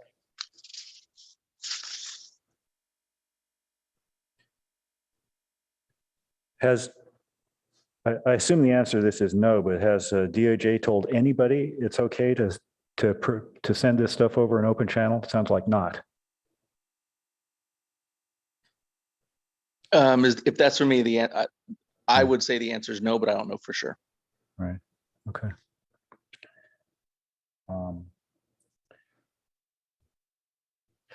Let me ask just on a side note, we gave our policy and training information to the Department of Justice, and they approved what we were allowing going through the system. Okay, so yeah, so they must have approved your protocol, right? And they must have approved the Menlo Park and San Mateo County protocol. And so when we asked DOJ in our letter, can we go back to unencrypted? Did we include such a protocol, or did we just ask them, can we go back to unencrypted? Yeah, so again, at the time, if I knew all of these factors, I probably would have been very, very careful how I wrote the letter, the request. To me, it was a simple request, just asking, we want to go back and just look at other options. And they denied that. And so, like I said, I've had conversation with Chief Dominic, with the DOJ since, and it's our option on what we do. Yeah. But if we're going to go to something other than what we've already done, we would have to develop a policy, get it approved. But again, because of all the other factors here, it's just been a complicated issue. Okay. So, I mean, that's at some level, that's the bottom line is, we have to get an okay from the DOJ here. We can't do it. So we can't just say we're going to do this unless they approve it, right? Let me ask one other question about this, and that goes to SVRA and the liability issue. I assume that a majority of the calls we do are internal to Palo Alto and don't interact with other agencies. Right? True. Is it possible, I mean, if I read this correctly, the rest of SVRIA, if this becomes law, they're going to have to unencrypt too. They're going to have to go to 2 channels too. But if in the meantime, right, I don't know, is it possible that we could have a protocol where if it's just within Palo Alto, it's unencrypted, right? Given the PII issues, right? But if it's in conjunction with another agency, then it's encrypted. So as Mountain View calls us, we have to do an encrypted channel. I within- think his memo, we would have to be removed from the authority because my understanding, he does not want one agency going unencrypted while everybody else is encrypted because of the issue, the potential problems that it could occur. Even if we don't connect. Right. And I On think any channel officer other than safety would encrypted. be, again, extremely complicated because you would then have Palo Alto officers unencrypted, Stanford Public Safety encrypted, Right. everybody else, in the county encrypted. So that's the big concern with the oversight of it. Okay. I do think, again, possibility is the unencrypted, but it's a resource thing. We would have to look at how we could do that. Right. But that makes complete sense. But if I look at this, I mean, basically what you're saying is an unfunded mandate from the state, and the state hands out plenty of unfunded mandates. So it's not like this would be the first. Right? That is true. They didn't give us any money to figure it out. Yeah. Okay. All right. Right. So anyway, okay. So that makes a certain amount of sense to me. It seems to me that, I mean, I think the Becker bill is highly relevant for two reasons. One, if it on the encryption plus access to encrypted scanners issue, if something interesting happens there, and the other direction is, it looks to me like it will require that the rest of SVRIA go to mostly unencrypted with a second encrypted channel for PII. That's what it looks like this says, right? So I think, a lot hinges on this. Councilmember Cormack. Thank you, Mayor Burt. All right, so this is a First Amendment issue, and of course, we want our police services to be more accountable. And the mention, by Mr.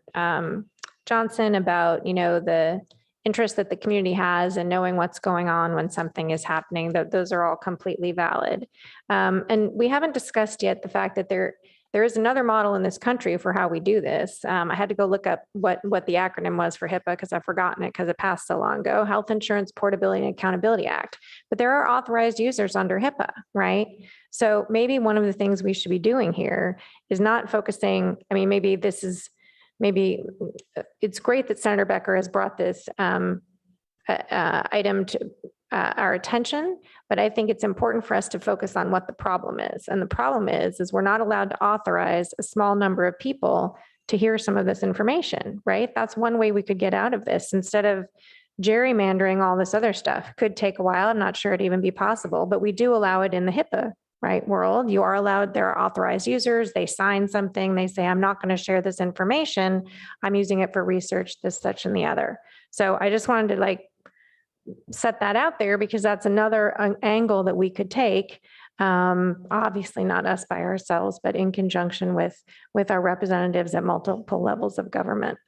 Lot of questions here. And actually you should restart my timer because I'm definitely not 10 minutes over. I won't say how far others were over. Okay. So one of the nuances that we haven't discussed tonight is on page 210, and it's about this if unable to implement. So it seems to me that because we have the technology to encrypt, we don't actually qualify for we'd like to do it this other way and have policy. Is that correct? That was definitely would be our understanding. That's why we definitely went that direction. And I think the DOJ would probably say in a perfect world, that was the intent of it as well. Realizing that most agencies had already purchased digital. That was the direction the state was going, so they could implement that option. But for the agencies that hadn't gotten there, such as the CHP with the infrastructure, this gave them an opportunity to develop a policy to ensure the PII was safe. Okay, so it's possible if we went back tomorrow and said, hey, we'd like to unencrypt and we have this policy that they might say you don't qualify for the exemption because you are able to implement. They might. Okay. Why do we have access to CLETs through Mountain View? We share a lot of resources with Mountain View as well as Los Altos. So Mountain View was, through interagency agreements.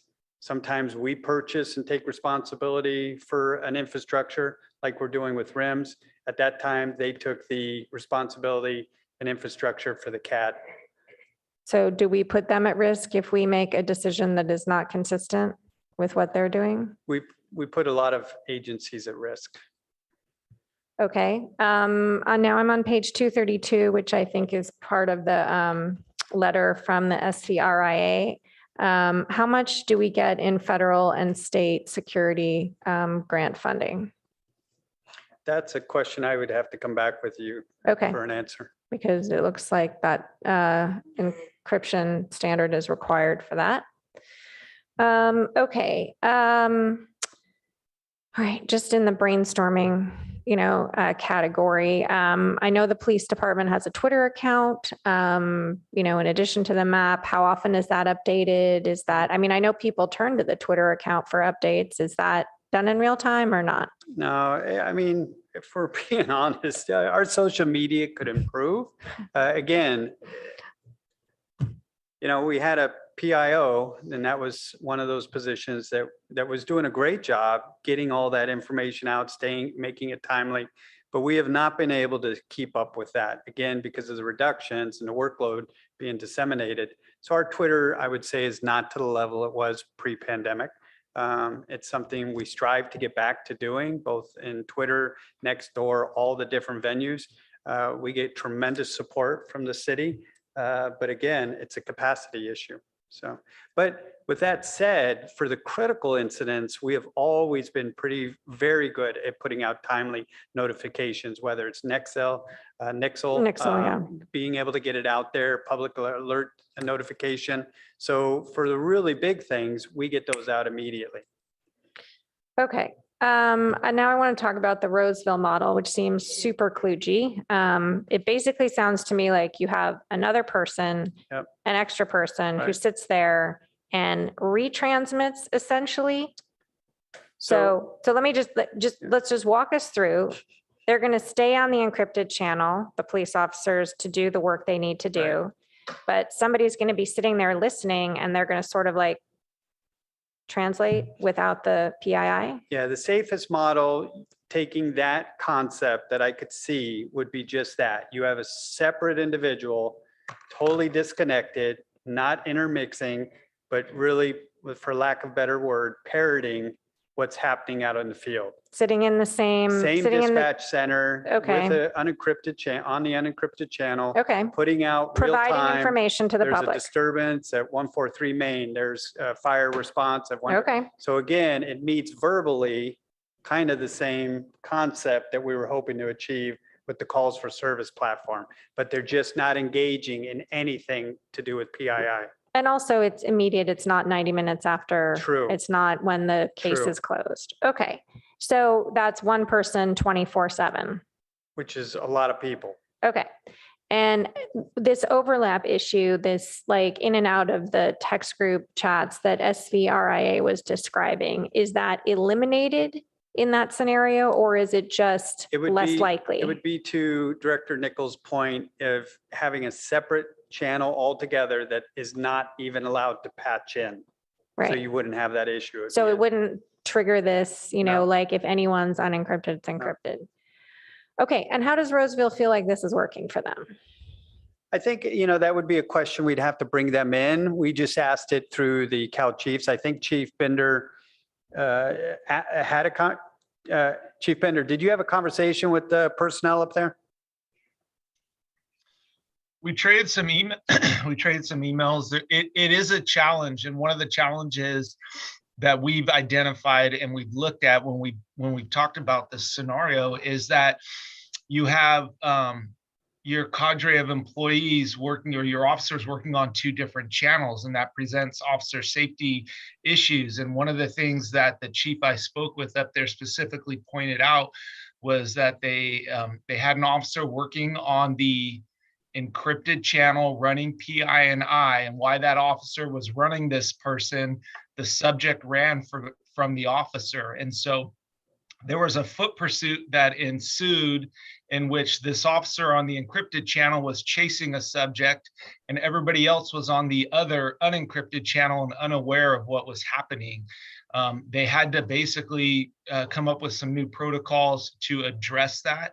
And I think Chief Johnson has talked about this. The key there and what we're talking about here is they had a dedicated dispatcher on each channel, and that's the personnel issue where we had the capacity issue here. But he did acknowledge that even with a dispatcher or some type of communications person working on each channel, there are still officer safety concerns that present themselves through that scenario. Okay. Thank you for that. So I guess if I look through the options that we're talking about, adding dispatcher personnel, I understand that would have some challenges.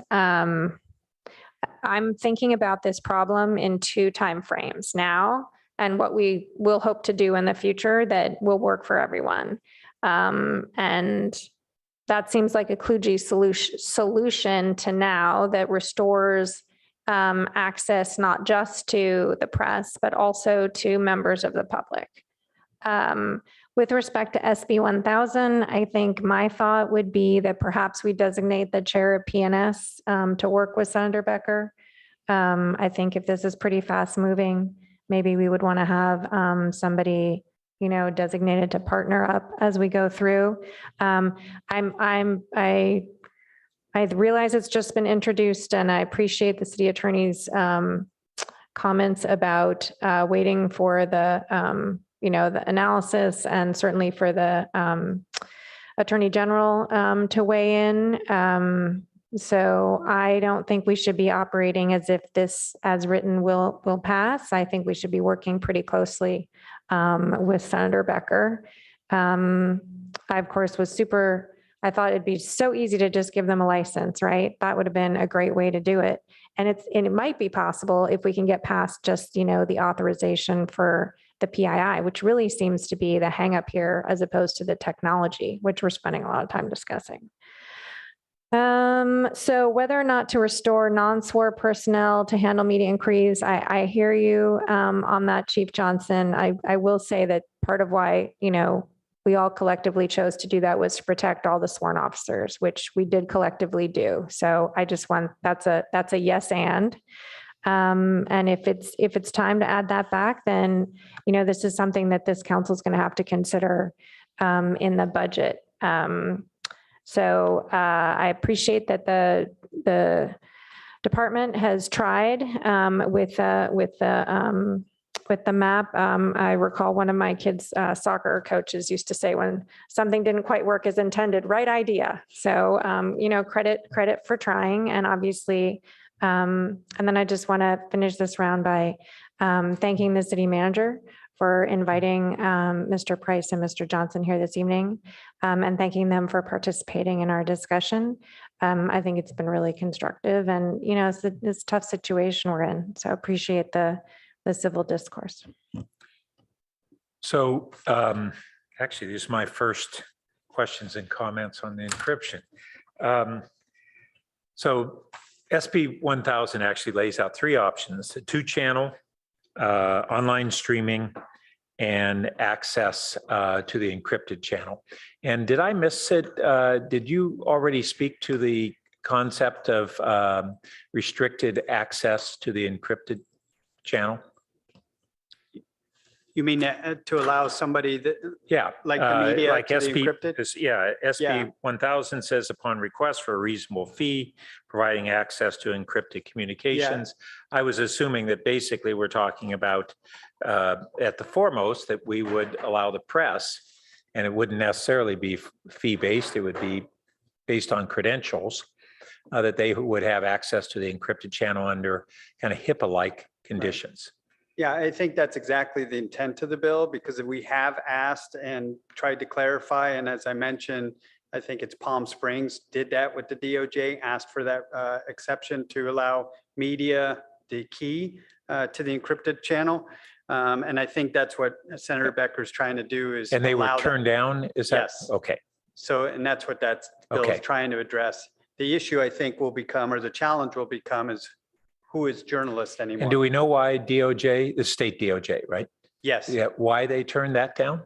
Because of the language in the CLETS protocol is law enforcement personnel. So media technically by definition does not meet their criteria. Okay.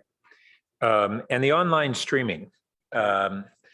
So we've got some limited version of that, but can you talk a little bit more about what it would take to have real-time online streaming?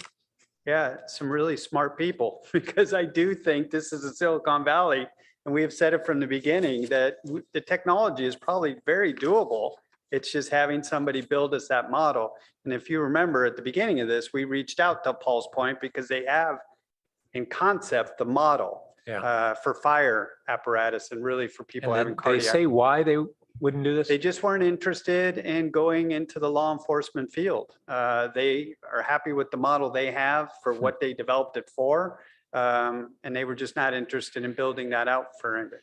So again, that's where, to the city manager's credit, he said, well, then let's build it ourselves. We have the talent in the building. And okay, that's where so we started. To take it from what we've heard from the press is of real limited value despite our good intentions, a bit better value now that you've been able to narrow the location some, but there's still a time lag, right? So what would it take to elevate that so that it would be close to equivalent to non-encrypted? Yeah, well, for the calls for service platform? Yeah. No, that's easily adjusted. I mean, we've had conversations multiple times with the union personnel and the unions that are impacted by it on narrowing that time frame down. We wanted this thing to get up as quickly as possible, so everybody agreed. If the call was closed, nobody has an issue with it, officer Okay, safety so or now otherwise. going forward. So as going forward, it is something we can go back, talk with the unions about, compromise. Again, it's in a testing model. We've been able to adapt it. IT's been very receptive in making changes. So again, that's something that's open for conversation. City Manager. Well, I do think, thank you, Chief. And Mayor, to your question, the union did raise a concern with officer safety with real-time information being posted that would identify the location of the call. But how's that different from what we had for 100 years or whatever with non-encrypted?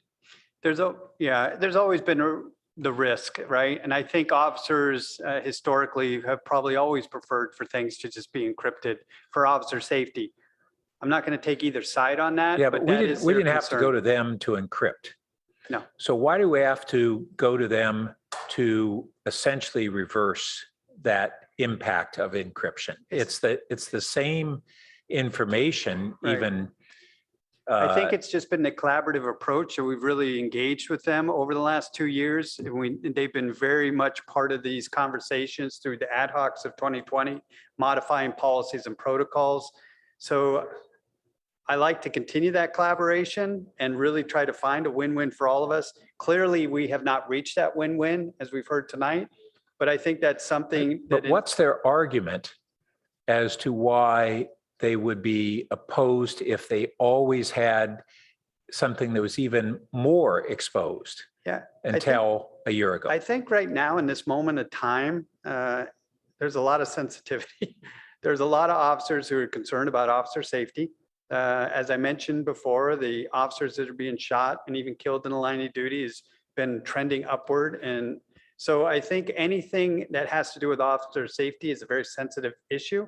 And again, that's why in a perfect world, it would be a collaborative agreement. But CLETS wasn't put in place for officer safety. No, it was put in place to protect the PII of millions of Americans. Right. So we had the CLETS that came in for one reason, and now we're having a pushback from our officers for a different reason. And the pushback is to not allow us to do something that essentially we always did. If I could add on to that, remember at the beginning, I pointed out this is a really frustrating topic, and this is an example of that. I think quite fairly, the police union has identified the concern. Actually, what the website does that the radio never did is maintain a record of the call if you're not listening to the radio at that moment. So, for example, we now maintain that call on the web page for 24 hours, where previously, if you weren't listening to the radio, you would have missed the location of where the call was being brought to. And again, this has been a topic of consultation with the union, I think appropriately so. And again, as the chief pointed out, we simply had not reached agreement based on the initial launch on but mutual acceptability. But let's, the issue of the claim of the officer's concern over their safety, does having a record of it in any way increase that concern? Doesn't seem like it's related to it.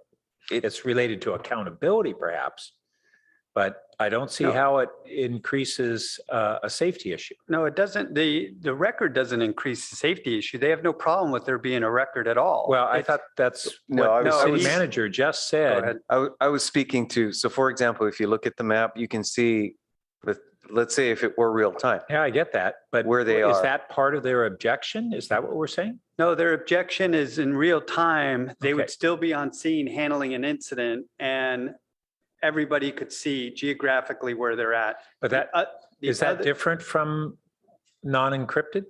Well, again, visually it can be, because if you have an incident, and this is a concern, people are starting to use technology to commit their crimes. So if we're visually mapping in real time where all our officers are, well, anybody looking at that map could then say, well, then they're not over here.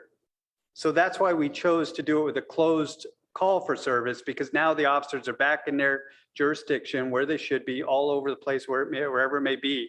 So again, you have these nuances that we had to have conversations about, because if everything gets mapped in real time, but is the everyone's gonna know mapping exactly where every everybody is. officer who's on the scene, or is it just the incident that's being mapped? No, well, the incident being mapped, which. Okay, but we always had that with the non-encrypted. When somebody was listening to a call, they knew a bunch of officers were racing to a call. They would also have to start mapping it on a pin map to where now it's being done for them. So there's a lot of things, a lot of variables. I'm not disagreeing with you. I'm just saying these have been part of our conversation. And again, we've really embraced the collaboration I get with that, the unions. but I want to break it down, and I'm hearing all that. But let's get to whether we have something that might approach a solution to the problem. And I think we do. Without relying on state legislation that may or may not pass and may or may not pass legal muster with the federal requirements. So after all I'm hearing here, this is the one that sounds most viable to really address the issue. And so I'm trying to zero in on what are the issues, what are the legitimate concerns of the police officers, and what are illegitimate ones that really are using a change that we were required to do to give them a new protection that they want that they never had before. Right. And there are nuances where they aren't quite, they're not Macintosh to Macintosh apples, but I think it's still pretty close to apples. It's not apples to oranges. And if we're that close, then that seems like maybe where we should be focusing. I actually agree with you 100%. And the city manager is being very humble tonight, because to his credit, you know, when we started talking about alternative solutions, you know, he actually had the idea of create a hackathon and let the community figure it out. And I actually think, but again, the technology we had, people said, we can get it done if you want us to, and they did it.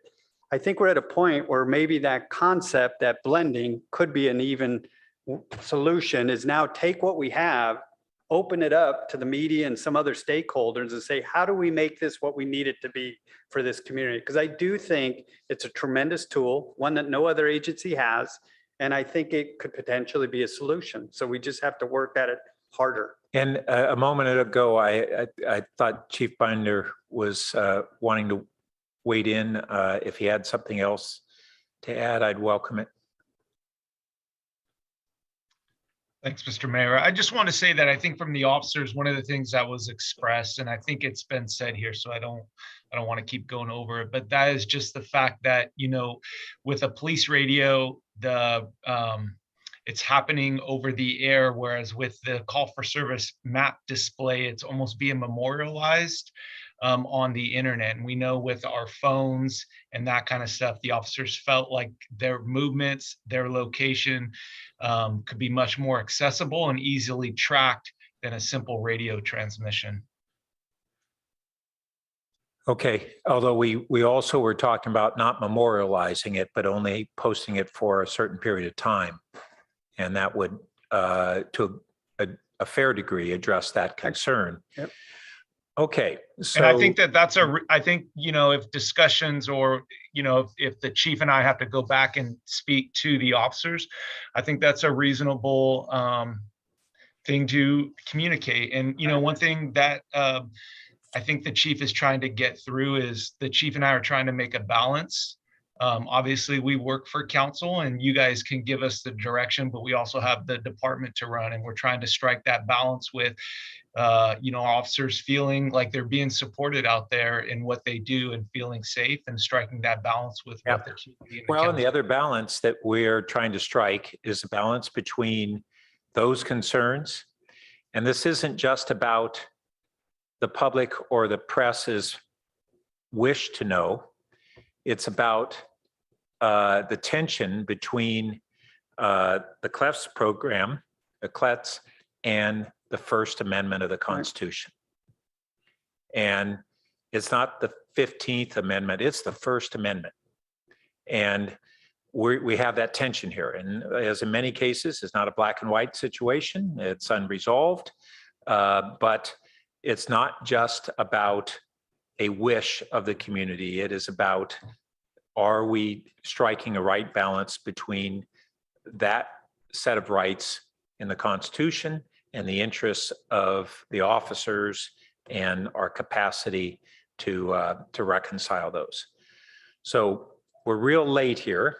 I think we want to get to a motion as soon as we can. Maybe we're even getting close to what might be an emotion.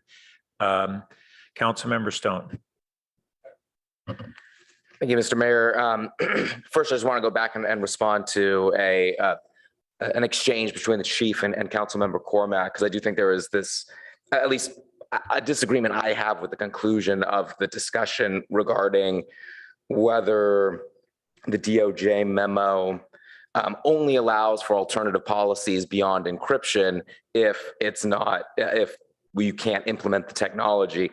That's not how I read the DOJ memo. I mean, the DOJ memo says the plan must be on agency letterhead and signed by the agency head, include a detailed description of how radio communications will be brought into compliance, or how the risks will be mitigated through policy if unable to implement the required technology.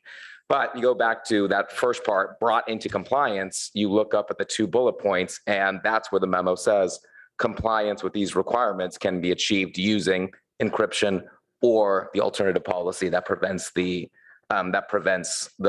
dissemination of PII. So I do think the piece on required technology is if you're unable to do one of those 2 options for compliance. So that's how I read that.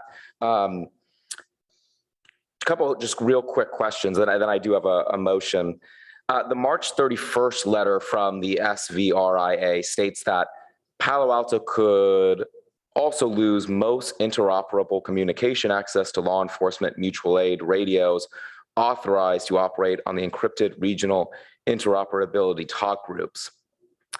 But then it includes the CHP as one of the mutual aid partners who are authorized to operate on that encrypted regional talk groups. So I'm just kind of confused. How is the CHP able to operate on those channels when the CHP does not utilize encrypted radio? And I don't know if you have that answer. I don't think we have a representative from SVRIA on here. I don't know if Chief Cavett wants to talk, but basically it goes to his memo where if an unencrypted channel wants to get into the encrypted, they have to patch it in. And we can do that. We've been able to do that for years, is when you have a bunch of different agencies, as long as you have the frequency, you can connect them. It's just something that's part of the system. But to his point, Chief Director Nichols' point, is when you do that, it can expose the even the encrypted channels to a digital radio. Okay. So if I may add on to that, this is Captain Cabot from the Highway Patrol. We are also I'm up in the San Mateo County, and some of the agencies up here are also looking at and are going to go to encryption probably in the near future. And what they do is they give us radios because we're law enforcement. We actually use their radios and access their radios with the radios that they give us. Great, thank you for that clarification. And then is our unencrypted radio, because we do have two channels. We have the encrypted digital, and then we have an unencrypted that is not used. Is that digital or is that analog? No, they're all on the digital. Okay. Just one has not been keyed over for encryption. Gotcha. We purposely left it that way. Okay, so we have two digital channels, one encrypted, one unencrypted. Yeah, I mean, we have more than just two channels. We actually have a few channels, but we have one that's unencrypted.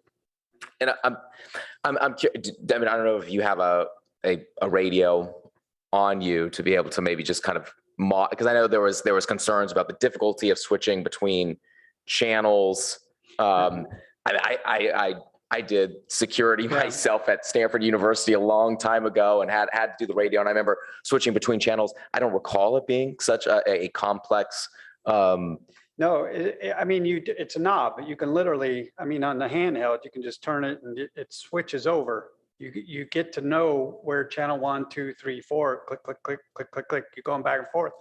The issue, as Chief Binder brought up, sometimes when you go to a channel and something happens, boom, in a split second, you're off.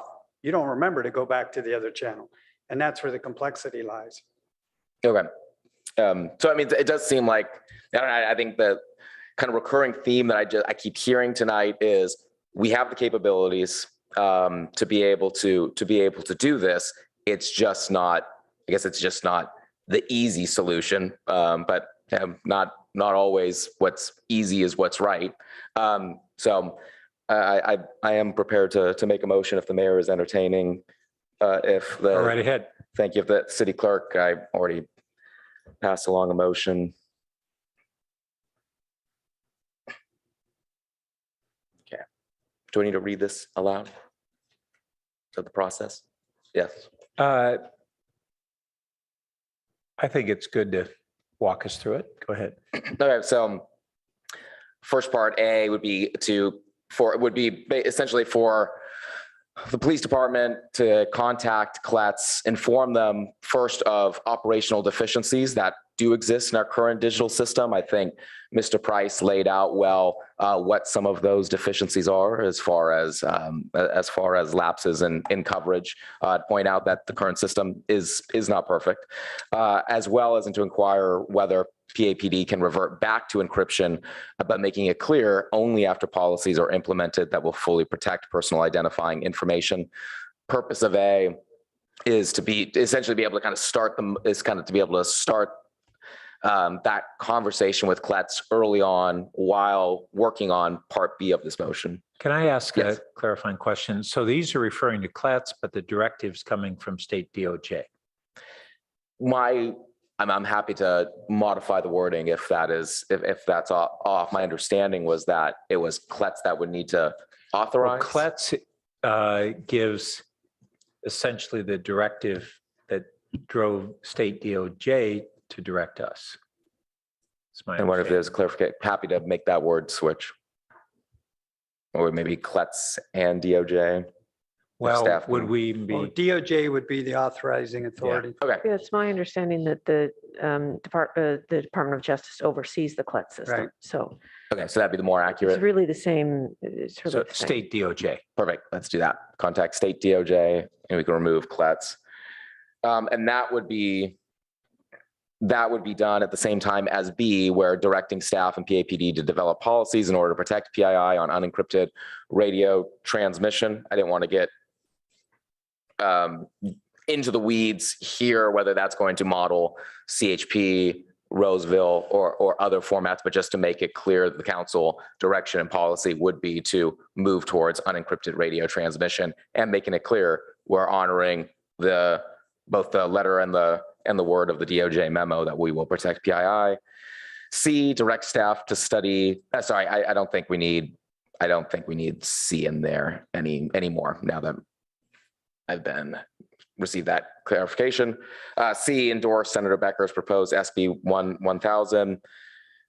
D, direct PAPD to revert the response to media inquiries back to their previous practice of direct communication between journalists and public affair managers and or on-duty field personnel. And with that, I think the police department showed they're very responsive to the current system, but we have heard from the media themselves that the old system was preferred, was faster. And I agree with Mr. Price. I think he made a good argument regarding the importance of being able to have that immediate follow-up. But on E, we'd had prior discussion that was a staffing-based issue at one time on twofold. One was that we didn't have the PIO. Second was that a year ago, we had newly appointed shift commanders, is my memory. And so I think it would be helpful to hear from the chief on whether we can implement E. I'd certainly welcome it if we can. Okay, you mean D? Sorry, because we modified the. Yes, okay. Sorry. And then I'll finish, then I'll ask for the chief to weigh in then on D. And then E, just to refer to the Policy and Services Committee, a review and discussion of use of force reports to evaluate current policies and the effectiveness of the use of force reports and recommend any modifications if necessary. I thought, especially Mr. Mayor, I thought you had an interesting line of questionings kind of regarding the complexities and the semantics of our use of force reports. I think that deserves further discussion and study, especially since the direction was given about 2 years ago on the current, on what we're doing now. Seems like it might be a good time to be able to, now that we actually have some of these, have a report to look at, maybe to be able to kind of revisit that and see where, what's working and what's not. And then should we do you want the chief to respond to E prior to seeking a second? Yeah, maybe it'd be good so that to hear that even before seeking a second. Yeah. So chief, if you could respond to D on there. D and. Yeah, the reason obviously we had to adjust those protocols is, you're correct, reduction of the public affairs manager, but also the reduction of management staff, because we used to have 4 watch commanders, meaning there was always a watch commander in the building for every shift. Now we're down to 2. So they're not here 24 hours a day, 7 days a week. We just don't have the coverage. That's why we put that model in place to have them submit their questions through email so we could address them when we have people in the building. So that would be a very difficult one to just revert, because we just don't have the staffing right now to do it. Thank you. And I'd be fine with changing the language to make it clear that's our intent once the department is back to being fully staffed in that area. I just think that the current system is not adequate for, at least for the long term. But I think the situation we're in now, that makes sense. And can I ask a further question of the chief here? Are there any improvements that we can make now compared to a year ago on accessibility of the press to senior officers that in closer to real time? Yeah, no, and Dave Price and I felt, oh, did he leave? Oh, he's still here. I actually thought we had a good conversation on Friday, and he had a great, that they used to just be able to call and whoever, just to ask if there's something going on. And we're going to have that conversation in the building of having access to somebody in the building, whether it's a sergeant or maybe the lead officer, to at least answer the basic question, is there anything major going on? So we will start that conversation when we all get back next week. We are improving, in my opinion, to the adjustments that we put into place. And we had an update. We now track each month the emails that come in for media requests, how long it takes us to get back to them. And in this case, for the month of March, We had 19 requests that came in from the media, and out of those, 14 were from the Daily Post. But we were able to get back to all of those 100% within 36 hours. So that's a day and a half, which is long, but just we break it down even further to where 24 hours, 89%, same day response, 74%, within 90 minutes, 42%. And we break it all the way down to 30 minutes with 20%. So we're trying to get that number higher and faster. So maybe if in your modification to D, it would be something along the lines of increasing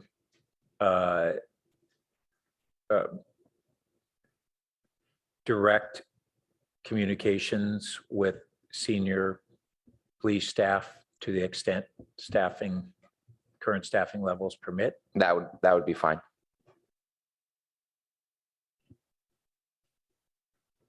Because I do think, I think kind of goes back to our discussion in item 15, where we were talking about neighborhood leaders and kind of what the city's doing with town halls, and kind of the argument that I made there, saying, well, we're hearing from the people who are meant to be serving with this policy that it's inadequate. I think kind of the same thing here. I think what the department has done is admirable and probably far better than what a lot of departments do. But we are hearing from essentially kind of the customers of this information. They're finding it inadequate. And I think this is going to help address that. Let's see if we have a second. If you could just clarify that I captured it accurately, the revised D, please. I guess just to clarify, increasing communications with police department senior staff.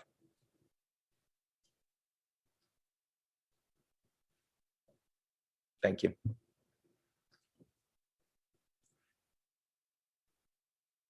I'm not hearing a second. I'll second. Okay, Vice Mayor Coop.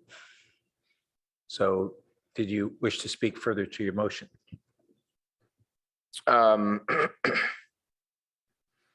Just on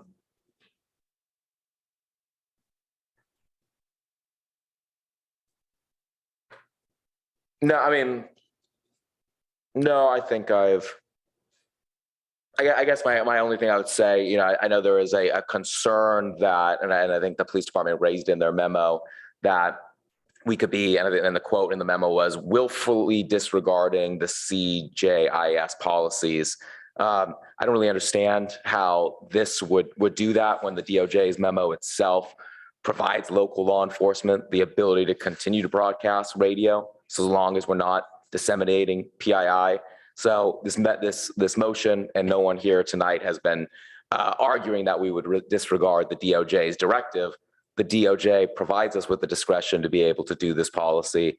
As I previously mentioned, and many of my colleagues up here tonight, the importance of honoring the First Amendment and providing this opportunity and this information to the press and the public is absolutely critical. I haven't heard any other suggestions that would really be able to help get that information out there. And we have, looks like, the capability from what I've heard tonight, as well as models that are working, such as the CHP. And I think this is the right direction to go.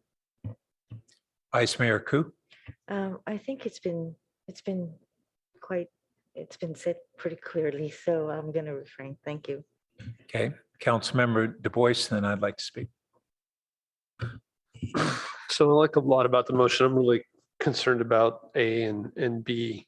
And first of all, I think leaving the regional coordination is a concern. I think the county level coordination seems like a good idea. And then if the answer from DOJ is no, I think we're back at a standstill. And I think we need to be clear. Again, what I think you're proposing is that we would protect PII.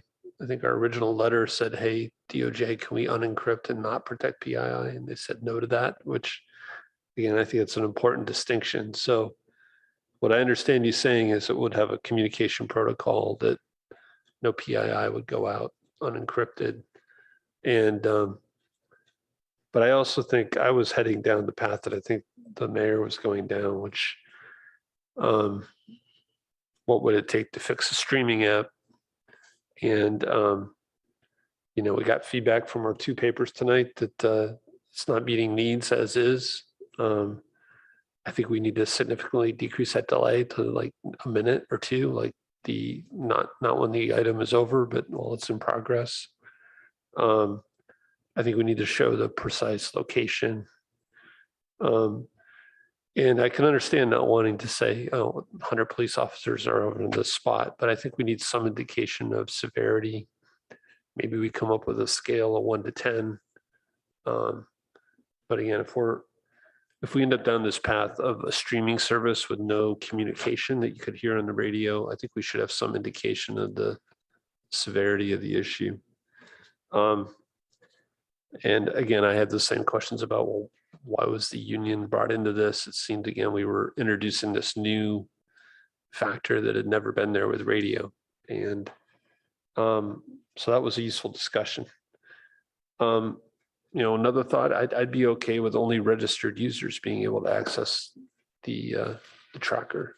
So right now it's a public web page. You could have people register, log in to access it. So at least you know who's using it. I'd also be okay if it was up there for less time, more like a radio. Maybe it's only there for 30 minutes and then it disappears. But when that whole process was started, I asked that the proposal come back and be vetted. And what I was worried we would do what we did, which was we build something that really didn't meet the needs. And Bill Johnson stole my line. I mean, the report said the police department, the city manager's office, the attorney's office, IT, HR, and the one group that wasn't there was the group that was going to use the system. So I do think if staff feels like the streaming situation can be improved, it seems like that's a way to go. I just think it has to be real time, has to be more precise. If there's a way to do this protocol, I'd like to see us keep the encrypted radio communication with other agencies in the county. But then, I think you're really talking about a second unencrypted channel, which it sounds like it would take more staff on the dispatch side. But either one of those options I'd be okay with. C, D, and E, I support, but I really can't support the motion the way it is. I think we need to fix A and B. Well, that's why we pursue amendments. I thought you were heading there. So, I was surprised that after kind of all the explanation we had on the difficulties of trying to protect and the costs and complexities of protecting PII on the unencrypted radio, that remain real costly and problematic. And that's why I was particularly interested in the streaming version. And I hadn't thought of what Councilmember Du Bois just brought up of restricting access to that real-time streaming, which, Chief, does that sound likely that would be a lot more receptive to the police union? I mean, to your point, Councilmember Du Bois' point, I mean, C, D, and E, I can almost assure you we can dramatically, we can support, because I think they're definitely doable, especially the calls for service. We can change that. It's moldable, very moldable. A and B is more challenging because we're putting ourselves against all our county partners, and we can do we're going to do whatever you direct us to do. But I do think there's tremendous opportunity with the calls for service platform that we can have success with. Well, it's AI that's the problem, right? Not AI. Correct? Yeah. So, the and operations B, but within A, it's not all of A. Are you saying?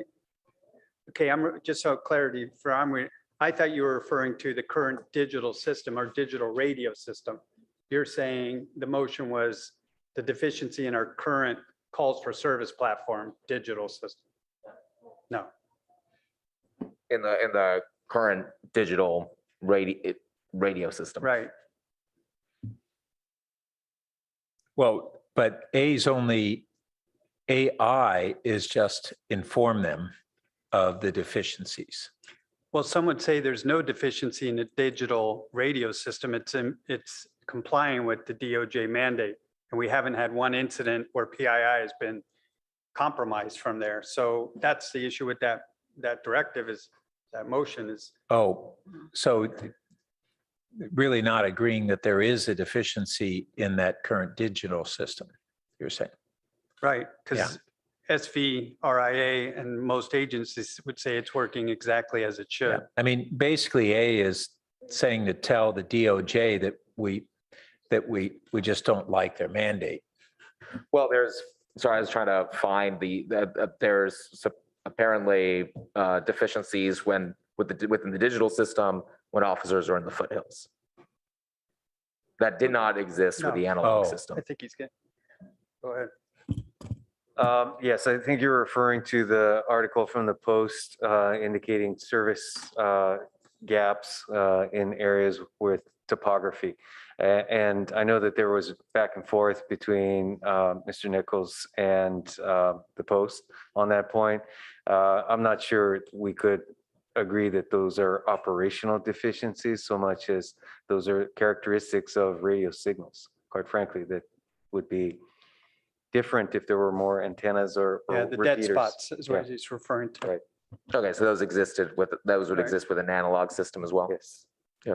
Well, if there are no operational deficiencies, then we can I'd be fine removing I. Again, as I argued before, I don't think we need under the memo, we don't need to prove that there is, that we don't have the technology to be able to implement it. So are there parts of A that you think need to be retained? What I want to do is offer an amendment that B be changed to develop policies to pursue real-time streaming of our incident reporting. Is that the best way to put it? Calls for service and to with restricted access to that real-time streaming. So what I was suggesting, I guess, whether it's restricted or not, it's a registered user, maybe, again, if it's. That's what I mean by restricted access, and Okay, I'm kind of leaving but it not open. that we would decide who can register or whatever, right? Yeah. My problem with that is I think we have a model that works, right? We have CHP, EPA is doing it, Menlo Park, San Mateo County. I understand that they're looking into later encryption, but it's a process that works. Appears from my understanding of the conversation tonight that. But it doesn't work that if they don't have the SVRIA, the interoperability, and that's why that doesn't work for us. Well, my understanding from what the chief has been saying is that we simply switch into that. If there was an emergency switch situation, we would switch into that onto that particular radio channel. No, we're always operating under that channel. The point I was getting at is if you worked on an unencrypted channel and had something to communicate, you would have to be patched into the encrypted channel. But we, Palo Alto Police Department and all the other agencies I mentioned earlier in Santa Clara County are working under an encrypted platform. And then when the CHP, because the CHP is a part of that as well, according to the. No, to Captain's point, some agencies give them their digital radio. That's how they access that communication. And if they were to run into a mutual aid situation, they would either have to get patched in or they would borrow a radio. They're not part of the program. They get patched in. So I'm trying to look through my notes where that is.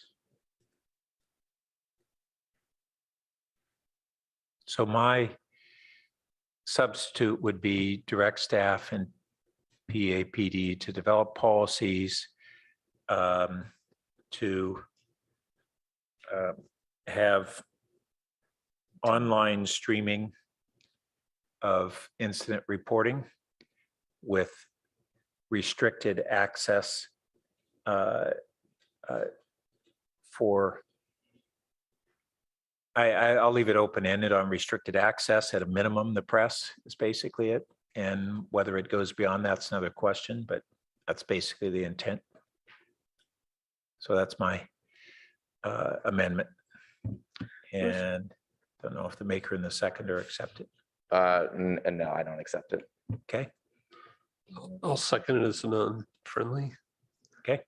And would you also add real-time reporting and? Yeah, right. I should have said real time. Can I thought streaming was real time. Yeah. Just for clarity, can I just remind you, it will probably never be real time. Okay. It'll be near real time. Okay, let's call it near real time. We say something like, within 5 minutes. Well, I don't want to be prescriptive tonight. I don't know what. But I think like 15 minutes is too long. Like if things are done, it won't meet the need again, right? I don't know. No, I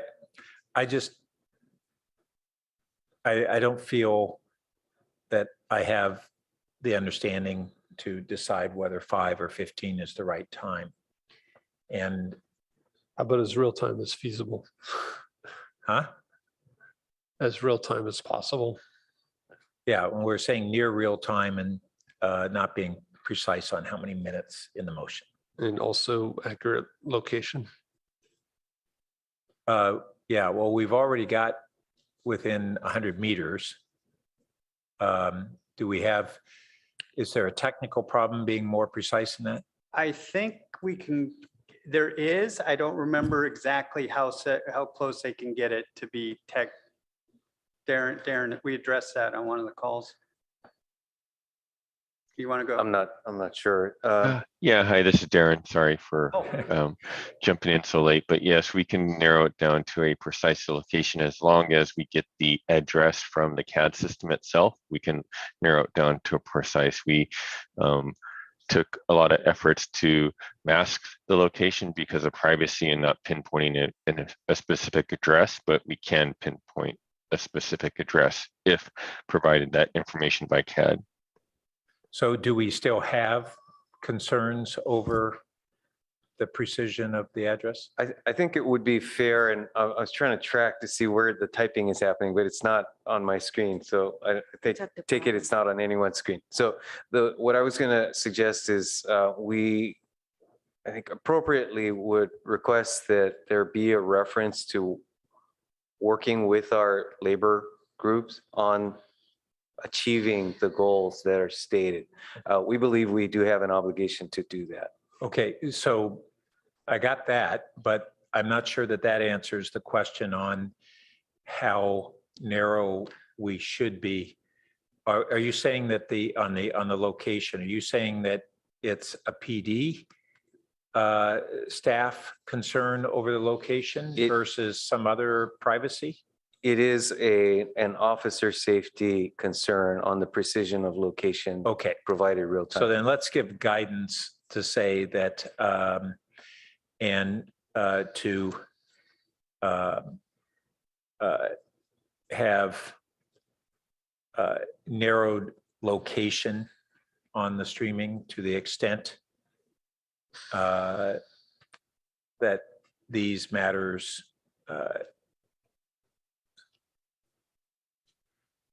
well, we want to say, let's just say narrowed location and leave off to the extent.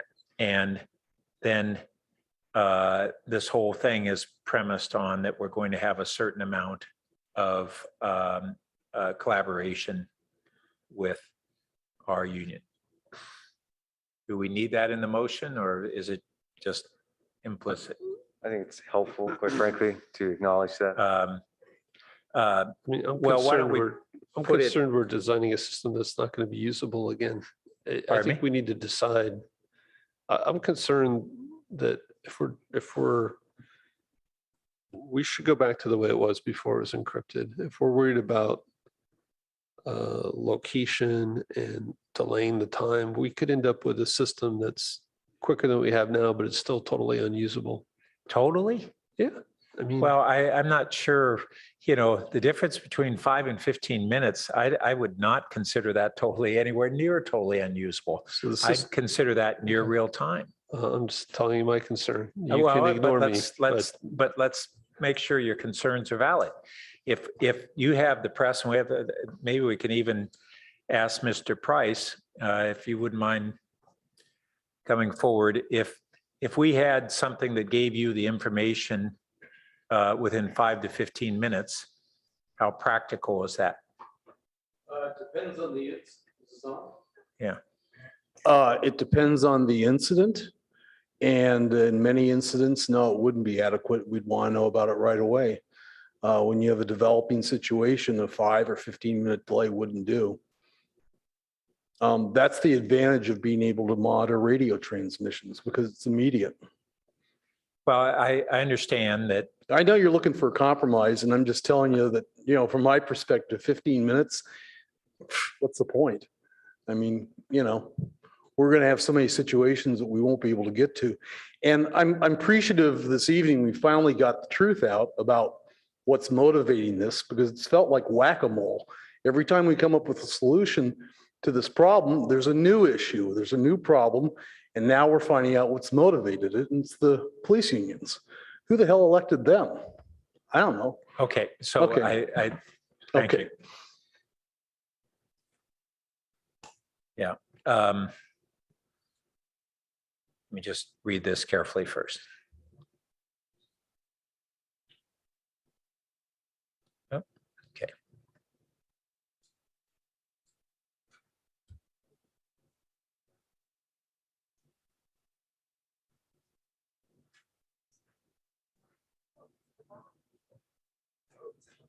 Where is it? Yeah. The language is something, develop policies to pursue near real-time streaming of calls for service. Could you scroll it up? It's not showing up on our screens. I wonder what you were looking at. Okay.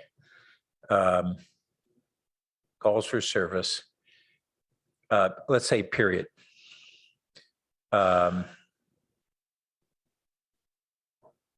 Access to that real-time, to the real-time streaming would be restricted to assure that the press had such access at a minimum. And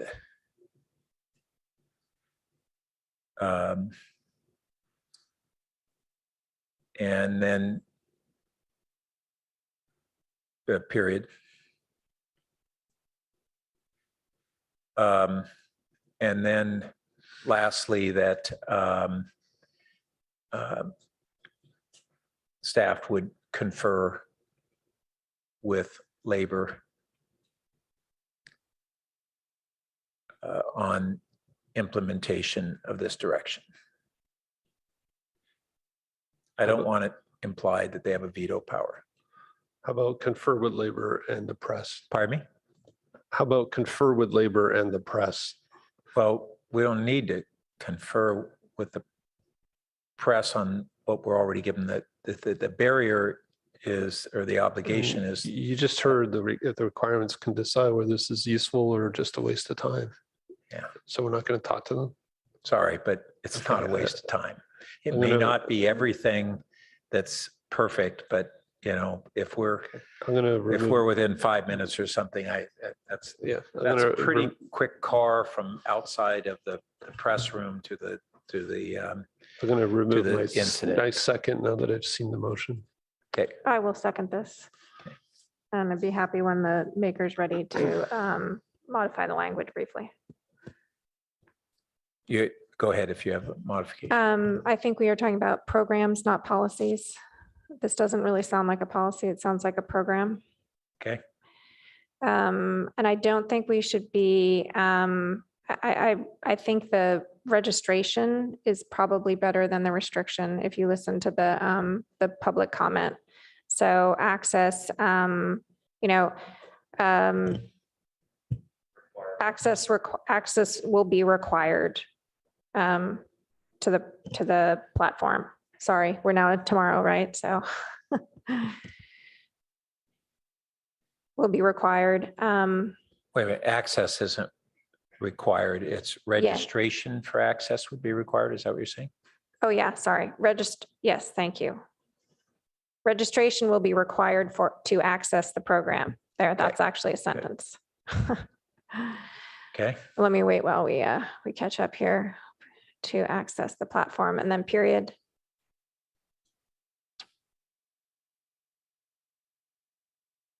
Yeah, you can get rid of that fragment. Thank you. Staff, would, should, could, to, like, I think we feel like we need a different verb there. If staff has one, let us know. Shall. Shall. Okay, develop programs, near real-time streaming. Near real-time streaming is going to get us a lot closer than where we are now. Registration required, I think, addresses the legitimate differences between access to the World Wide Web and access to a scanner, right? Which not everyone has, and yet almost everyone has access to the web. And I think it is appropriate, to confer with the people who will be implementing this. There may be other things that we don't know. Look at how much we learned tonight. So happy to second this. Okay, Vice Mayor Coop. I wanted to find out for the pulse point, the information that is put on, is that when the dispatcher is entering it, it gets into pulse point? How does that work? It gets pulled out of the system. So the dispatcher obviously enters the call into the system. The pulse point extracts it from the system, and then it gets put onto their app. And then approximately what's the time? I believe it was about it's a 15-minute delay. It pulls every 15 minutes. Oh, so every time I look at it, it's 15 minutes later. Yes, Darren could probably answer that more accurately, but usually there's a delay pulling it out of the system from point of entry. Okay.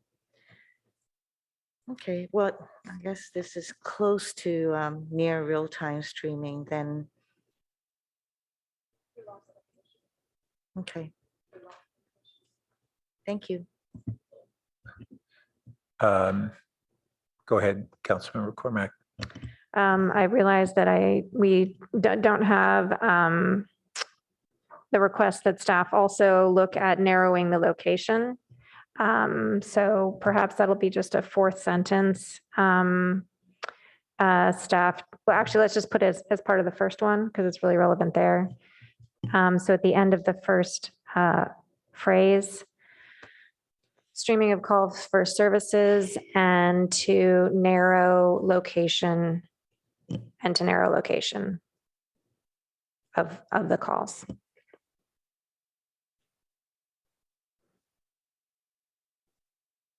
Okay, and so this is an alternative to B, right? We should have put that in there. Yes, it's there under proposed amendment on the first part. It says that to replace. Oh, I see. Yep. All right. We'll just wait for a second while perhaps the clerk has done it, but And Councilmember Tanaka. So I have a question for staff. So is there still going to be PII in the system? Like, how's it going to work? Not sure I heard you correct. Is there PII in the system? Yeah, so like with this proposal, right? So will there still be PII being divulged, or how will it? Well, the PII is always in the system because it's recorded on an encrypted line. Okay. But if you're asking me about this motion, if we had to revert based on what AII, then we'd have to develop a policy where PII is not part of the system. Okay. And there's no issue with having this registration program and having PI and certain people being able to see that. That's okay. Well, I mean, no, that's I kind of think, legal are you question. talking about the Amendment. platform? I'm talking about the proposal. No, I'm sorry. On the platform, the calls for service platform, there is no PII. I misheard your question. Oh, on the proposed amendment. So on the proposed amendment, there's no PII That's not part of the mapping. Okay. So in terms of the real-time calls for service, there's no PIs, it's all anonymous. Okay. And I realize that we didn't address A. So perhaps we would say to delete A and replace B. Yeah. Okay, I'm fine with that. Yeah. Okay. Councilmember Stone. Thank you, Mr. Mayor. Just a quick question for the city manager. Do you have any sort of ballpark estimate on how long, if the proposed amendment passes, what's a time frame that you can provide on when do you think we'd be able to get to the point where, at least given this discussion on this amendment, when that would actually be operational? I'll give you my estimate, and certainly Chief Johnson and Mr. Nomoto might be able to add as well. I'd say based on the experience we've had on the iterations to this point, I would guess somewhere on the order of 2 to 4 weeks in order to figure out the technical components as well as the consultation that would be required. And I'll listen for the scream for Mr. Nomoto as to whether that's in the ballpark or not.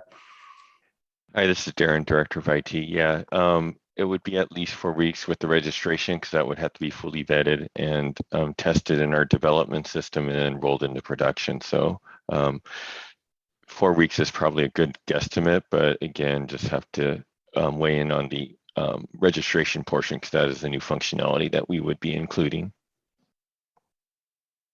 That's true. I'm sorry, I neglected that as a new component.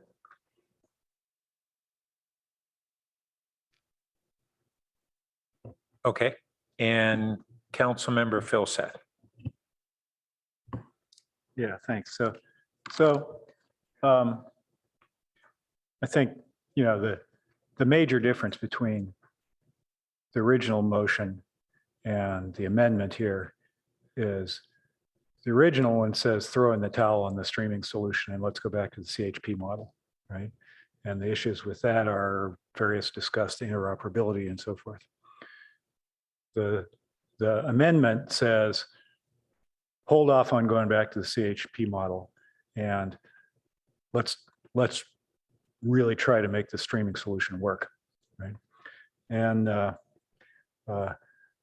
if I'm assuming based on the city manager's comment that the 15 minutes is because the system pulls the database every 15 minutes, and I assume it can be done faster than that if necessary.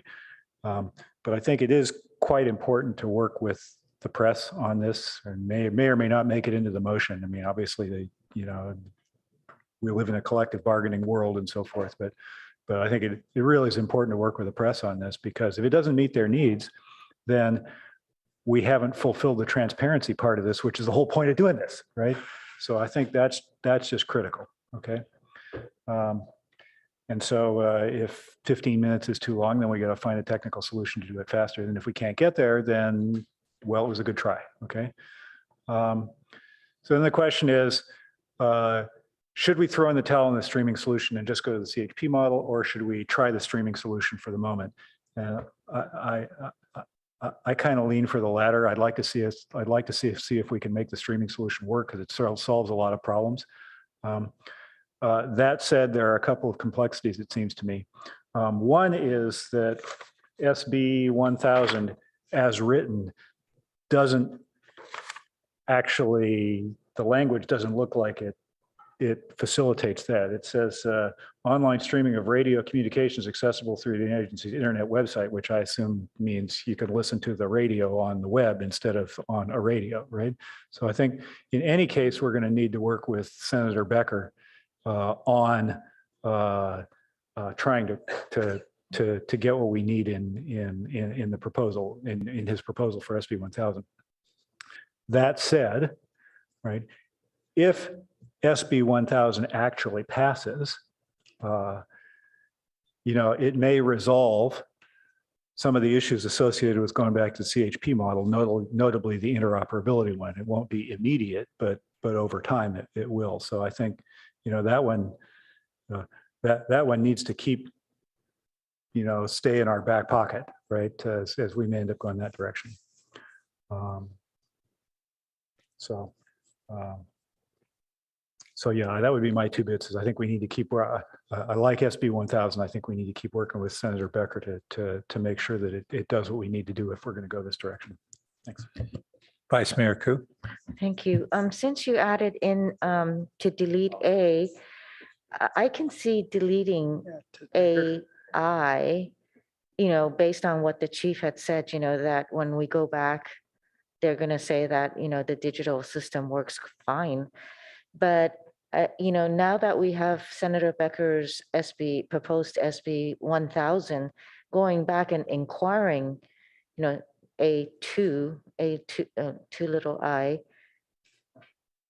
to inquire, that whole sentence, I don't see what's the problem with that, especially now that we have the proposed bill in place also, whereas previously we went back to ask and inquire, and they said, no, we didn't have that proposed bill. But the proposed bill only matters if it's adopted. Right, but. And so what's the point of going back now? They're not going to change.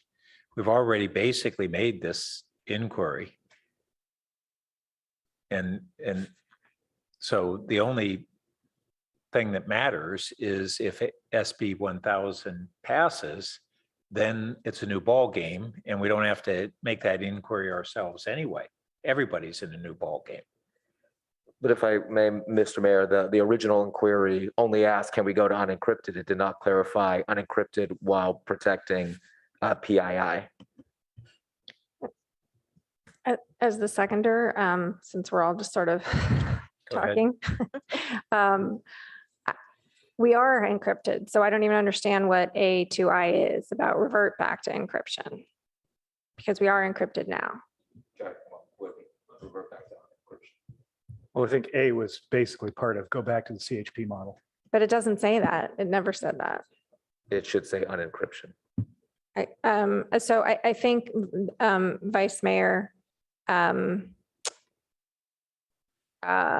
this goes back to what I was saying earlier, is we have a 2-step problem. And I think C is step 2, right? And I personally, when we get to that, I suggest that we go with partner as opposed to endorse, because we don't have very much information here. We don't have, legislative analysis. We don't have the California Attorney General. We haven't partnered with him yet. So I think that's definitely a step 2. What I think we should be doing tonight is focusing on what are the options available to us today that enable us to continue to function, in a disaster. And to me, that option is remaining encrypted so we can continue to partner with the other people in this county. So that's where, that's why I think we need to remove A, and we need to change B to do the best we can with what we have available. And then we need to partner with Senator Becker to figure out what we can fix.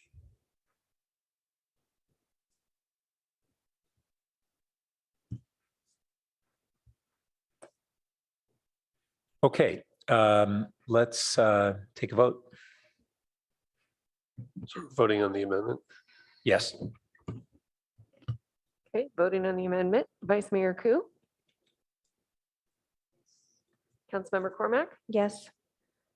Councilmember Tanaka, Yes. Mayor Burt, Yes. Councilmember Philseth, Yes. Councilmember Du Bois, Yes. Councilmember Stone, No. motion carries 6-1. Okay, and so now we should vote on, Councilmember Cormack. I'd like to offer an amendment to C, which is soon to be B, that we partner with Senator Becker on his proposed SB 1000. Is the maker amenable to that at this early stage? I'm willing to. How about support? Because we're not partners. Sure, support.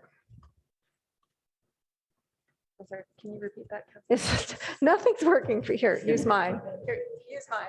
Oh. Just lean over. All right. So just changing endorse to support? Yes. That's fine. Okay, thank you.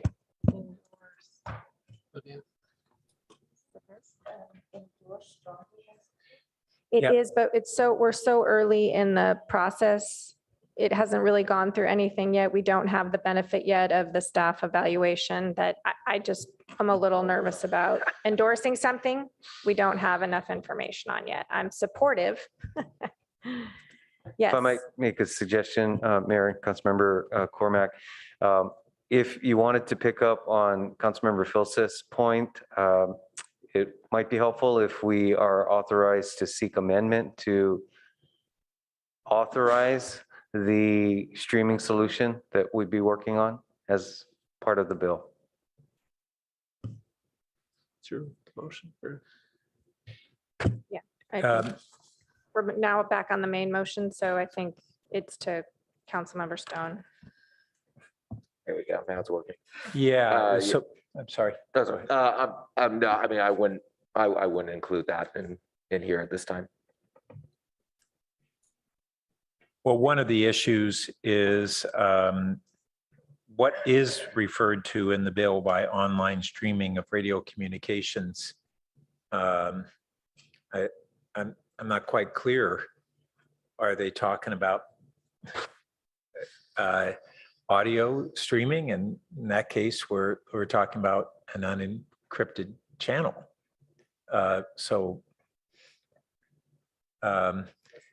Yeah. Mr. Mayor, if I may. Yeah, Yes. yeah, that's what it says. That means we need to work with the Becker. Please do. Senator Becker's office to I think make this work for this. Ms. Cotton Gaines.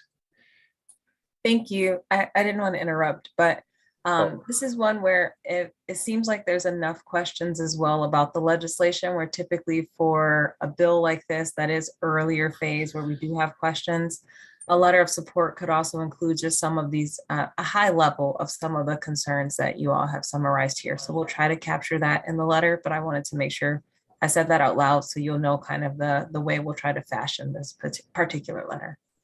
Good. So it sounds like support would be integrated with our direction as opposed to necessarily at this time explicitly saying we don't know what the response would be. So rather than putting in there that it must be as what's in the motion, but it gives us that latitude. Yeah, we will probably just phrase it as support with comments or something to that effect. Does that sound all right then? So, okay. All right. So are we ready to vote on the main motion? Yes. All right. Clerk, please call the roll. Councilmember Philseth, Yes. Councilmember Tanaka. Councilmember Stone, Yes. Mayor Burt, Yes. Councilmember Cormac, Yes. Vice Mayor Ku, Yes. Councilmember Du Bois. Yes. Motion carries unanimously.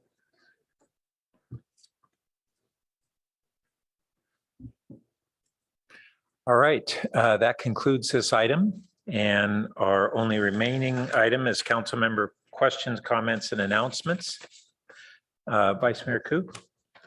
Yes.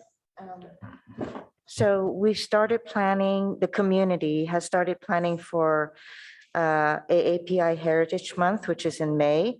So if there's any interested parties who'd like to join the planning, let me know.